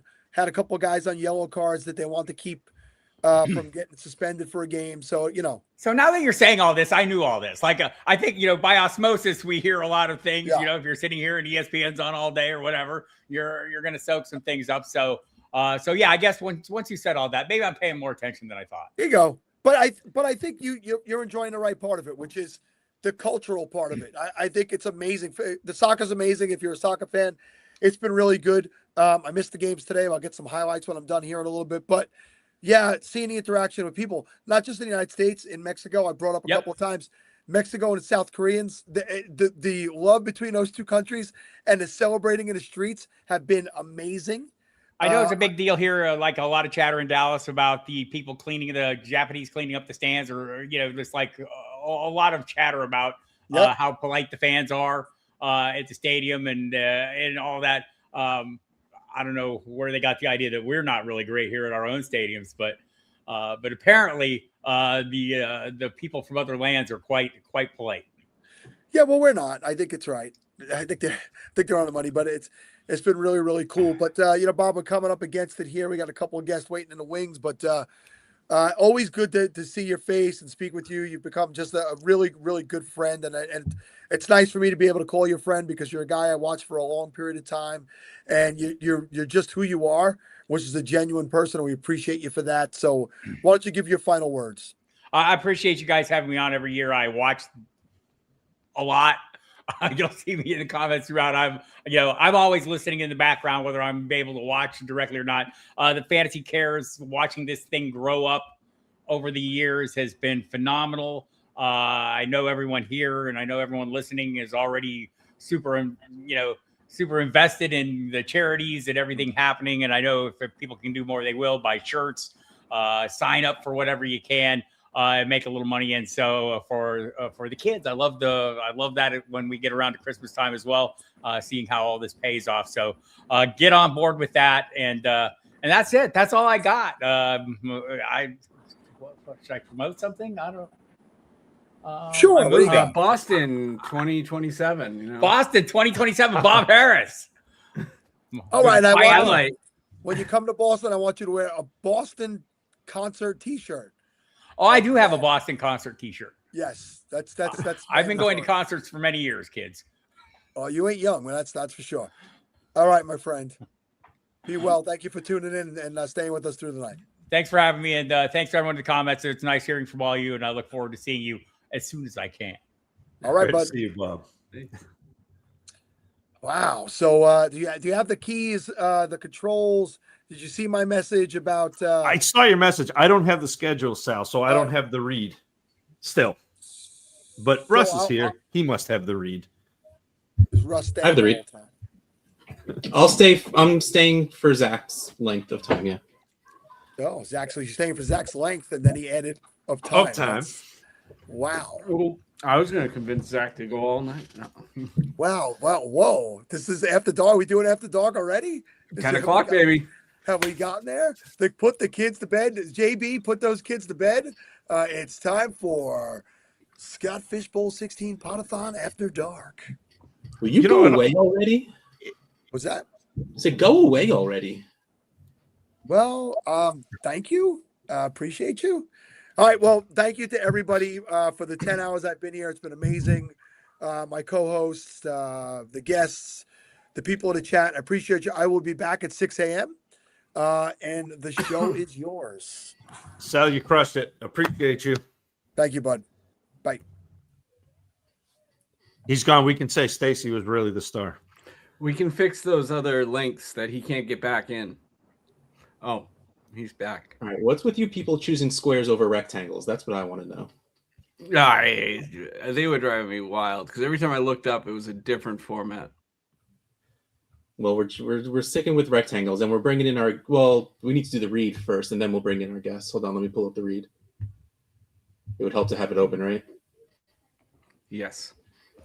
You've been listening to strategies from our guests all Podathon. Why not test them out before your draft kicks off? Our friends at Going for Two are hosting a mock-a-thon from 1 p.m. to 1 a.m. with all proceeds going to Fantasy Cares. Click the QR code in the top of your screen now to jump into a draft while keeping us in the background to get some live advice while you're drafting. It's the perfect way to hone in your draft skills before the real draft kicks off. So click the QR code now to start mocking. You have to scan the QR code, not click it. I don't know why they wrote click it. But that's the read. So I'm going to bring in our guests now. Guest number one. What up? What up? Hello, friends. What's up? How's it going, gentlemen? Going good. Going good. I seen what you guys had going on with the mock drafts, man. I was trying to get into one real quick, man. I was able to get into one with Ian. That was the first official one, man, which was pretty fire. But yeah, we tried to run one, didn't go so good. But yeah, man, dude, we're happy to be here, man. Happy to be here. Appreciate you guys, love you guys, and yeah, I'm just happy to be a part of the Podathon, man. Let's go, baby. Let's go, Bob. What up, baby? What up? I'm just excited for Russ bashing the read right after it was great. It's very Russ. I wasn't bashing. It was more of just commentary. Yeah. So someone's providing the echo. We'll have to figure that one out. Yeah, I'm getting big feedback. I think it's you, Shane. No, I don't think so. All right, now someone else. Let's see. What about now? It might be me. No, I think it was whoever was just talking before you. Yeah, there you go. So, how's it going, gentlemen? Not bad. How are you doing? Good. Good. Hanging out. Nick, if you want to go out and come back in and see if that will fix it. I think it's Jono. Oh yeah. Nick, I hit mute on Nick. And yeah, you did. Okay, but it seems like it's gone now. Like Nick's not muted right now, and Jono is. So I'm thinking John might Okay, be. so John will go up and then back So in. while They he's always try going to out and play coming me back for the in, echo first. Shane, why don't you start saying hello and introduce yourself and tell everybody, as I say, who you are, what you do, and where they could find what you do. Yeah, absolutely. I'm Shane P. Hallam. I'm from DraftSharks.com, one of the sponsors for SFB this year. So I appreciate you having us on. And I guess my claim to fame here is that I'm one of the few, and count on one hand, that have been in every Scott Fishbowl since number one. So I love this event. I love the charity aspect, and love Scott. And I'm hosting Pittsburgh Live tomorrow. Scott's flying in, and we're gonna have a kick-ass event with 6 divisions kicking off. So it's gonna be a blast. Tomorrow, that's exciting. Yeah. All right, Nick, why don't you say hi and let everyone know who you are, what you do, and where they could find what you do.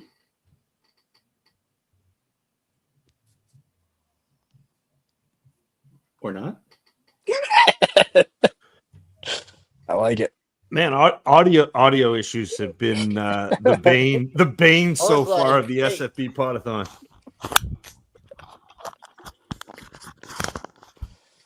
All right. There you go. We got John back. Can you guys hear me? Anything crazy? You. No, all right, good. cool. Dig good, that. good. While Nick is getting situated, Johnny Main 37185. You guys can find me on Twitter. We actually have just launched the official the Fantasy Football Show LLC. So we out here, we doing it. You can find us on Twitter and the same thing, YouTube the same thing, the Fantasy Football Show LLC. We out here making it happen, man. You can find us there. We actually are going. We got a pod tomorrow night after everything gets done. But happy to be a part of Scott Fish Bowl. This is my 3rd or 4th Scott Fish Bowl. Be drafting live in Boston for sure with one of the goats, Coop. We'll be there representing for Boston, the greatest sports town. But as you guys can see in the background, no Boston love. It's all black and yellow, baby. A lot of Pittsburgh, a lot of Maine represent. That's right, baby. On this show. You don't get that too often. You don't get the main representation. No, it's a main takeover. I think I was on with Jono last year too, and it's fun because I mean it's not a very populated state, so it's nice to get the love from up here. That's right, man. So obviously, Shane, you're drafting live in Pittsburgh. No, she is not drafting live. Oh, hosting. I'm hosting. Yeah. So okay. So if I draft live, I think my head would explode. Oh yeah, that'd be wild. So where are you drafting? Where are you drafting from? So I'm drafting slow. I'm in the Rampage division, MFL represent for life. Yeah. And also one of my favorites NES games of all time, Rampage. It was a classic arcade game, and I had it for the NES as a kid, so I had to represent there. But yeah, hopefully one day I'll get to draft live. Once my daughter's a little older and I can sneak out for a night, maybe go to Cincinnati would be a blast. So. Rampage was a fire game, dude. That's definitely low key underrated, bro. That's definitely fire. Just climbing up the buildings, eating half naked women out of their rooms. It was a time. Yeah, what a time to be alive. I'm in the Jaws division. I'm 101 in there. I just figured I would stop taking all the guesswork out of it after my first couple subpar showings. I said, you know what? I'm just gonna take the think work out of it. I'm gonna draft one and call it good, man. So I'm in the Jaws division in Boston. Shout out to GoldenEye, one of the greatest Nintendo 64 games of all time. It's goated. I just can't freaking hear anything. We hear you though. Yeah, we hear you. You can just talk and. I can't hear nothing, bro. Shane, man, I will say, dude, like your Draft Shark stuff, man, that was fire, man. Actually, I won a subscription to you guys last year. Actually, right, like in a Scott Fish Bowl, drawing somehow, man. Like I ended up scoring some of you guys' work, man, and it was like super fire. Bringing that to some of my drafts, man. So I definitely want to give you a shout out for that right there, man, because your work is definitely like really, really solid for sure. And it was a lot of like really great insights, man, that I'm definitely down for insights that people didn't think about. One of the big ones that like for me was like the Bucky Irving weight deal or whatnot as far as like carries and stuff. And I kind of took that over in a few of my drafts, man. And actually, I didn't take any Bucky Irvin last year, so I was able to escape that, man. So shout out to you, man, for the work you was doing over there, bro. No, appreciate it. Yeah, we definitely pride ourselves. I think we ended the Fantasy Pros preseason ranking contest #1 and #2 so last year. So yeah, I mean that's accuracy and then really good tools. That's what we do, and why why I'm happy to be. This will be going into my third regular season with them, so it's been great. Dig that, bro. Dig that. Nick, are you alive over there or what? He's not alive. Just can't hear us. Alive. He's not alive. You should jump out, and then jump like completely. I can hear out, jump back everybody in. but John for some reason. I don't know why. Oh, I'm not important anyway. It's cool. It's okay. So weird. It's cool. I'm not important. It's all right.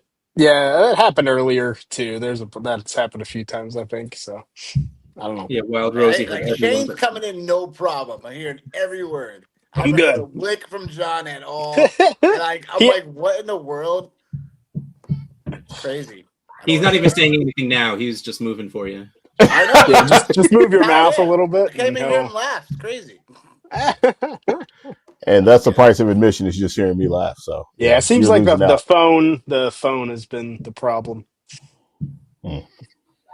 So, Jono, you said you picked the 101 so you can take the guesswork out of it, but you didn't then tell us who you're going to take at the 101. I've been bouncing back and forth, man. I think I like it a lot. Puka seems pretty solid pick at 101 because like you can at least get back to Stafford. So I kind of like that. Chase, like I think Chase is gonna have a monster season. Like I really do. Especially if Joey B's there like all year long. Like I think like every receiving like statistic that's relevant, I feel like Chase would be in the top 1 or 2 in that space. But the problem is I don't know if I'm going to be able to get Joey B coming back on the 2. I don't want to tip my hand too much, but I got some pretty solid plans like at that 2-3 turn, especially since there's no reverse this year. Shout out Scott Fishbowl, no third round reversal. But yeah, I like Puka right now, man. At first I was kind of like locked into Bijan, but I think like receiver is definitely the play. So either like Chase or Puka is probably going to end up being my 101 pick when I get to Boston for sure. Strong. Oh, so you're drafting live in Boston. That's exciting. Yeah. Can't wait for it. It's always a great time, man. Coop and that crew, man, like they always do a good job, man. A great job actually, as far as like engagement and bringing the energy and stuff. And man, just repping for Boston. I was able to hop on a little bit earlier today and see him and the legendary Chuck Bass on this morning talking about just Boston overall. And I do think that like obviously like there's a lot of great people in that space, man, like a lot of great connections. And I attribute the very first Scott Fishbowl 13 in Boston to like getting a stepping stone to like getting out here, man, and doing some pods and meeting people through this space and through other spaces. And Scott Fishbowl, just all the things that like they bring to the table, man. I've gotten I feel like I'm always like the poster child for like talking about all the stuff that like I've won from like Scott Fishbowl. I got an Xbox from Scott Fishbowl a couple years ago. Actually, I ended up getting a Roman Wilson auto jersey from the Super Bowl. Oh, I'm sorry. You must have been talking about the Jets. They must have some kind of a football team out there. I'm sorry, I didn't catch that. Yeah. So yeah, and then like to see like what they have like with the survivor pools going this year. Like that's pretty dope, man. Get into the WWE stuff with them, man. It's so many like decent ways, and I'm always just like such a sucker for all the Scott Fishbowl stuff. I'm like, just take all of my money now. Like it's cool, man. Like it's no problem. So I'm waiting for the hoodies to come out. A lot of the shirts are definitely fire too, man. Like I love the Scott Fishbowl drip from 13 obviously to now, man. Like my closet is filled with Scott Fishbowl gear, man. And if you want to be awesome like this guy, you can head over to fantasycares.org/campaigns and see all the great stuff we got going on right now. There's stickers, there's the glass, there's Pick'em, there's Survivor, there's One and Done, there's the Underdog satellites, there's... Okay, yeah, I was just trying to think. I think you... Not my video. My brain froze. Not I completely forgot. That just happens. I failed at my job. But go to fantasycares.org/campaigns, or if you just go to fantasycares.org and scroll your way down, you'll see the campaigns anyway and see all the awesome stuff we got going on. Everything you do comes straight to us from there. So, also, I don't know when the last time we mentioned this is, but we also have the Podathon challenge going on right now. Donate $100 and you will get a signed Mario mini helmet from Scott Fish himself. So go to fantasycares.org and donate $100. That's only during the hours of the Podathon. Once the Podathon ends, you cannot get this helmet. So go to fantasycares.org, donate $100, and as a thank you, you will get a signed by Scott Fish Mario mini helmet. Fire. I'm gonna have to do it. I think I'm gonna give in at some point and donate the $100. Well, after you got that big helmet, you need to get all the mini Yeah, helmets. I need to get the little one right next to it for the background. Will be great. So. Ooh, what's this? I see something about 20% off something. Is this? Yeah. Okay, there it is. Salcom 20 gets you 20% off the shopfantasycares.com store. And there's the obviously the Sal Kong Podathon shirt, but there are so many. You talk about the Scott Fishbowl drip. There are so many great shirts. We got a throwback shirt to SFB 7, but it's got the Mario Castle. There are just tons of great shirts. So Sal Kong 20% off during the Podathon. But I do think the picture of Sal as Donkey Kong looks like some guy that would sell you a used mattress on the side of the road. You know, is that like some sleazy commercial on TV? Hey, Yeah, yo. right. Oh man, Sal, man, that's great. That's great. I see this morning he was talking about I just hopped on, I had to work today and I was hopping on, man. I seen he was talking about some of his rugby pictures. I was like, bro, I love it, man. I love the fact that you all every Podathon, man, he's always going throwback on it, man. And I can appreciate it, just to give us a good solid look of what he looked like back in the day with hair. With hair, we must add, right? Shout out to all of us bald cats out there. You know what it is. It's all love. Yeah, man. Shout out Sal, man. I think I'm just gonna break down, man, and get the t-shirt or get the hoodie, man, and just rep Sal on the Podathon, man. Shout out to Sal. Much love, big bro. Much love, man. It's a great looking shirt, and he's a good sport about it. I mean, this is 9 years for the Podathon. I mean, it's been going on. This is the first year that I don't have a segment. I'm hosting, but it's the first year that I haven't come on. So I don't know if I broke my streak or not. But if your face is here, it counts. Yeah. You win, Zach. Yeah. That's it. Shout out 207, baby. Shout out 207.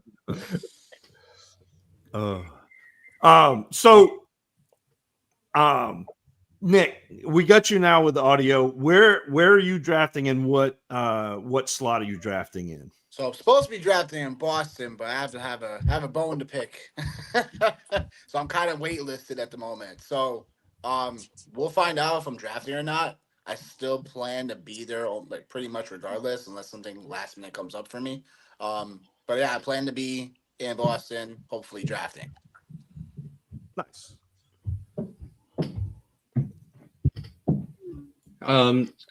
Nick, what is we've heard these guys SFB history so far. How long have you been in SFB, and have you done so far? So 13, I was a semifinalist.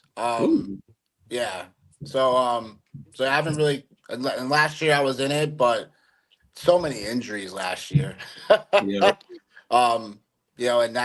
kind of fried me at the end. So yeah, I've had one good season, one not so good season. So yeah, I'm hoping to redeem myself a little bit, recapture some of this SB13 love. I do like all the additions for overall, the point system. It's every year it feels like Scott Fish kind of just ante ups the overall point system and the way that you can overall think about drafting and how you think can potentially be a really phenomenal squad, or it's hey, I'm just gonna throw a caution and win based on what my board and my league brings me versus another. which is a conversation for another day. Because there's some people that just don't know how to draft. Let's be honest, and then there's some people that like really take advantage of that. So, that there's that. So, yeah, it's one of my favorite parts about the Scott Fish Bowl is the year-to-year tweaks, but also it's with a purpose. And so Scott always gives you something to think about. There's always something different, always something unique that maybe you can take to your leagues, maybe something the community hasn't been thinking about. Now, do you and this can, whoever wants to answer, but do you go and really make a concerted effort to have a plan before you attack the Scott Fish Bowl? Or are you like, there's some people who just show up, draft, let the chips fall, which can be tricky. I think you have to be in both worlds, in my opinion. I think you got to have some type of strategy, because that's a strategy where you feel you've looked at things enough to be like, okay, for myself, I feel like I could take advantage in a certain way that if the draft board goes how I want it to go, I'm going to want to get the guys that I want, and here they're going to be most likely, or they may fall in a place where they might even be at a more advantaged spot for me later.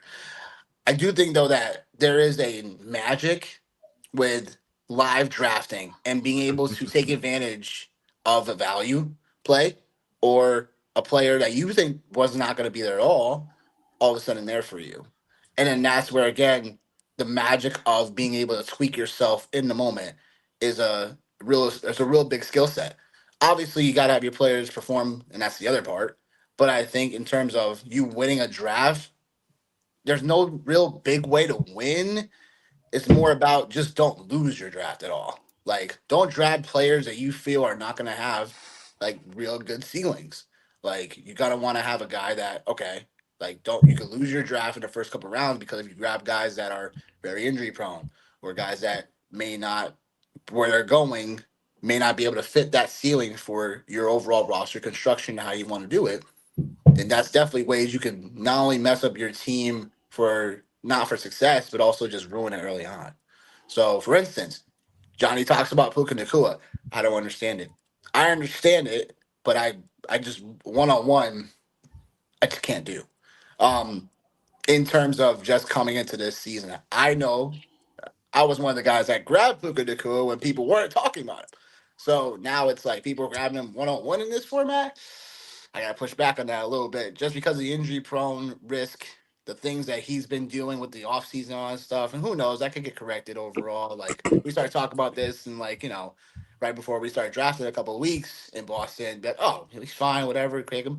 Yeah, cool. But he gets a ding in my record right now because when we're having these early drafts, you got to kind of feel, you got to have a consensus of like, okay, like, I'm going to grab this X player because I know for sure, like, I really feel confident. Like, unless something catastrophic happens, like all of a sudden, like a big arrest or whatever, something you can't predict, then like, okay, cool. But just saying with Puka Nakua right now, that's really risky.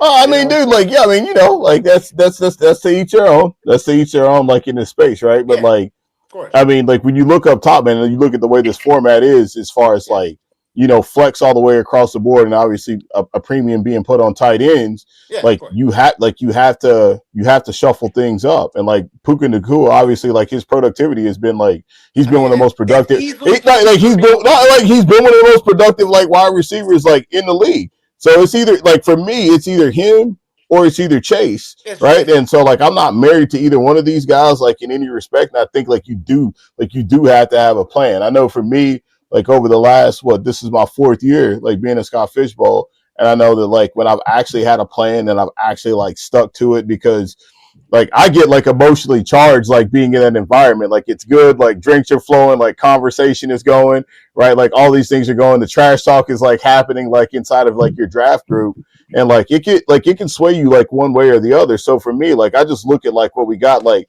statistically it seems like Brock Bowers would be the pick, but like I can't justify taking Brock Bowers like at 101, and then to go back and say that like Trey McBride is going to have the same kind of season that he had like last year, like you know, maybe not, but like that's a far cry. And you look, and it's like either for me, it's either Puka or it's Jamar Chase. And like I've given you my case like on Jamar Chase, like he's the best receiver in football in the offense, man. That's going to pass whether they're up, whether they're down, whether it's cold, whether it's raining, whether it's snowing. It doesn't matter, man. Like that's the offense. And then Matt Stafford, like you're talking about the league MVP, and you're talking about Puka. Like maybe Puka misses a game or two for sure, but you know like what you're going to get like in that offense. So like I think like to all the things like we're saying, it seems like to me, and like I'll keep it quick, but it seems like to me like as far as like longevity, like in the Scott Fish Bowl, like I'm curious to know, like, has the people that have been really successful, like, have they benefited by being in the slow drafts versus by being in the live drafts? Because it seems like a lot of these live drafts, man, like it's, you know, man, there's some dogs out there in that world, man, for sure. Like in them live drafts, man, for sure. I will say, as I'm the one that does the Tuesday recap shows and I read off the top 10 scorers, it seems like a lot of time there are a lot of live drafters in those. Dig that. That is just anecdotal. That is not any actual research, because I refuse to do any research for anything. That's not my style. Love it. I love it.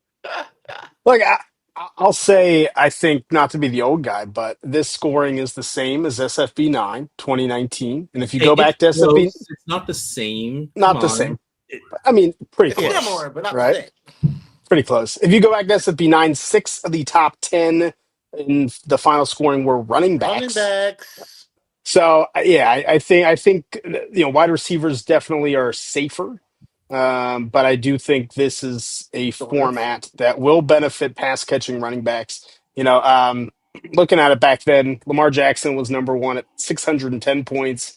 Christian McCaffrey was number 2 at 604. Number 3 was Michael Thomas at 468. Not even close. Like, you had to have McCaffrey or Lamar to win Scott Fish Bowl. You know, and that's what this scoring is going to do. There'll be 2 players. You will need one of them or you will lose. You will not win the whole thing. And that's what that expansive scoring does. So it's very important, I think, to figure out who that is and get one of those guys. Maybe it is McCaffrey again, maybe it is Lamar again. I don't know. I will say, I remember Scott saying, I don't remember which player it was. It's either JSN or Puka had the highest weekly score, like the highest scoring week. So it was a wide receiver that had the highest scoring week. They just weren't the highest scoring player.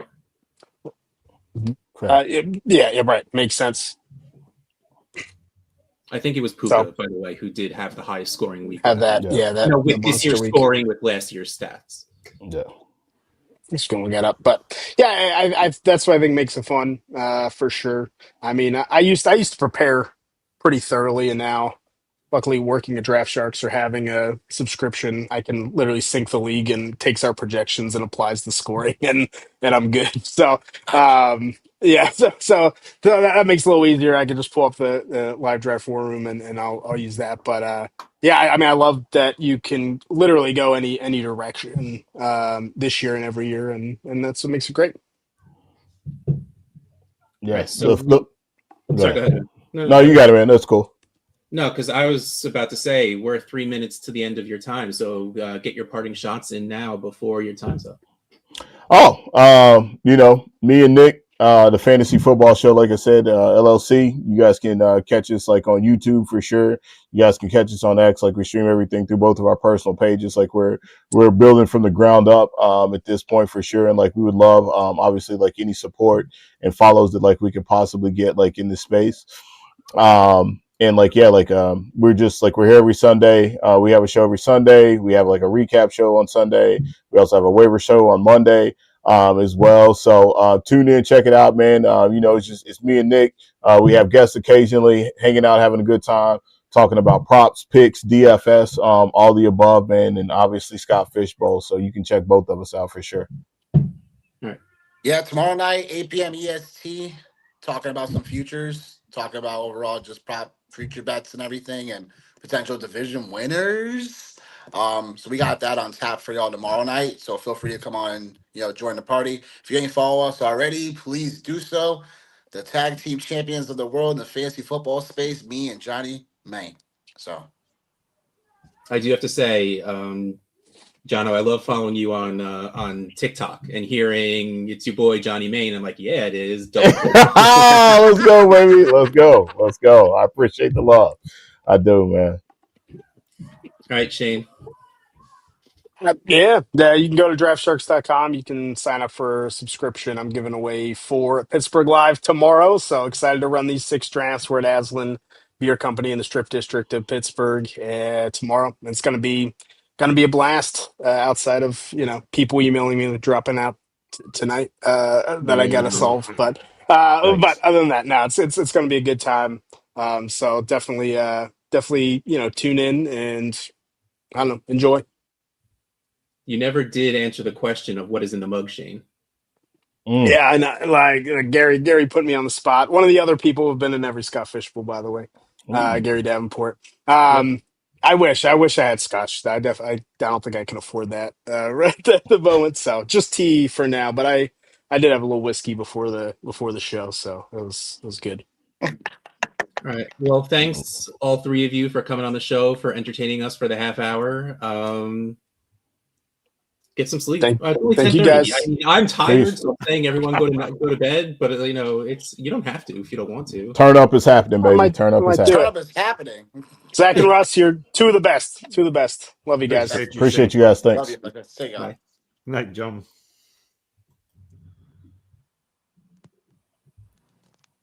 As my computer lovingly just freezes as everyone starts removing themselves. I'm like, all right, wait, did I remove them or did they freeze or did they what? I listed it off before as just lists, but here I just want to show some pictures real quick because I'm sure it's been a while since we have. Here's the SFB glass that we got going on, coming soon. So if you go to fantasycares.org/campaigns or just go to fantasycares.org, scroll yourself down. A $22 donation gets you a thank you of 1 glass, but you can get either 2 or 4 as well. And you can see how versatile this glass is. You can either get some coffee in there, some apple juice, or some iced tea. Any way you want to do it with the Tecmo logo we got going on. And where's the stickers? There it is. There's the stickers. Here is the sticker campaign where your donation of $20 inside the US gets you a thank you of the 5 stickers of the Mario Galaxy. The NFL Blitz is holographic, so it's nice and shiny. You got the Atari logo, you got the NBA Jam logo, and the Pac-Man one in the bottom center glows in the dark. And it is awesome looking when it glows in the dark. If you're outside of the US, unfortunately, it's $50 because shipping is ridiculous outside of the US. That's really all it is. Like we aren't just charging for the sake of it. We just shipping goes up to $20-something the second we want to send anything outside the US. But I highly recommend getting these stickers. They are very, very good looking. And we have our new guests waiting in the wings, so let's bring them in. What up, y'all? We have John and we have Anand. So why am I introducing you? You two introduce yourselves. Why don't you give everyone a quick who you are, what you do, and where they find what you do, John? Start first. Absolutely. Well, so I'm Anand's father. No, so I met Anand just completely randomly. I heard him on a Player Profiler podcast, and I said, I have to talk to this man. And that was literally all it was. And I reached out to him and I said, hey man, can we ever, possibly do a podcast? And we sat down and tried to do one, and we had all kinds of technical issues and everything. And it was a whole long story, but we ended up potting for about 6 hours that night trying to get a podcast together. And there might have been about 2 bottles of whiskey that we went through. And at one point, we realized we weren't actually speaking English anymore. And we were like, why don't we continue this another time? So that was how I met on. And honestly, it's basically been the same thing ever since. What's up, guys? John gave the intro. I do stuff with Matt Kelly and Player Profiler. We do the show called Decision Point, where we kind of break down NFL GMs and what their jobs actually are, kind of versus what they're marketed to be, so to speak. So John and I have lots of fun on the mics, off the mics, talking about all kinds of stuff. Usually Mike is chatting it up as well. So, we got a good crew over there. Nice. So, where you guys are obviously drafting, where are you drafting, or what division are you drafting?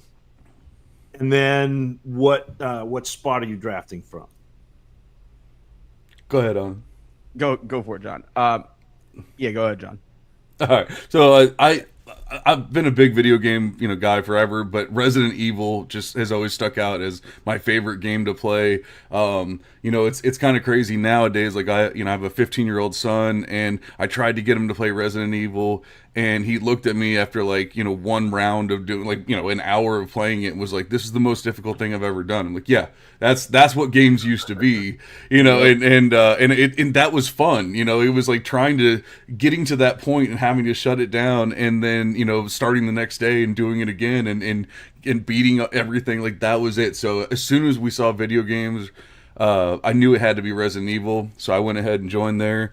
And I don't even know if we're 100% full. I know I think we're mostly full if we're not 100%. But I was kind of surprised that it wasn't more popular. But I mean, there's so many good games out there, so it's not that big of a shock. So yeah, I joined, and then I think I took the 5 spot, just because I knew they weren't doing the 3rd round reversal this year, and it just seems like there's kind of like a tier break after the first handful, and I'm like, I can get that top 5 guy and then still come back and get something pretty good there in the 2nd round and everything. So I didn't put a crazy amount of thought into it, but I was pretty happy to be in Resident Evil. Yeah, usually I try to kind of stick to the same thing whenever I pick my draft slot. So I'm in Kingdom Hearts.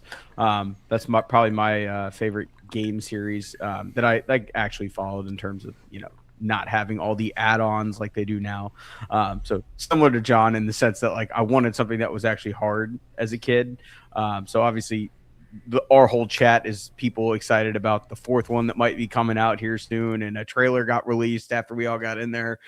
So I think we have 9 filled right now, but I took the 6th draft slot. So kind of the same thing every year where I try to get that 5, 6, 7 draft slot where it doesn't feel like the draft is tilting one way or the other when it comes to me, because a lot of the times people like to leave us value, and so we'll take that going either way. And I feel like that's probably the best place to capitalize on a person that's drafting in a very specific particular manner one way or the other. The Resident Evil Alone at Night is a game changer. I mean, sad part is now you'd be doing it on like a 75-inch TV or something. I mean, that would be even more scary. But back then, yeah, I'm doing it on I remember I had a 29-inch TV, and at the time that was considered like a big TV, especially for my own personal room. It wasn't like our home TV or whatever. It was my own personal room, and I bought it myself. Got a job, got a full surround sound system, and I would play Resident Evil with the surround sound going and everything in my room. And you want to talk about scary, but I can only imagine what I would do now, with the technology and everything. Oh man, I remember that was one of those games where we rented it, and then my friend and I stayed awake as long as we humanly could. So 2, 3 in the morning when you're delirious and playing Resident Evil. Oh man. We got yelled at many times to keep our voices down, because when we got jump scared or when the walls started moving and and you're down to 3 bullets and you're like, when do I use this bullet? When do I need to I need to save it, of course. Oh man, the good old days. So right, I wish actually. So I downloaded Resident Evil 4, the remastered edition or whatever, on my son's Xbox, like I said, and I just couldn't believe it. I mean, it's so much better now, the graphics and everything. And I'm like, man, this is dangerous. I'm gonna lose my job if I if I don't just stop playing this game. Yeah, I think I got a little lucky that I can't play video games pretty much anymore, because I get motion sickness because of how good the graphics are. Yeah. So if especially first person stuff, when a first person view, a person turns around, I start getting dizzy. Yeah. And it's a blessing and a curse. It's a curse because I can't play these amazing video games, but it's a blessing because I might lose my family if I could. Because I would probably just lock myself in a room and just play games until I decayed. I think the toughest part for me is I bought an Xbox 2 years ago for the first time and haven't one in like 10 years. I mean, we had one like when I lived with the fellas, but like it was never used for really anything other than like our one roommate who used to game all the time. So it wasn't me ever that was really doing anything. And God, the kids are just so good. Like it's unbelievable how good little kids are at video games. And I don't know if that was just like we were good individually in our little like home circles back when everybody was playing GoldenEye and like we weren't linking systems together and playing over the internet. Like I remember the Halo 3 lobby, but like that was the extent of all of it, right? Like I got to like Halo 3 Modern Warfare 2 and that was kind of the end of it. And so like, logging in for the first time in years and getting on Madden or NCAA and just getting absolutely housed by an 11-year-old, you're like, man, maybe it's time to give this up. Like, so what's worse, when the 11-year-old is nice about it or when the 11-year-old is trash talking you? Oh, it's way worse when they're nice about it. I remember being an 11-year-old in an Xbox lobby. Like you do not want an 11-year-old pitying you. That's the worst feeling in the world. Once you're done with work, you can log on a few times a week and get better, man. No. It's all right, man. How this is supposed to go. See, for me, figured out every playbook, and, like every player that's inexplicably too fast on like Texas State. Man, they've got this down to a science. It's unbelievable stuff going on. That's it. Like it's gotten so complicated now, and like there are so many people who that's what they like. I got a 10-year-old, and if we play Mario Kart, I got him. Rocket League, like done, toast. He just crushes me. So it's like there's just too much going on. It's a different world, man. Yeah. I mean, we had it good. We had the projector on the wall and the 4 controllers into the N64 where you had to blow on the cartridge. Like we had it good. We'll just leave it there. The kids have got the new stuff now. I can't even keep up with it half the time.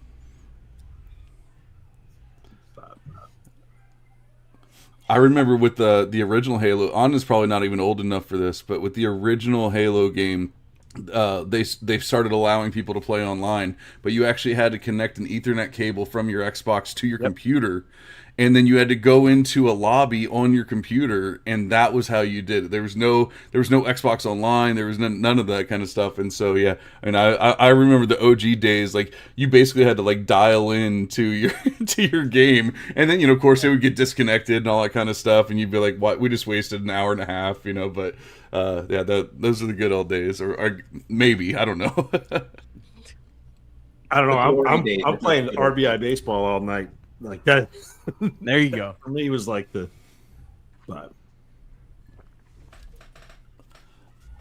Love it, but yeah, I mean, the video. Once I saw the video games were the theme, it was hard not to get excited. And like I said, we picked the Resident Evil one, but I see everyone else talking about where they're at and all that kind of stuff, and I'm like, honestly, I just didn't want to be in the same division that I was in last year. I was in the Tampa Bay Lightning division of Scott Fishbowl last year, and I swear to God, we had there's only 12 teams in the division, and yet somehow we had 19 teams that went to the playoffs, and I'm like, how is this even humanly possible? Like every team was good, and I'm seeing all these other people getting their drafts, and who they're getting players like Jahmyr Gibbs in the 6th round and all this other stuff, and I'm like, he went 102 in my league. Like, how is that even possible? He said, "Don't let John get away with this woe is me act." By the way, like 2 years ago, he did a live draft. Was it Tampa, John? Was that what? Orlando. He did a live draft, and through 6 rounds, he has consensus top 30 players in round 7, and I'm like, oh, okay, cool. Yeah, I'll tell you what, man. Especially that first year, that was the first year of live drafts, and when they did it in Orlando. And there was something about that first year where just everyone was having so much fun that they almost forgot about the draft. Yeah. And then, and then once the draft rolled around, they're like, I guess I'll take another player. Like, who's still playing? Is Andre Johnson playing? And I'm like, yes, he is. You go with that. And take him. And yeah, and I'm just sitting there watching these players fall, and I'm like, please God. So yeah, I was probably even a little try hard that year, but it didn't matter. And of course, that was the year that I didn't make the playoffs when I had this unbelievable team. and then every other year make the playoffs, make it to the final round, second round, whatever. But that year when my team looked unbelievable, everyone on Twitter agreed, no one's beating this guy, nothing. Yeah, I don't even think I made it to the first round of the playoffs. That's why I never try and judge my team. And everyone's like, "Oh, so how'd your draft go?" I'll always just shrug, like, "I don't know." Because the second you start feeling good about it, you're not making the playoffs that year. Like, that's just the way it is. I will never say that I feel good about my draft. No, 100%. It's like, obviously everyone has the story of, my wife joined a home league of ours, and, she's from Massachusetts. She drafted Tom Brady the year that he was suspended for the first half of the season, and or the first 6 games or whatever, and drafted Gronk in round 2 when you didn't draft Gronk in round 2, but it was just, those were her 2 guys, and I think she drafted like Welker in round 3 or whatever it was. Of course, she won the league. It was guaranteed victory at that point, and everyone's just like, "What are you doing, inviting her and doing this?" And then she goes and wins the league. So you got to love it when it's like a clear smash one way or the other. It humbles you really quick with this this game. The fishbowl, like this year and last year too, having the ultra flex. Like positionless football. How do you see that as an advantage to the way you draft, or is that like something totally out of the realm? Like, how does that affect you? So most of my, I'm definitely more of a dynasty. I mean, obviously dynasty coach. I do a lot more dynasty than anything else. But most of my leagues, and I commish 8. All of my 8 leagues are start 12. And it's only start 1 of each position. So, QB, running back, wide receiver, tight end, and then you have, 8 flexes or whatever math is. And so, I'm pretty used to it. And I've definitely gone to the point where, you see value everywhere rather than, when you're in your regular, redraft mindset and you're just like, I got to get, 5 wide receivers and make sure I have enough for bye weeks and this and that. You kind of throw that out the window, and I haven't done anything to prepare for the draft or anything like that, because all I care about is what falls to me. I don't care if it's a running back, a wide receiver, a tight end, or whatever. All I care about is what falls to me. So I'm going to let the draft dictate that, and that's the great thing about that kind of draft is you don't have to force any issues. You start getting into those, I have a buddy who's in a start 5 wide receiver dynasty league, and just think about how heavy you have to be hitting wide receiver every single draft and everything like that. So I love the flexibility. I love being able to, I won a league last year because of Colby Parkinson, because he went off the last few weeks of the season, and I'm throwing him in my 8th flex spot and getting 12 points when everyone else is getting 4 points. And next thing you know, you win a league. So I love that kind of stuff. Some people don't. They don't want to worry about the back end guys and stuff. But I absolutely do. Yeah, I think for me, it's more of I'm still forever traumatized by getting robbed of the RB2. If you remember back in the day, there was a definite fall off where your RB2 would be just terrible if you missed the round that all of the end round RB2s went. So I'm still some portion of me is still afraid that even in a positionless draft, I'm like, shit, who's my RB2 gonna be? I've had the same thing happen with your QB 2 and 3 and Superflex. So it's going to take some time for me to kind of deprogram myself from that kind of thinking. But I do think it's fun. I think it's interesting because we have one of our buddies, Matt Chester, is in a draft right now. He's just wide receiver. I think he's through 8 or 9 rounds, just wide receiver over and over and over again. So, I mean, it does allow you to have a whole lot of fun builds. And even if it's just one person in your, in your league that's drafting that way, it forces you to adjust your strategy too, because you don't want to be stuck with wide receiver 47 as your, instead of RB3. So it's a real interesting way to play. But I think every year the rules changing makes it so much fun just because you really do have to adapt what you're doing to the format. Like one year we had a girl that was drafting in ours that had like her QB1. It was the first super flex year, I think, SFB 11, where she had like her QB1 was like QB 35. It was like we're already into the backups, and we're like, all right, even though it's kind of positionless at that point, like you probably need a quarterback at some point. So I think the changing strategies every year is a lot of fun.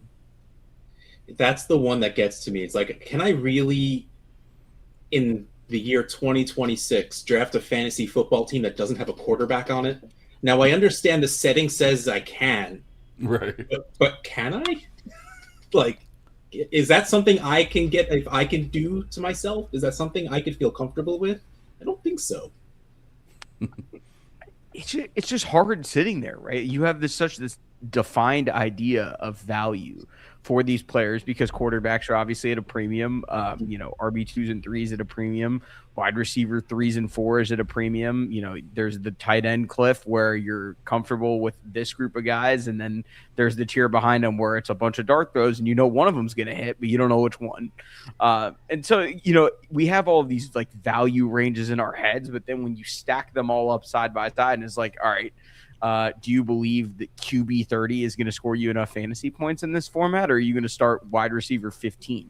Like, that's where I really for me, that's where the chaos happens is like, am I comfortable really not forget drafting? Like, am I comfortable not starting a quarterback in any format? It's just weird. Well, that's like you said, Scott Fishbowl 11. Wasn't that the one with like the crazy negative points for QBs as well? Mm-hmm. If it wasn't 11, it was 12. And I remember, it was one of those things where like, normally in a Superflex league, you're always starting a quarterback no matter what. And then, you get to that league and you're like, there's no way in hell I'm putting Zach Wilson in. It's just not happening. And so, so I love that kind of stuff. I know like we're trying to be positive and all that kind of stuff, but like I kind of miss the negative points just for that reason. Is you can't start Zach Wilson, you can't start Tyson Bagent or whoever else because like they're not going to get you actual points, and you might actually lose a ton of points because of it. Now you might be able to get away with it, especially if somehow they break off a big play or something. Now all of a sudden you got 20 points. It's like, come on, that's not fair. This year's it's the asymmetrical upside because that year it was the downside. This year, man, there are some players who are going to have 50, 60, 70 point weeks and just win you a week. It's wild, and it is like that's one of the things that I love about the Fishbowl. Love about what Scott does is he's always tweaking. He's always making you kind of adapt and think about something else. Absolutely, and it's great. I mean, don't get me wrong. I don't love every single change. Like kick returns and stuff like that. Not my forte to sit there and figure out who got what 40-yard kick return, and that's just not my thing. But some people loved it. But every year it is nice that it's not just the same old format. It's not just the same old thing, and that's what makes it such a great tournament. Beyond obviously all the other good stuff and helping the kids and everything. Yeah, I find it. Especially when it challenges we have, especially dynasty folks or even best ball players, we're so set in our ways, right? Like every year during our drafts, we have this defined, like we're arguing about who the 112 and the 201 are in rookie drafts. We have sample after sample after sample in startup and best ball, and then this comes in and totally flips it on its head, where it's like, oh shit, I need to care about returners. I have to care about, if this guy gets return yards. I really need to care if this QB is going to throw interceptions. The years that I would have plugged in, like a Jameis Winston and totally not cared. Now I really have to care. But I, the format does make it so much fun because it's tailored for nobody, which makes it tailored for everybody. There is no Scott Fishbowl scoring, enthusiast until the scoring drops and suddenly you have 3,000 of them trying to figure out who the best QB is, where the best RB ranges are, who the best tight ends are. There were the kickers that took over, what was it, 2 years ago? So all that is fun. But before I jump off here, I just wanted to say happy birthday to John. It is actually his birthday today. Oh, happy birthday, buddy. Thank you, I appreciate it. I started the festivities a little too early, and then realized that I was that I was going to have to be on here at 10:30, and had to stop the said festivities for a little bit so that I could actually make some kind of sense. And I probably still haven't, but it's all good. Hey, you've made enough that we didn't realize how loaded you are. So, well, my buddy started filling my glass at 10:30 a.m. So we're we're going pretty strong here, fellas. It's in the trenches. Yeah. Although there was a small nap in there, so that worked out. That helped out a lot. There you go. There you go. But no, I appreciate it, guys. Yeah, it's fun. I was actually excited. Originally, we were going to have Mike Faeo on with us, and it's also his birthday. And he, we share a birthday clearly, and so, and he's also a good friend of ours. Like we're in a group chat. We talk daily, and give each other a bunch of crap. So we were really excited. We thought he was going to be on here with us, and then come to find out he was not able to. So I don't know exactly what changed, but originally he was supposed to be, and it was going to be cool to enjoy the birthday and talk football and all that kind of good stuff. I mean, the truth is, he straight up diva'd us. He's like, "It's my birthday. I'm not doing this. Forget." Oh, I don't doubt that. Fair. I don't doubt that at all. It's a very Mike thing to do. Yeah. Straight up diva'd us. He's found kinship with whoever's playing in the World Cup right now. He's out with them doing what. Team. Yeah. Oh man, I've never seen a man who, I swear to God, I've known him for 7 years now. Never seen him care about soccer for a single minute of his life, and all of a sudden he's the biggest soccer fan. He knows all the rules better than anyone else. It's unbelievable. I just one of my favorite Mike stories. Like first time we're out in Canton, everybody's like a little bit timid, kind of trying to feel the space out for the first time. He just walks through. He's like, just follow me, do what I'm doing. Okay. Yep.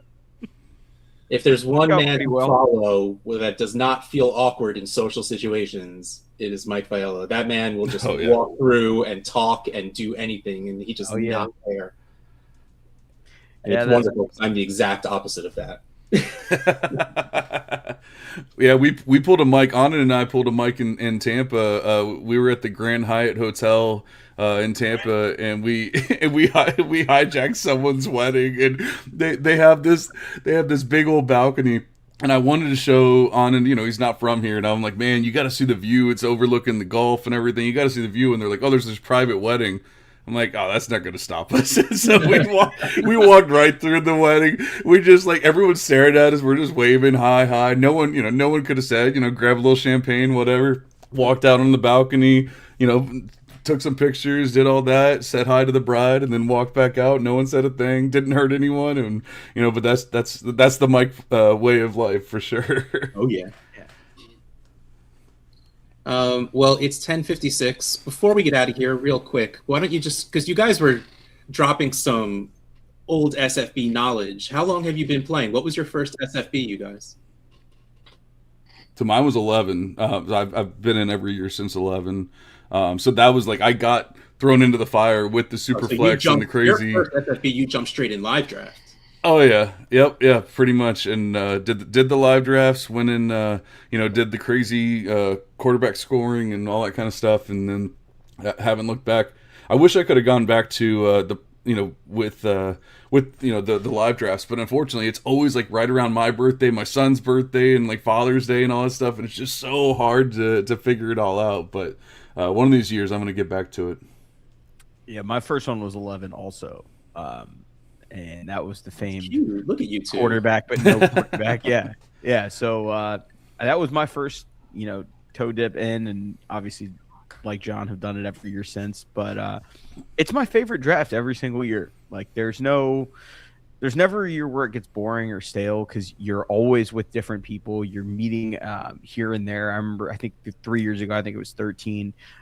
We had a league where every single person was drinking a beer or taking a shot, whatever, as they announced their draft pick. Nice. Obviously, they'd make it in Sleeper, or MFL, I think at the time. But nice. they would do that from all over the world, and I think there was one guy at Japan or something like that. He was abroad, and so he would at like 4 a.m. for us or whatever it was, would, have his video out, and when we woke up in the morning seeing that. So, it's really cool to see the little traditions and the people that you meet, that you would never otherwise meet, in not even in day-to-day life or doing anything else. That's how John and I met, is randomly, fantasy football. So I think it's great. I think it's great for the community, and I think that we're doing something special and different here. And, I hope to be invited back again. Hopefully I'll do better this year than I did last year. My entire team had its knees all blown out. Thanks, Malik Neighbors. Love you, dog.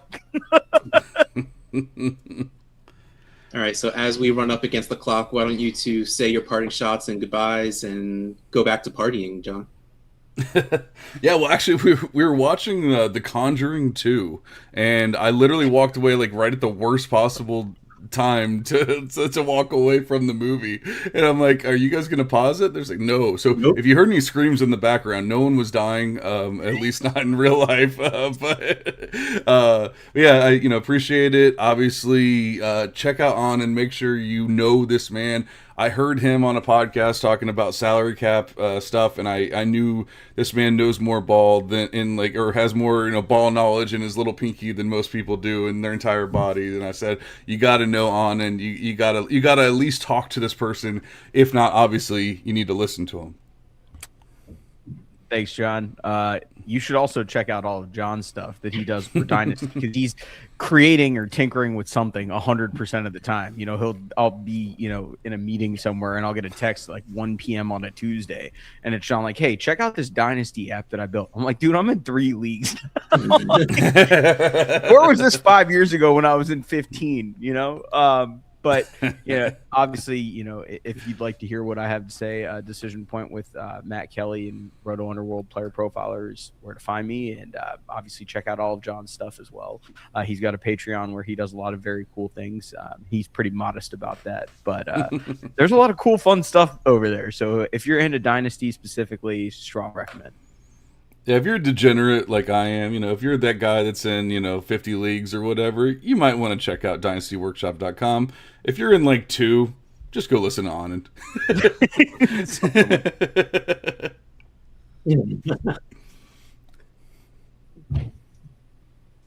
All right, well, thank you, fellas. Have a great night, and we'll talk to you later. Absolutely. Thanks, guys.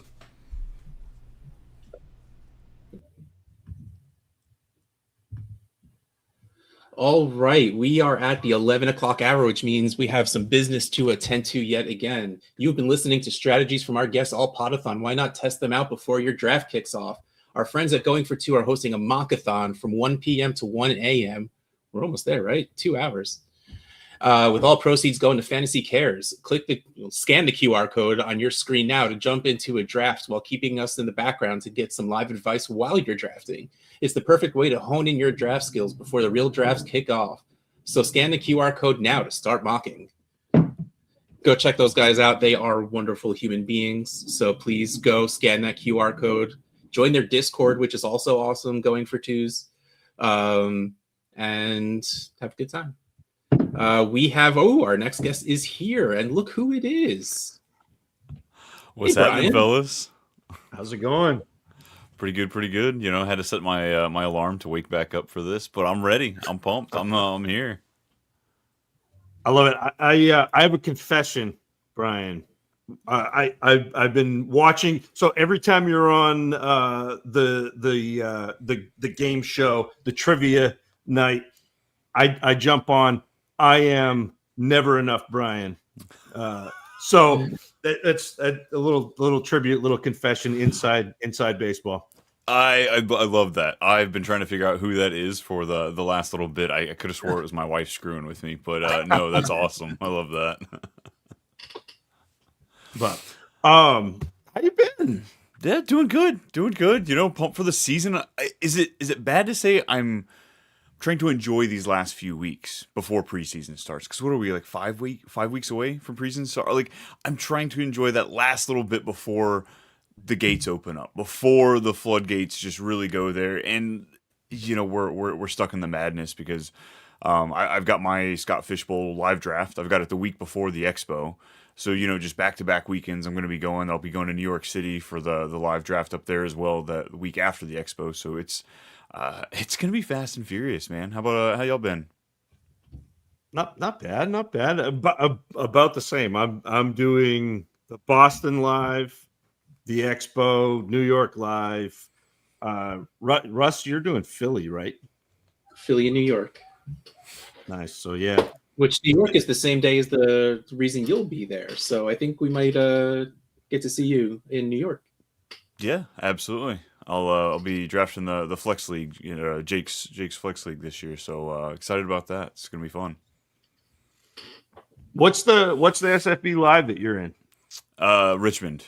Nice. Finally, I don't have to make the 5.5 hour drive to Charlotte. I get to just make the nice 90-minute drive down to Richmond. It's great. I can't wait. It's I'm so glad we finally got one here in Virginia. Feels like a win for sure. Absolutely. My gas tank too, like. Do you have a connection to Rocket League, or was it just picking one that you could get into? Just fell in it. I've never played Rocket League. I know what it is. I've got buddies that play it, but yeah, I've never actually played it myself. I feel like it's the downfall of doing the live. Yeah, I get crushed in Rocket League at least once a week. Whenever my 10-year-old can convince me to play. So you got a division shirt though. There's a Rocket League shirt out there. I know because Bob made one for Harrison.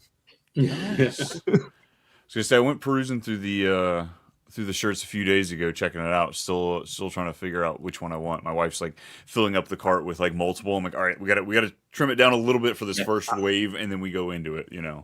I'll tell you right now during the Podathon, Sal Kong 20% off. Russ has got the graphic, but Sal Kong 20 gets you 20% off. ShopFantasyCares.com, the store. So yeah, there you go. Look at that beautiful graphic. 20% off. Sal Kong 20.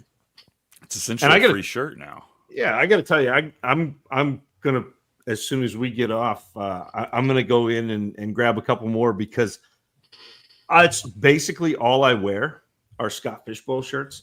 I have far too many at this point, and so it's a few more.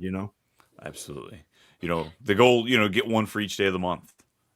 I'm way beyond that. Really? That's wild. Yeah. That's awesome. I mean, I played in the satellite for 480. Okay. And then my first fishbowl is SFB 7. So I have the SFB 7 shirt. I don't fit in it anymore. Yeah. But I have it. And that one was so soft. That was so nice. The 7 was the best shirt ever. I wish I kept it. I don't know what made me donate that shirt when I just stopped fitting into it, but I wish I kept it because even now, even if I didn't fit into it, I'd put it on anyway when I'm not going anywhere and just be like, Gotta love a good shirt. My wife gave me a hard time the other day because she says, I'm pretty sure you got a handful of those t-shirts that are over 10 years old. Do we need to keep those? So I'm like, yes, absolutely. They're broken in. Yeah. Oh, wait, hold on. We have a fantasy football question. What? I forget we talked about that. I'm not sure if this is a Dynasty channel, but could you guys, I'm going to say it's guys, give me a rough estimate on what Jeremiah Smith's value is in terms of draft capital and maybe young assets? Everything? All of it.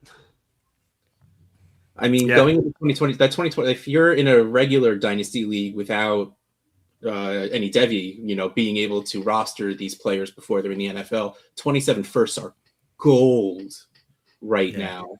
And a lot of it is because of this man, of Jeremiah Smith coming in, who's going to be probably the best wide receiver prospect since the last greatest wide receiver prospect ever. He's that good. He is that dude. I mean, he's been eating the lunch of the top wide receiver prospects for the last couple of years out of Ohio State. Like that's just and I have not officially watched him, but you can't watch Ohio State and not see him, which is saying something. Like that's so. I mean, I don't know what whatever you're paying for the 101 or 102 next year is the answer, which is a lot. Yeah, I've got a couple Dynasty leagues. I've already looked at them like, yeah, I'm not going to be competing. Fire sale. Let's get it going. Let's dump everything. And I've got, I think, 2 and 3 first-round picks in those leagues. So I'm hoping we can land on gold. I'm going to assume this is a compliment because, Brian, I think you're a very good-looking dude. By the way, the guy in the bottom looks exactly like Luka Doncic. I will tell you, Doncic is not as tall as Brian.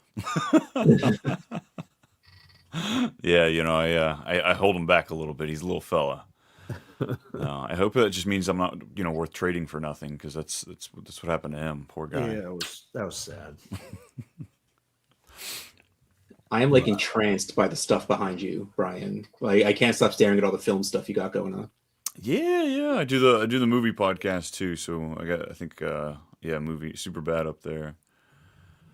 But we do Too Much Movie Night. We do movie drafts, movie reviews, all sorts of stuff. So need a break from fantasy football from time to time. We got to make sure that burnout doesn't kick in. Give me something else to talk about. I'll be right back, fellas. You're leaving me? Oh my god! Well, finally, it's just you and me. This is what I was looking for. That's fine. Yeah. And on one-on-one time here. So what was your first fishbowl? I know we talked about the shirts, but what was your first fishbowl? So would it have been 12? This is my fourth year. Fourth year in it. Fourth year doing the Podathon. Fourth year in it. I won a spot in my first 2 years, and then I finally went to Charlotte Live last year because I was like, you know what? Hey, I know an easy way to get in. You apply for the Live. You essentially, has anybody been turned down when they applied for the Live? I mean, I'm sure there have been, but it is a good way to get in.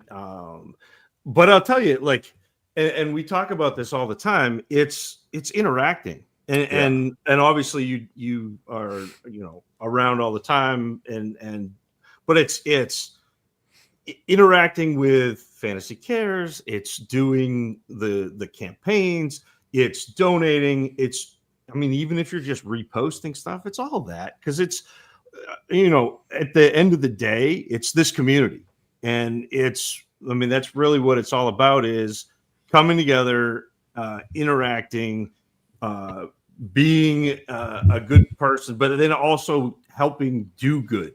And that's really but also the live drafts. I was going to say that's the easiest way, but also the live drafts. Yeah, I was going to say the amount of competitions that are going on are just easy ways just to win it. It's not impossible. Like some of these people that you do see, the whiners out there, I didn't get in. You clearly didn't try until the day of that you saw everybody else in, because my wife, she's been in the last few years now. She pops in now. And it seems like it's not that hard to get in, folks. Come on, make sure you're submitting. Yeah, and it's obviously there are 50,000 or more people that apply, and 5,000 people a year get in. But the number of people, or the people cycle, and it really is the easiest way to get in is interact. Just for sure. You can. We do shows every Wednesday night. There is the trivia night. We do race days. We're always giving away spots. Always. So there are ways to improve your chances just by being around, being visible, being productive within the community. Yeah, 100%. Just in case anyone listening isn't in and wants to get in, the best way to get in right now is in our Discord, actually. Yes. Fantasycares.org/Discord if you're not in there yet. We've been running giveaways insanely. There was 3 or 4 that were literally 1-minute giveaways. You had 1 minute to enter them. So pretty much there was 3 people that got in because they were the only people that entered the giveaway, because no one else saw it existed. One time, someone lost. 2 people entered, so 1 person won. So it was a 50-50 shot to get into that. That's awesome. 2 men entered, one left. But yeah, fantasycares.org/Discord. Join the Discord. There's a giveaway channel, which one is running right now, which I believe is another 20 spots we're giving away.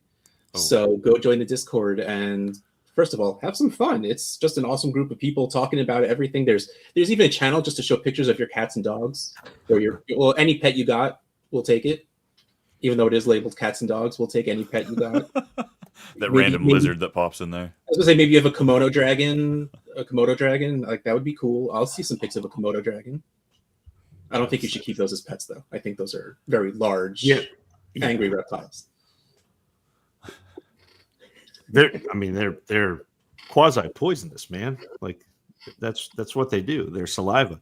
That was my animal when I went on with Matt Price and Bobby Koch way back in the day on Superflex. Superflex, yes, that show was so good. That's awesome. That's awesome. So did you guys pick your draft slots before or after Scott announced the third round reversal? Because I picked 12, really hoping I was going to get, I like getting the Inge draft there, especially in like a live draft. It's a lot easier to kind of bounce in and out. And I saw that third round of reversal and I kicked myself because there were so many upfront spots I could have grabbed. I picked 12 because for two reasons. I wanted to be on the end, and I didn't want the pressure of picking first. So pretty much that just left me with 12. Like I want to just make my two choices and be done with it. I don't want to have to 6 picks, then 7 picks, then 6 picks. Like I don't really like drafting from the middle anymore. I like drafting from the ends. And I think it was 2 years ago I picked from the 1 spot, and I made my pick and I hated it. I was just like, I didn't want to make this choice. I don't know why. I don't like making choices in general, so I don't know why I made myself make like that much of a choice. At least if you're picking from the 12, your choice is a lot made for you because of the amount of people that were drafted already. So that's why I picked 12, and that's my happy place. A lot of my decision is made for me. I make my 2 picks, and then I wait forever till it's my 2 picks again. I'll be honest. I was very lazy, and so what I did when I got my invite was I went and sorted by MFL leagues because I am old and I want to play on MFL. Baseball Stars by Alphabet was the first one, and I was like, I love Baseball Stars. And so then I opened that up and picked the first pick because it was at the top. And so, it was pure laziness. And then it turns out Russ is also lazy and also picked Baseball Stars because it was at the top. And now I like Baseball Stars. Huh? As an end, yes, because I like Baseball Stars. Baseball Stars is really what got me into Dynasty. And I know that's a weird, but it was the first game that you could build a team and manipulate and trade players and that. So that really was my jam, and it's what it was, set the stepping stones to Dynasty fantasy football. Okay. So, but looking back, it was a terrible decision for a draft because there are a lot of sharks in there. Yeah. And Steve here saying, Zach and Russ, tell us your draft strategy for this year. Pick all the guys Steve wants. Yep. That's my move. I'm going to draft everyone Steve wants to draft because he's in our division. Well, got all 3 of us on the turn then, so it'll be. I like that a lot more for live drafts, like you said, Russ. Just not having to go back to back every handful. That halfway distance in there. Let me pick my 2, and then I'll come back in 20 picks or 22 picks, whatever it is. Yeah. Well, and for me, I think it gives me a lot less of a hang up on reaching for players because you know if there's a guy that you have your 2 picks and that's it. Yeah, you're never going to get it back. And I think that in a league like Scott Fishbowl, where there are so many teams and you have to differentiate, man, forcing yourself out of your comfort zone to reach for somebody is actually a good thing. Calling your shots, yeah, 100%. But yeah, I'm excited. I can't wait. And asks, so are wide receivers the way to go this season in Scott Fishbowl? I mean, you got the video game bonuses and everything. What's your take on that? It really does seem like the wide receivers are going to be heavily favored in my draft this year. Last year, I went really heavy with the tight end and running back. I felt like that was my way. I grabbed I think 2 wide receivers through the entire initial draft. This year, I think it's probably going to be looking for 60-70% wide receivers here. They have the higher chance of getting these big bonus plays, the big 10, 20-yard plays, and that's where we're living. That's what we're looking at. Running back, sure, there's going to be some fun explosiveness. Do I want a Keaton Mitchell? Do I want some of these, guys that can do that, but sure, I'll take those shots later on. But like the core and what I really want there, yeah, give me wide receivers. Yeah, I think that's wide receivers have the stronger weekly outcome. Yeah. Than running backs will have. Maybe they finish with more points on the season, but wide receivers will have higher scoring weeks, and that kind of is what you need in a 5,000 person tournament, is to get those million-point weeks instead of just consistently scoring well. Mm-hmm. I think this year, though, for me is finally I finally can get away from my dynasty and rookie infatuation, because I was like with the Scott Fish Bowl, it's the one redraft league that I play. Okay. I've been a dynasty guy forever. That's what I do. And so when I get into the Scott Fish Bowl, it's always like, oh, what rookies can I sneak by? This year the rookies are so bad, I don't like it's I'm not worried about it. No, I feel you there. I'm not attacking. I don't think probably intentionally attacking any rookies going into the Scott Fish Bowl draft. Jason Wright, I have 9 wide receivers through 12 rounds so far. It's interesting. Have you seen Josh ADHD has already has some ADP up? Really? I've seen him post a couple times, and it's so interesting with the ultra flex, and then each league being its own. And we talk about that a lot when we discuss leagues as analysts, because we're really not giving you great advice, in a microcosm. We're not giving you league to league specific advice, because there are so many differences between leagues. And it just is such an easy way to see that with the Fishbowl, with so many leagues going concurrently, even with the same scoring, how much different stuff is. And I think that's the volatility from league to league. It's plus when you add in all the live drafts, because stuff's happening with these live drafts. Where are all these live drafts happening? Most of them are breweries, man.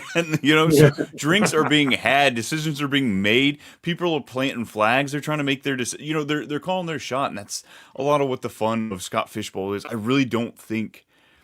Let me figure out how to phrase this, because there's a wrong way to do it, I think. But there's not too many strategies. You could probably convince me in just about any strategy each and every year. There's always some sort of fun little microcosm you can pull out of it. This is how I'm going to attack it, because honestly, if wide receivers go flying off the board in my draft, at what point do you start doing the whole zig and zag thing? Yeah. And do you do that thinking you're being smart, and then all of a sudden, no, that wasn't a place to zag. You just screwed yourself even more, So that's the fun, just the brain tease of this whole situation. Man, can you imagine sitting at the pick 12 and Bijan falling that far just to be taken at 11 and you not getting him? I think I'd just rage quit at that point. Yeah, Bijan to 11. That would be it's going to be an interesting one for sure. I mean, I lost it over Treylon Burks being drafted in front of me. Bijan, I'm sure I'd be apoplectic. Yeah, that's honestly the hardest part too. Is I've looked at it. I'm at 12. I have no idea. I haven't even looked at. I'm gonna want to check out the ADP just to see what it looks like. But I've seen all the drafts. I've seen pictures of people's drafts right now. That 12 pick, I don't know what I'm picking. Hopefully a wide receiver, but I don't know what's going to be falling to me at that 12-13 turn, or 12-13 pick. But it's fun either way. I do really enjoy it's changed. The scoring settings have changed every single year. It makes it where, each and every year you're going into it with a different mindset, and nobody knows what we're doing. And wants to know, is there a code to donate that is attached to the Podathon? No, not this year. We are just taking it all in the general Fantasy Cares Fund. So if you want to just go to fantasycares.org and click that big donate button, we'll know that it was donated during the Podathon and that it was for the Podathon. And real quick, let me just find that button, which is right here, where if you were to donate $100, you, as the thank you, you would get a signed by Scott Fish Mario helmet. As you see, that Mario has that, as Sal would say, that luscious orange beard growing. under that helmet. So just go to fantasycares.org and donate. And if you do choose to donate $100, A, thank you. B, you will get a thank you gift of a Mario helmet. That's pretty dope. That's a cool freaking helmet. Yeah. I'm jealous because I don't have one. So if I use that 20% off coupon y'all had, can I do that on my donation? Or is that not how that works? No, you have to go to shop.fantasycares.com and buy some shirts and use code SALKONG20 to get 20% off of your merch. Nice. Look at that. Plugging and learning all together. I love it. So you guys both said we're both going to the expo up top? Yes, sir. Oh, I can't wait. Yeah, I I'm wait. driving down to New Jersey, picking Russ up and driving over again. Nice. Yeah, I was just mapping it out, trying to figure it out. I think I'm getting in Thursday night. But nice Thursday to Sunday trip. Cannot wait. Fantasy Expo, folks. Got to check it out if you don't. It's a good time out there. Yep, Fantasy Cares will have a booth there, so we'll be there. Russ always showing off his dance moves at the booth, of course. That's how you get the T-shirts. It's like a reverse Mardi Gras system. He dances for you, and he gives the beads. It's crazy, folks. You got to go there and check it out. You have to have a hook, and that's just mine. Just stickers. Oh, man, I love it. So I think you jumped on and we just started talking, and now that it's 11:24, you got 6 minutes left. Why don't you let us know some of the stuff you do so people know where they can find you? It's when over the top's not enough, it's too much. It's too much. Brian is where you're gonna find me on Twitter. It's at @too_much_Brian if you're looking for me there. Most of my stuff's running up. I've got my fantasy football stuff. It's Too Much Fantasy Football. We do mainly redraft coverage, but throughout the off season we touch on best ball and dynasty, of course. And then Too Much Movie Night, kind of talked about it there at the beginning. But I need a little break from football from time to time, so we hop on there. We do all sorts of whether it be drafts or reviews, but going into movie night stuff. And I'm also with Fantasy Football Advice Network. Just acquired IBT Media, so I will be helping out over there as well with some of the media content, or like the entertainment content. We got Survivor, Big Brother, Traders all coming this fall. I'm going to go wild having to watch football and all three of those shows at one time. It's going to be a hot mess. Don't know if I'll be sleeping, but it's going to be fun. It's going to be a great time. That's the important part, right? The fun of it all. Absolutely. We got a Big Brother in like 2 weeks, man. I can't wait. My little brother, I never even watched this show growing up, or all through it, and through COVID, my little brother got me stuck into it, and now it's the last crap. How long's it been? 6 years. Every summer, I'm like, all right, here we go, running it back. That's awesome. It's the drama that fantasy football doesn't give me, You don't have enough anxiety in your life. You need traders to now come in and play some cards. Exactly. And give me that hope that, hey, maybe I can win $1 million by watching that happens, right? No. But that's me in a nutshell. That's what I'm doing here. I'm hanging out, like I said, 4th year, hanging out on the Podathon. Love coming back here, talking with y'all. It's been 4 years already? Is that what you just said? Yeah, it's my 4th That's one. Wild. Man, you could have told me it was last year, and I might have agreed with you. Time is so weird. Yeah, I thought it was less than that, but I was looking at my Scott Fish the other day. I was like, wow, this is year 4 of doing this. This is awesome. This is where it all began for me, as far as making content or whatever. This was my debut coming out here. A little If Sal were here, he'd say he made you. Of course. That is my acceptance speech, that's coming years down the road. Of course, Sal is going to be the cornerstone of that speech. Begins and ends with him right there. Begins and ends with Sal. That's the way you like to hear it. Absolutely. Oh, man. How much longer y'all got on your shift? Half hour. Oh, look at that. Nice. Coming up to an end. Swapping out. I guess Sal's coming back then at that point. I think Sal... Night crew of JB and Jorge coming in. That's right. Yeah, I think Sal's going to bed. I hope Sal's going to bed because he's got a concert tomorrow. Well, that and he comes in at 6 a.m. Whatever. He's going to be up anyway. God, that's rough. I do like the that it's not running. Was it last year that it ran to Monday? It was 2 years ago. It was 36 hours, I think it was. Yeah. Yeah, that was too much, as it were. Too much Podathon. Something Too much I underscore Podathon on that one. Yeah, that one was hard. I tried to stay with it the whole time, and there at the very end, I was like, "Oh man, work week's picking up already." But no, it's a good time. I like this. 12 more hours. All right. Well, thank you for coming on. We greatly appreciate it. Absolutely, guys. Appreciate y'all having me. This is fun. Good luck. Great to see you. Yeah. I'll see y'all next month. See you at the expo. We'll be there. Literally a month. Yeah. Awesome. Later, fellas. Later. See ya. All right. As we have a few minutes before we move into our next segment, let me just click a couple of these images that we got going on here. Whoop. The Night of 100 giveaways, the end of summer giveaway. Go to fantasycares.org for more details. Go to fantasycares.org and scroll down.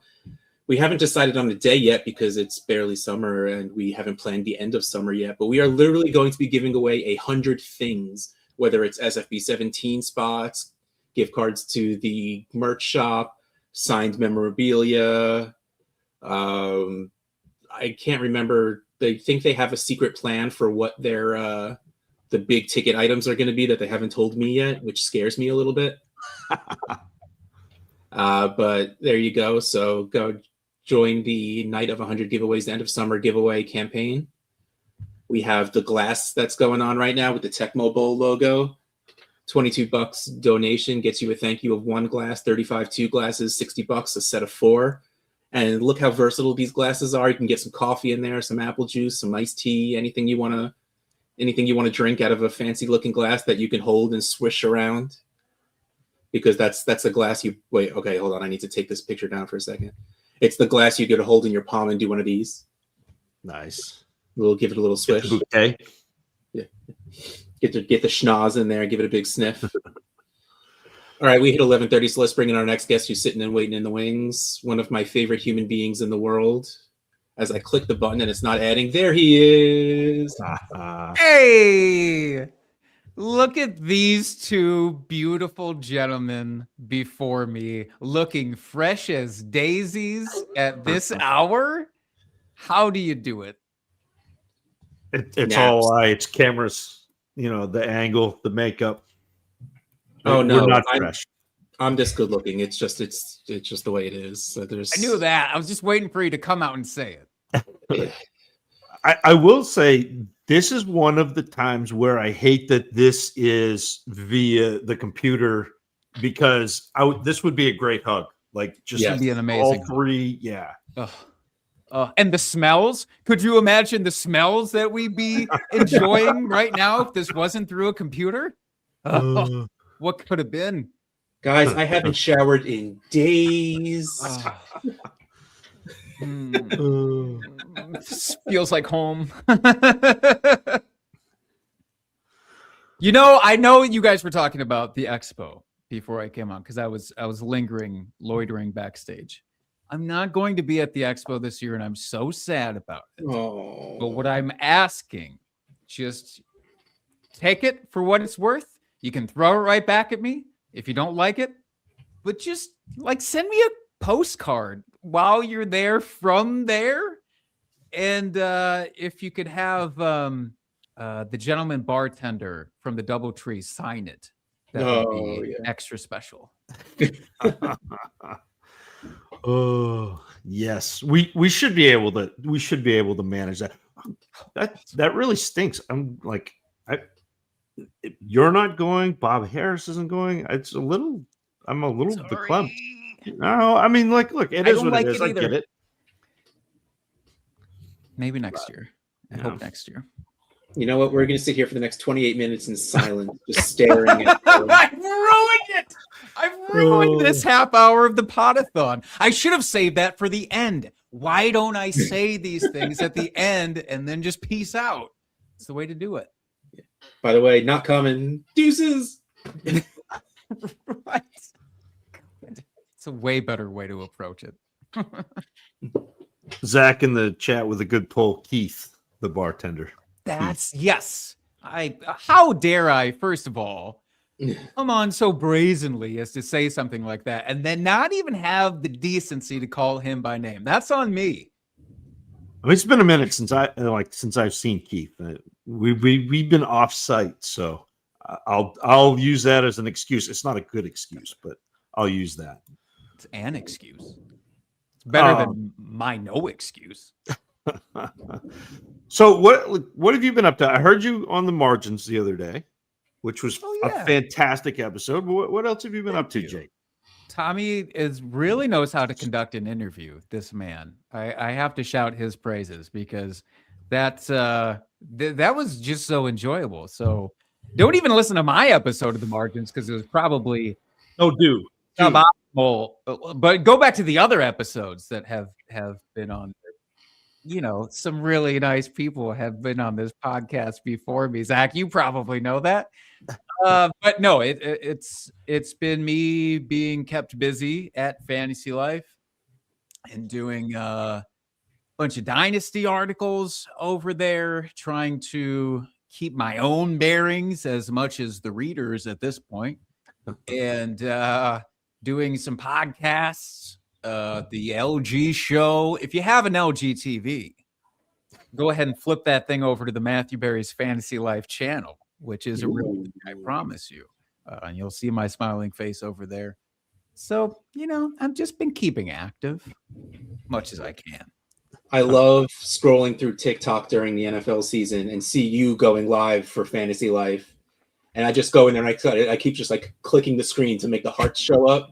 Just I knew that an extra 10,000 hearts were coming from you specifically. Jake, I love that guy. I don't know if this is doing anything. Does this work? I'm old. I don't know. I feel it in here when you click it there. So please continue to do that. Right, I'll be doing that, I'm sure, again this season, doing the it's nice. It's a lot. I will say a TikTok live.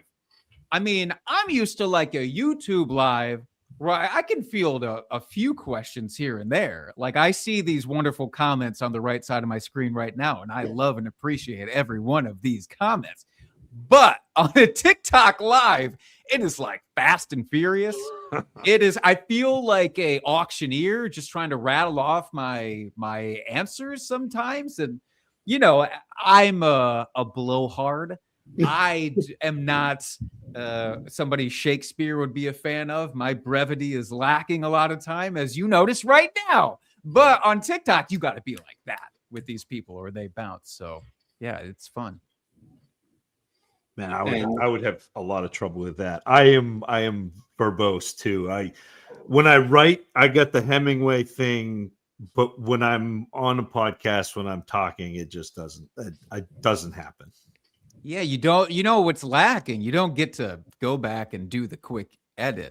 I mean, you can if we're not live like we are now. Why do you guys do this live? You should record it, go back and edit it all, and it's been 9 years and we never thought of that. How has nobody come up with this? I can't be the first one. It used to take me like 6 hours to edit an hour podcast. Like 24 hours, it would be next year by the time we get it done. Yeah. But you know what? It would be incredible. Immaculate. Not that your podcasts are already incredible. They are, but it would be an extra layer of incredible if you were able to do that. My version of editing: slap the intro, slap the outro, publish. Yeah. We got there. We got there. But it took a while. Like when we first, it's really fun. I think that, and maybe this is just me, but like inside baseball, like when we first started doing podcasts, and this was eons ago, this was 11, 12 years. Man, I've been doing this way too long. Don't say it out loud. It makes it real. It makes time real. So, but like we used to like record and edit, and like if we pooch something, we would stop and like reset and do it again. It was wild. And then one day, and this was Kyle used to do all the editing. And one day Kyle came in and he was like, don't screw up. I was like, what do you mean? He's like, that's the producer you need. yeah. He's like, I'm not editing anymore. And we actually got a lot better once we did that because you didn't have the fallback of, okay, Right. no, hold on. Let me re-rack that. You just plowed forward. And it got to the point where like the longest part of doing our show was me doing my stupid little intro song. And like, that was Which it. are amazing. No, like coming from you, I appreciate that. But like, no, they're like I'm following in your dust, my man. I'm just trying to keep my head above the amazing waves that you've already coasted out there for this sort of thing. But Jeez. no, like that was I joked with Tommy. I said that's what he was doing was he brought us on back to back. So like he recorded with you and then he recorded with me, and I was like, you've got two of the top 5 Dynasty analysts in song form on your show. That's like, right. That must be it. Wait, who are the other 3? And are we in the top 2 of that 5, or are we just sprinkled throughout? I have to know. I'd have to do a lot more research. Okay. There's no consensus. We haven't pulled our ADP yet. We gotta get some consensus ranks. Actually, don't. I don't want to know. Don't. You can do it. Just don't tell me. I want to believe that I could still be in the top 3 or top 10 for that matter. So easy. I have you at 1. Easy. Like don't say that now. Don't say that now. And then tomorrow I find out that you've said that to every other Dynasty parody artist that exists in this space, which there are a plethora of, as we know. I don't want to know that. Oh man. But all right, Scott Fishbowl. Sure. What division did you choose? Do you have something? I know you have something behind it. What'd you choose? Well, what I had behind it was my desperate need to do a live draft because Yes. I do so few these days. I have my one home league live draft that only like 6 of the 12 people even show up to. So this is my opportunity now. Once Scott Fish started deciding, hey, we're going to show up in Madison, Wisconsin, then I'm going to be drafting in Madison, Wisconsin. So I'm in the Super Smash Brothers division of that. You could have thrown me in any of the divisions as long as I got to live draft. I would have been psyched. But Super Smash Brothers, not a bad division. I gotta say. If you got to fall into one of them, that's not a bad one to fall into. Oh my goodness! I mean, I would have done Dig Dug as a division. I would have done Atari Pong as a division if they had it. Do they have it? Yep. And if Well, they definitely have Dig Dug. They definitely have Dig Dug. I'd imagine they have Pong. Okay. I would have done anything. Pong feels like it should be an MFL division. Oh yeah. Yeah, that's goddamn true. Yeah. But I've live drafted now. This will be my second time live drafting because the first time I was in Madison, I hosted or whatever coordinated the thing. Coordinated. Thank you very much. And as we know, you do not coordinate and draft on the same day because that way lies madness. Yep. So no, this will be my second time live drafting, and I'm very excited about it. I'm a little nervous about it this year, if I'm being honest, because I sniffed out the competition last year. And last year I got to go in not knowing. I got, it could have been a bunch of dum-dums around this area that I was drafting with. I didn't know. I was hopeful. And it turns out they're all really smart. And so now this year I kind of have to recalibrate and be ready for that. I mean, you don't have to. No. But I probably should. I can't embarrass myself or the brand, Russ. Think of the brand. I always have to be okay. But think of the content though. If you just go in blind and then write it up. Oh, that's true. Is there such a thing as no press is bad press? Is that technically the same for content? Because I don't feel like that's true. I feel there is absolutely bad content. Okay. And this might be an example of that. I don't know yet. I'm not creative enough to wrap my head around it. but maybe I'll do it anyways. I'll be honest. The information that I know about Scott Fishbowl this year is more than I typically know at this point in time.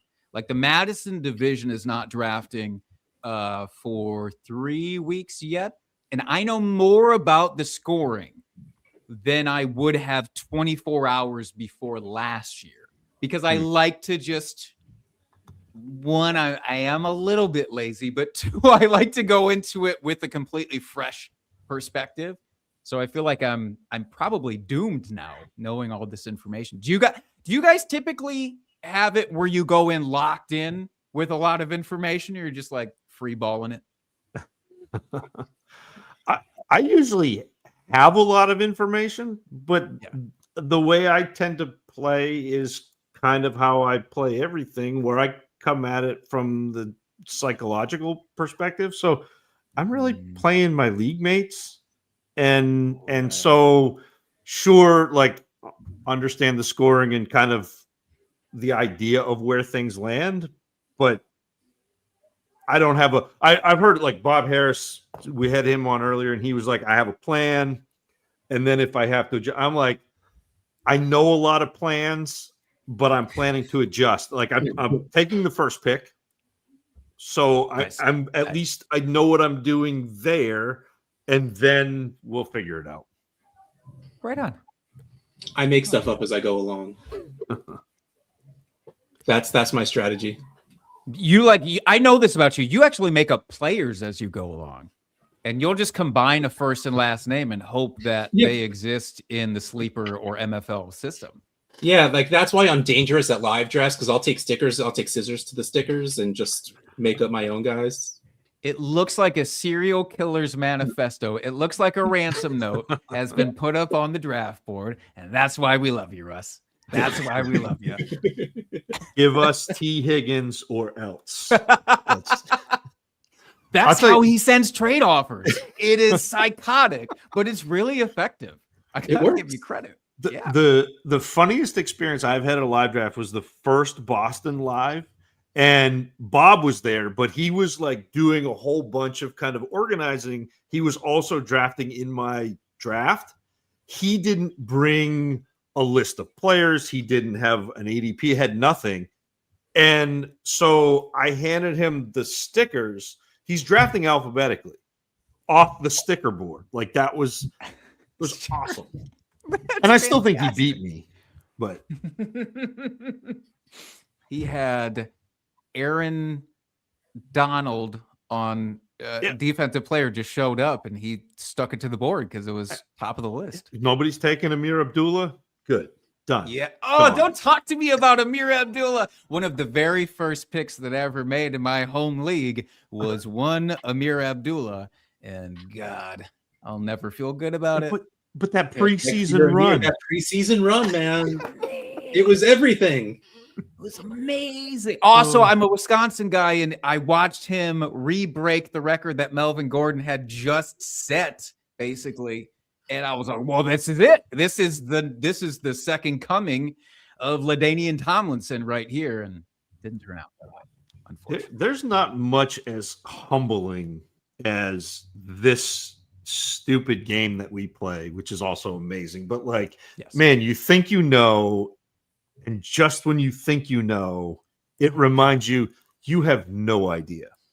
I was just reminded by myself quite rudely the other day that I was really, really, really high on a tight end named Kahale Waring that came out for the Houston Texans like 7 years ago. I was so in on this man that I was like, okay, I'm setting aside some extra draft capital to make sure that I can get him. And if I don't get him, I'm going to trade for him. And if somebody beats me to waivers, I'm going to trade like few fourth round picks. I want to make sure I have him on every roster. And whatever happened, I think he went on to the Hall of Fame, if I'm not mistaken. Yeah. He right up there next to John Kelly, the bust of John Kelly, Tennessee running back. Yeah, I remember that. Oh God, John Kelly. Oh, he was my guy. One of this guy's favorites. Yep, he was my guy. You just all of the highlights are him just like stiff arming the first guy, running through the second guy, touchdown, and Kamara on the bench just watching John Kelly run. I'm like, this is the guy. And it turned out it was not the guy. Yeah, it was him and Derrick Henry neck and neck. You know, they were Yeah. the same guy. Oh, man. Good stuff. AC4949 wants to know, who are you taking 101? So I am currently, and this is the other part, Jake, you talk about having the information early. Like, I will sit there and overanalyze this for a while, but it's either going to be Josh Allen or Jahmyr Gibbs. Like, those are the two. And I know everybody wants to go wide receiver. I know that's like this is the wide receiver draft.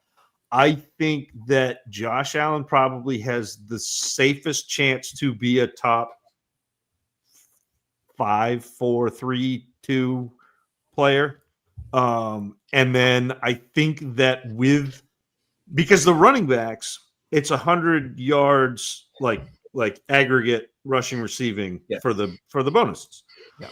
So pass catching running backs, I think, get this little extra bump that the receivers don't. There are few of them. There are a few of those uber elite back, but I think Gibbs has potential to be one of those. So it's going to be one of those two guys for me. Currently leaning toward Allen, but also there's a ways to go before the 6. Bijan is another one. Yeah, Bijan's great.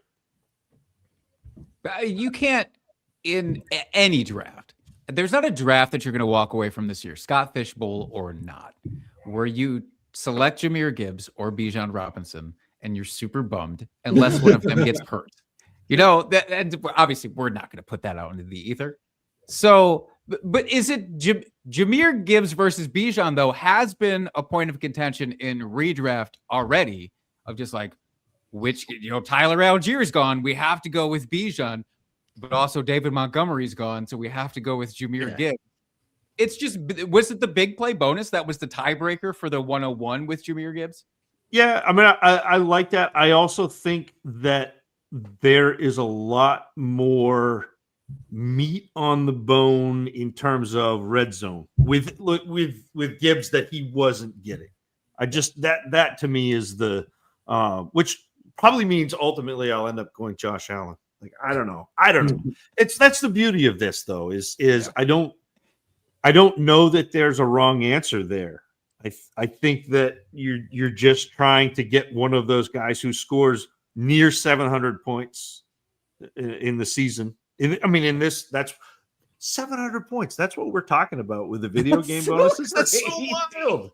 Why do they allow this to happen? I'm excited about it though. Yeah. Oh, it'll be a blast. Oh, Isaiah Crowell. Somebody just dropped that in the. Oof. Oh, in the chat. Dave. What up, Yeah. Dave? Yeah. Oh, Joey. Oh, you get out of here, Joey. You on my screen is what I see, and now you are on my screen. There he is. Now I flip it back onto you. I Uno reverse it. Yeah. He's having a kick a celebration. I'm at the 4 spot this year, and I don't know if that's even a good draft spot to draft from. Oh yeah. But it's like right at the tail end. So if say in my division, somebody does take Josh Allen 101, as you might. Right. So then the assumption, if they go wide receiver, that's great, because then one of Bijan or Jahmyr Gibbs will fall to me. And that will be lovely for me. But if Bijan and Gibbs are gone and maybe somebody takes Josh Allen, I don't know what the hell I'm going to do at wide receiver truly as the number 1 guy. In this format, like I was looking it up because last year, the 20-plus yard receptions thing is the sticking point for me at number 4 of being a tiebreaker. Puka Nacua, Jackson Smith, and Jigba. Last year, they both got the exact same number of 20-plus yard receptions. That's not really helpful. Obviously, I can't just reflect. I have to project on what can happen this year. But, I mean, I don't know. Both guys could very well hit the exact same mark again. So I think I just have to flip a coin, and I'll probably take one of them. Battle of the bands. do 2 parody songs, one for each of them, Oh. and then just put it to a vote. Oh my God. I got you. This is why Yeah. you are the creative mastermind. This is it. All right. Done. Puka. I mean, that rhymes with enough things.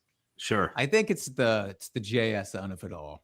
I'm gonna have to really dig into. But yep, I'm gonna post it. I will. All right, folks, everybody listening, keep your eyes peeled for Blue Sky. I don't know if they have the poll option yet, but I will find a way to incorporate the poll option. We'll do that. I can't wait. I feel like I put something good out into the world tonight. That's Don't nice. say that just yet. You don't know what I'm going to do with it. You might have put something horrible into the universe.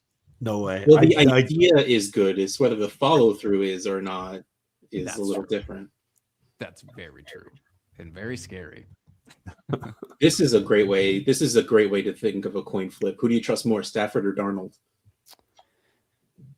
Oh, I mean, personally, I will trust Matt Stafford and hope that that cryogenic freezer that he has is keeping his back as good as it needs to be.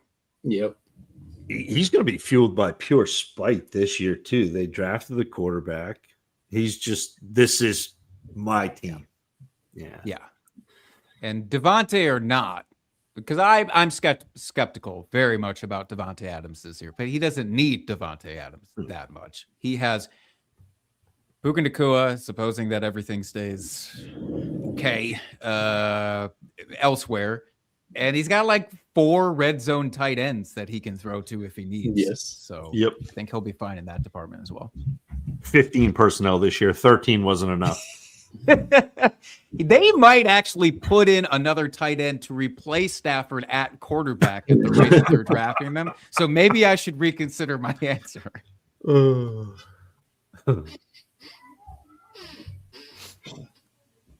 Oh, Algier. Is Brian Robinson an upgrade or downgrade over Tyler Algier? Oh, that's a good point. So talking about Bijan, I mean, the thing with Tyler Algier was always that he was good enough as a running back for the Falcons that like it felt like a luxury pick when they drafted Bijan. To me, anyways, I was like, oh, look at them pulling a Jeremiah Love 4 or 5 years earlier. But it's kind of the same thing with Brian Robinson. I thought if he hadn't dealt with the gunshot offseason, that he would have come out steaming a lot harder than he did. So I don't know if it's an upgrade. I know that was a down running back class that Robinson came out in, but he was my running back 5 in that group, and not a pass catcher, but he's not a bad between the tackles guy. Yes. Oh my God, this is the question I've been waiting my whole life for. Are you kidding me? Top 5. Think bigger, Drew. Think so much bigger. I mean, I'm nervous about the injury, obviously, but look, it's easy for every player to come out and say that they're ahead of schedule or they're on schedule or the schedule is meaningless to them. But there's 2 tight ends that I believe this with impunity. It's George Kittle and it's Tucker Kraft. If those guys say that they're actually on track, I actually believe these 2 gentlemen. So I'm so psyched for this man. All right, we are getting up to it. It's 11:56. We got 4 minutes left in our segment. So before we say our goodbyes, why don't you first remind everyone who you are, what you do, where they can find what you do, and then if you have any parting shots, shot your parting shots. Shot my shot? I'm going to do it. I'm Jake Trowbridge. Just go over to Fantasy Life, fantasylife.com. All the stuff's there. Find the social medias. All the stuff's there. I'm only on Blue Sky, though. So if you want just me without branding, you're going to have to go over to Blue Sky to find that. The official sports app, by golly. And my parting shots are this. It's twofold. Number 1, these gentlemen up here are doing the Lord's work on this Podathon. I commend you both. You're fantastic. This is one of my favorite things that happens every year. It's just watching the Podathon, let alone getting to put my stupid face on it. Parting shot number 2 is that anybody who's participating in Scott Fishbowl already obviously knows how wonderful this thing is. If you're not participating yet, I still think that you should find a way to contribute to Scott Fishbowl because it's good karma and it's an amazing thing that's happening. So, if you got a few extra bucks, just throw it over to Fantasy Cares because watching the toy buying videos is like the highlight of my year. So the more that can fit into one of those carts, the better. It is. It's so awesome to see that. The other day we cleared a whole bunch of teacher wish lists. We do food bank, and it's all of us. It's you. It's everybody in the chat. It's everybody who's playing in the Scott Fishbowl. It's everybody who contributes. Everybody who reposts. Everybody who talks about it comes to the live drafts. It's all of you that does all of this good, and it is such a beautiful thing. It's so great to be a part of it. I appreciate you for being on, and just this was a lot of fun. I appreciate the heck out of you guys. Thanks for having me. Yeah, thanks for coming on, and I'm gonna miss you. We get the hug. I see Dynasty Dave in the chat. We got to get him in there fellas. too. A lot of hug. Bring it in, fellas. Oh man! All right, we're shifting over right to if you're here, you need to be over at Fantasy Cares, the third link, right? Yep. To watch. You'll see a hashtag SFB16 Podathon stream number 3. That's where we are headed over right after this for the next segment. We are heading over to stream number 3. Nice. Which I'll will be see you guys over there, but not on screen. I'll be watching though. Oh, we appreciate it. Heck yeah. All right, I'm going to drop you now, and we'll say 1 minute of things, and then we're going to... So bye. Bye. Ugh. So we have 1 minute to kill before we check to make sure that anyone's over in the other stream. Dude, I really hope they're there because I'm ready for bed, even though I have to get up at 6 to get ready to get my next shift in. Man. Oh, that's so close to now. All right, everyone. So yes, thank you for hanging out with us for the past 6 hours on this stream. 12 hours on this Podathon so far. We're at the halfway mark, everyone. Congratulations, we've made it so far. But now let's head over to stream 3, and we'll see you in a couple of minutes. Appreciate you, everybody.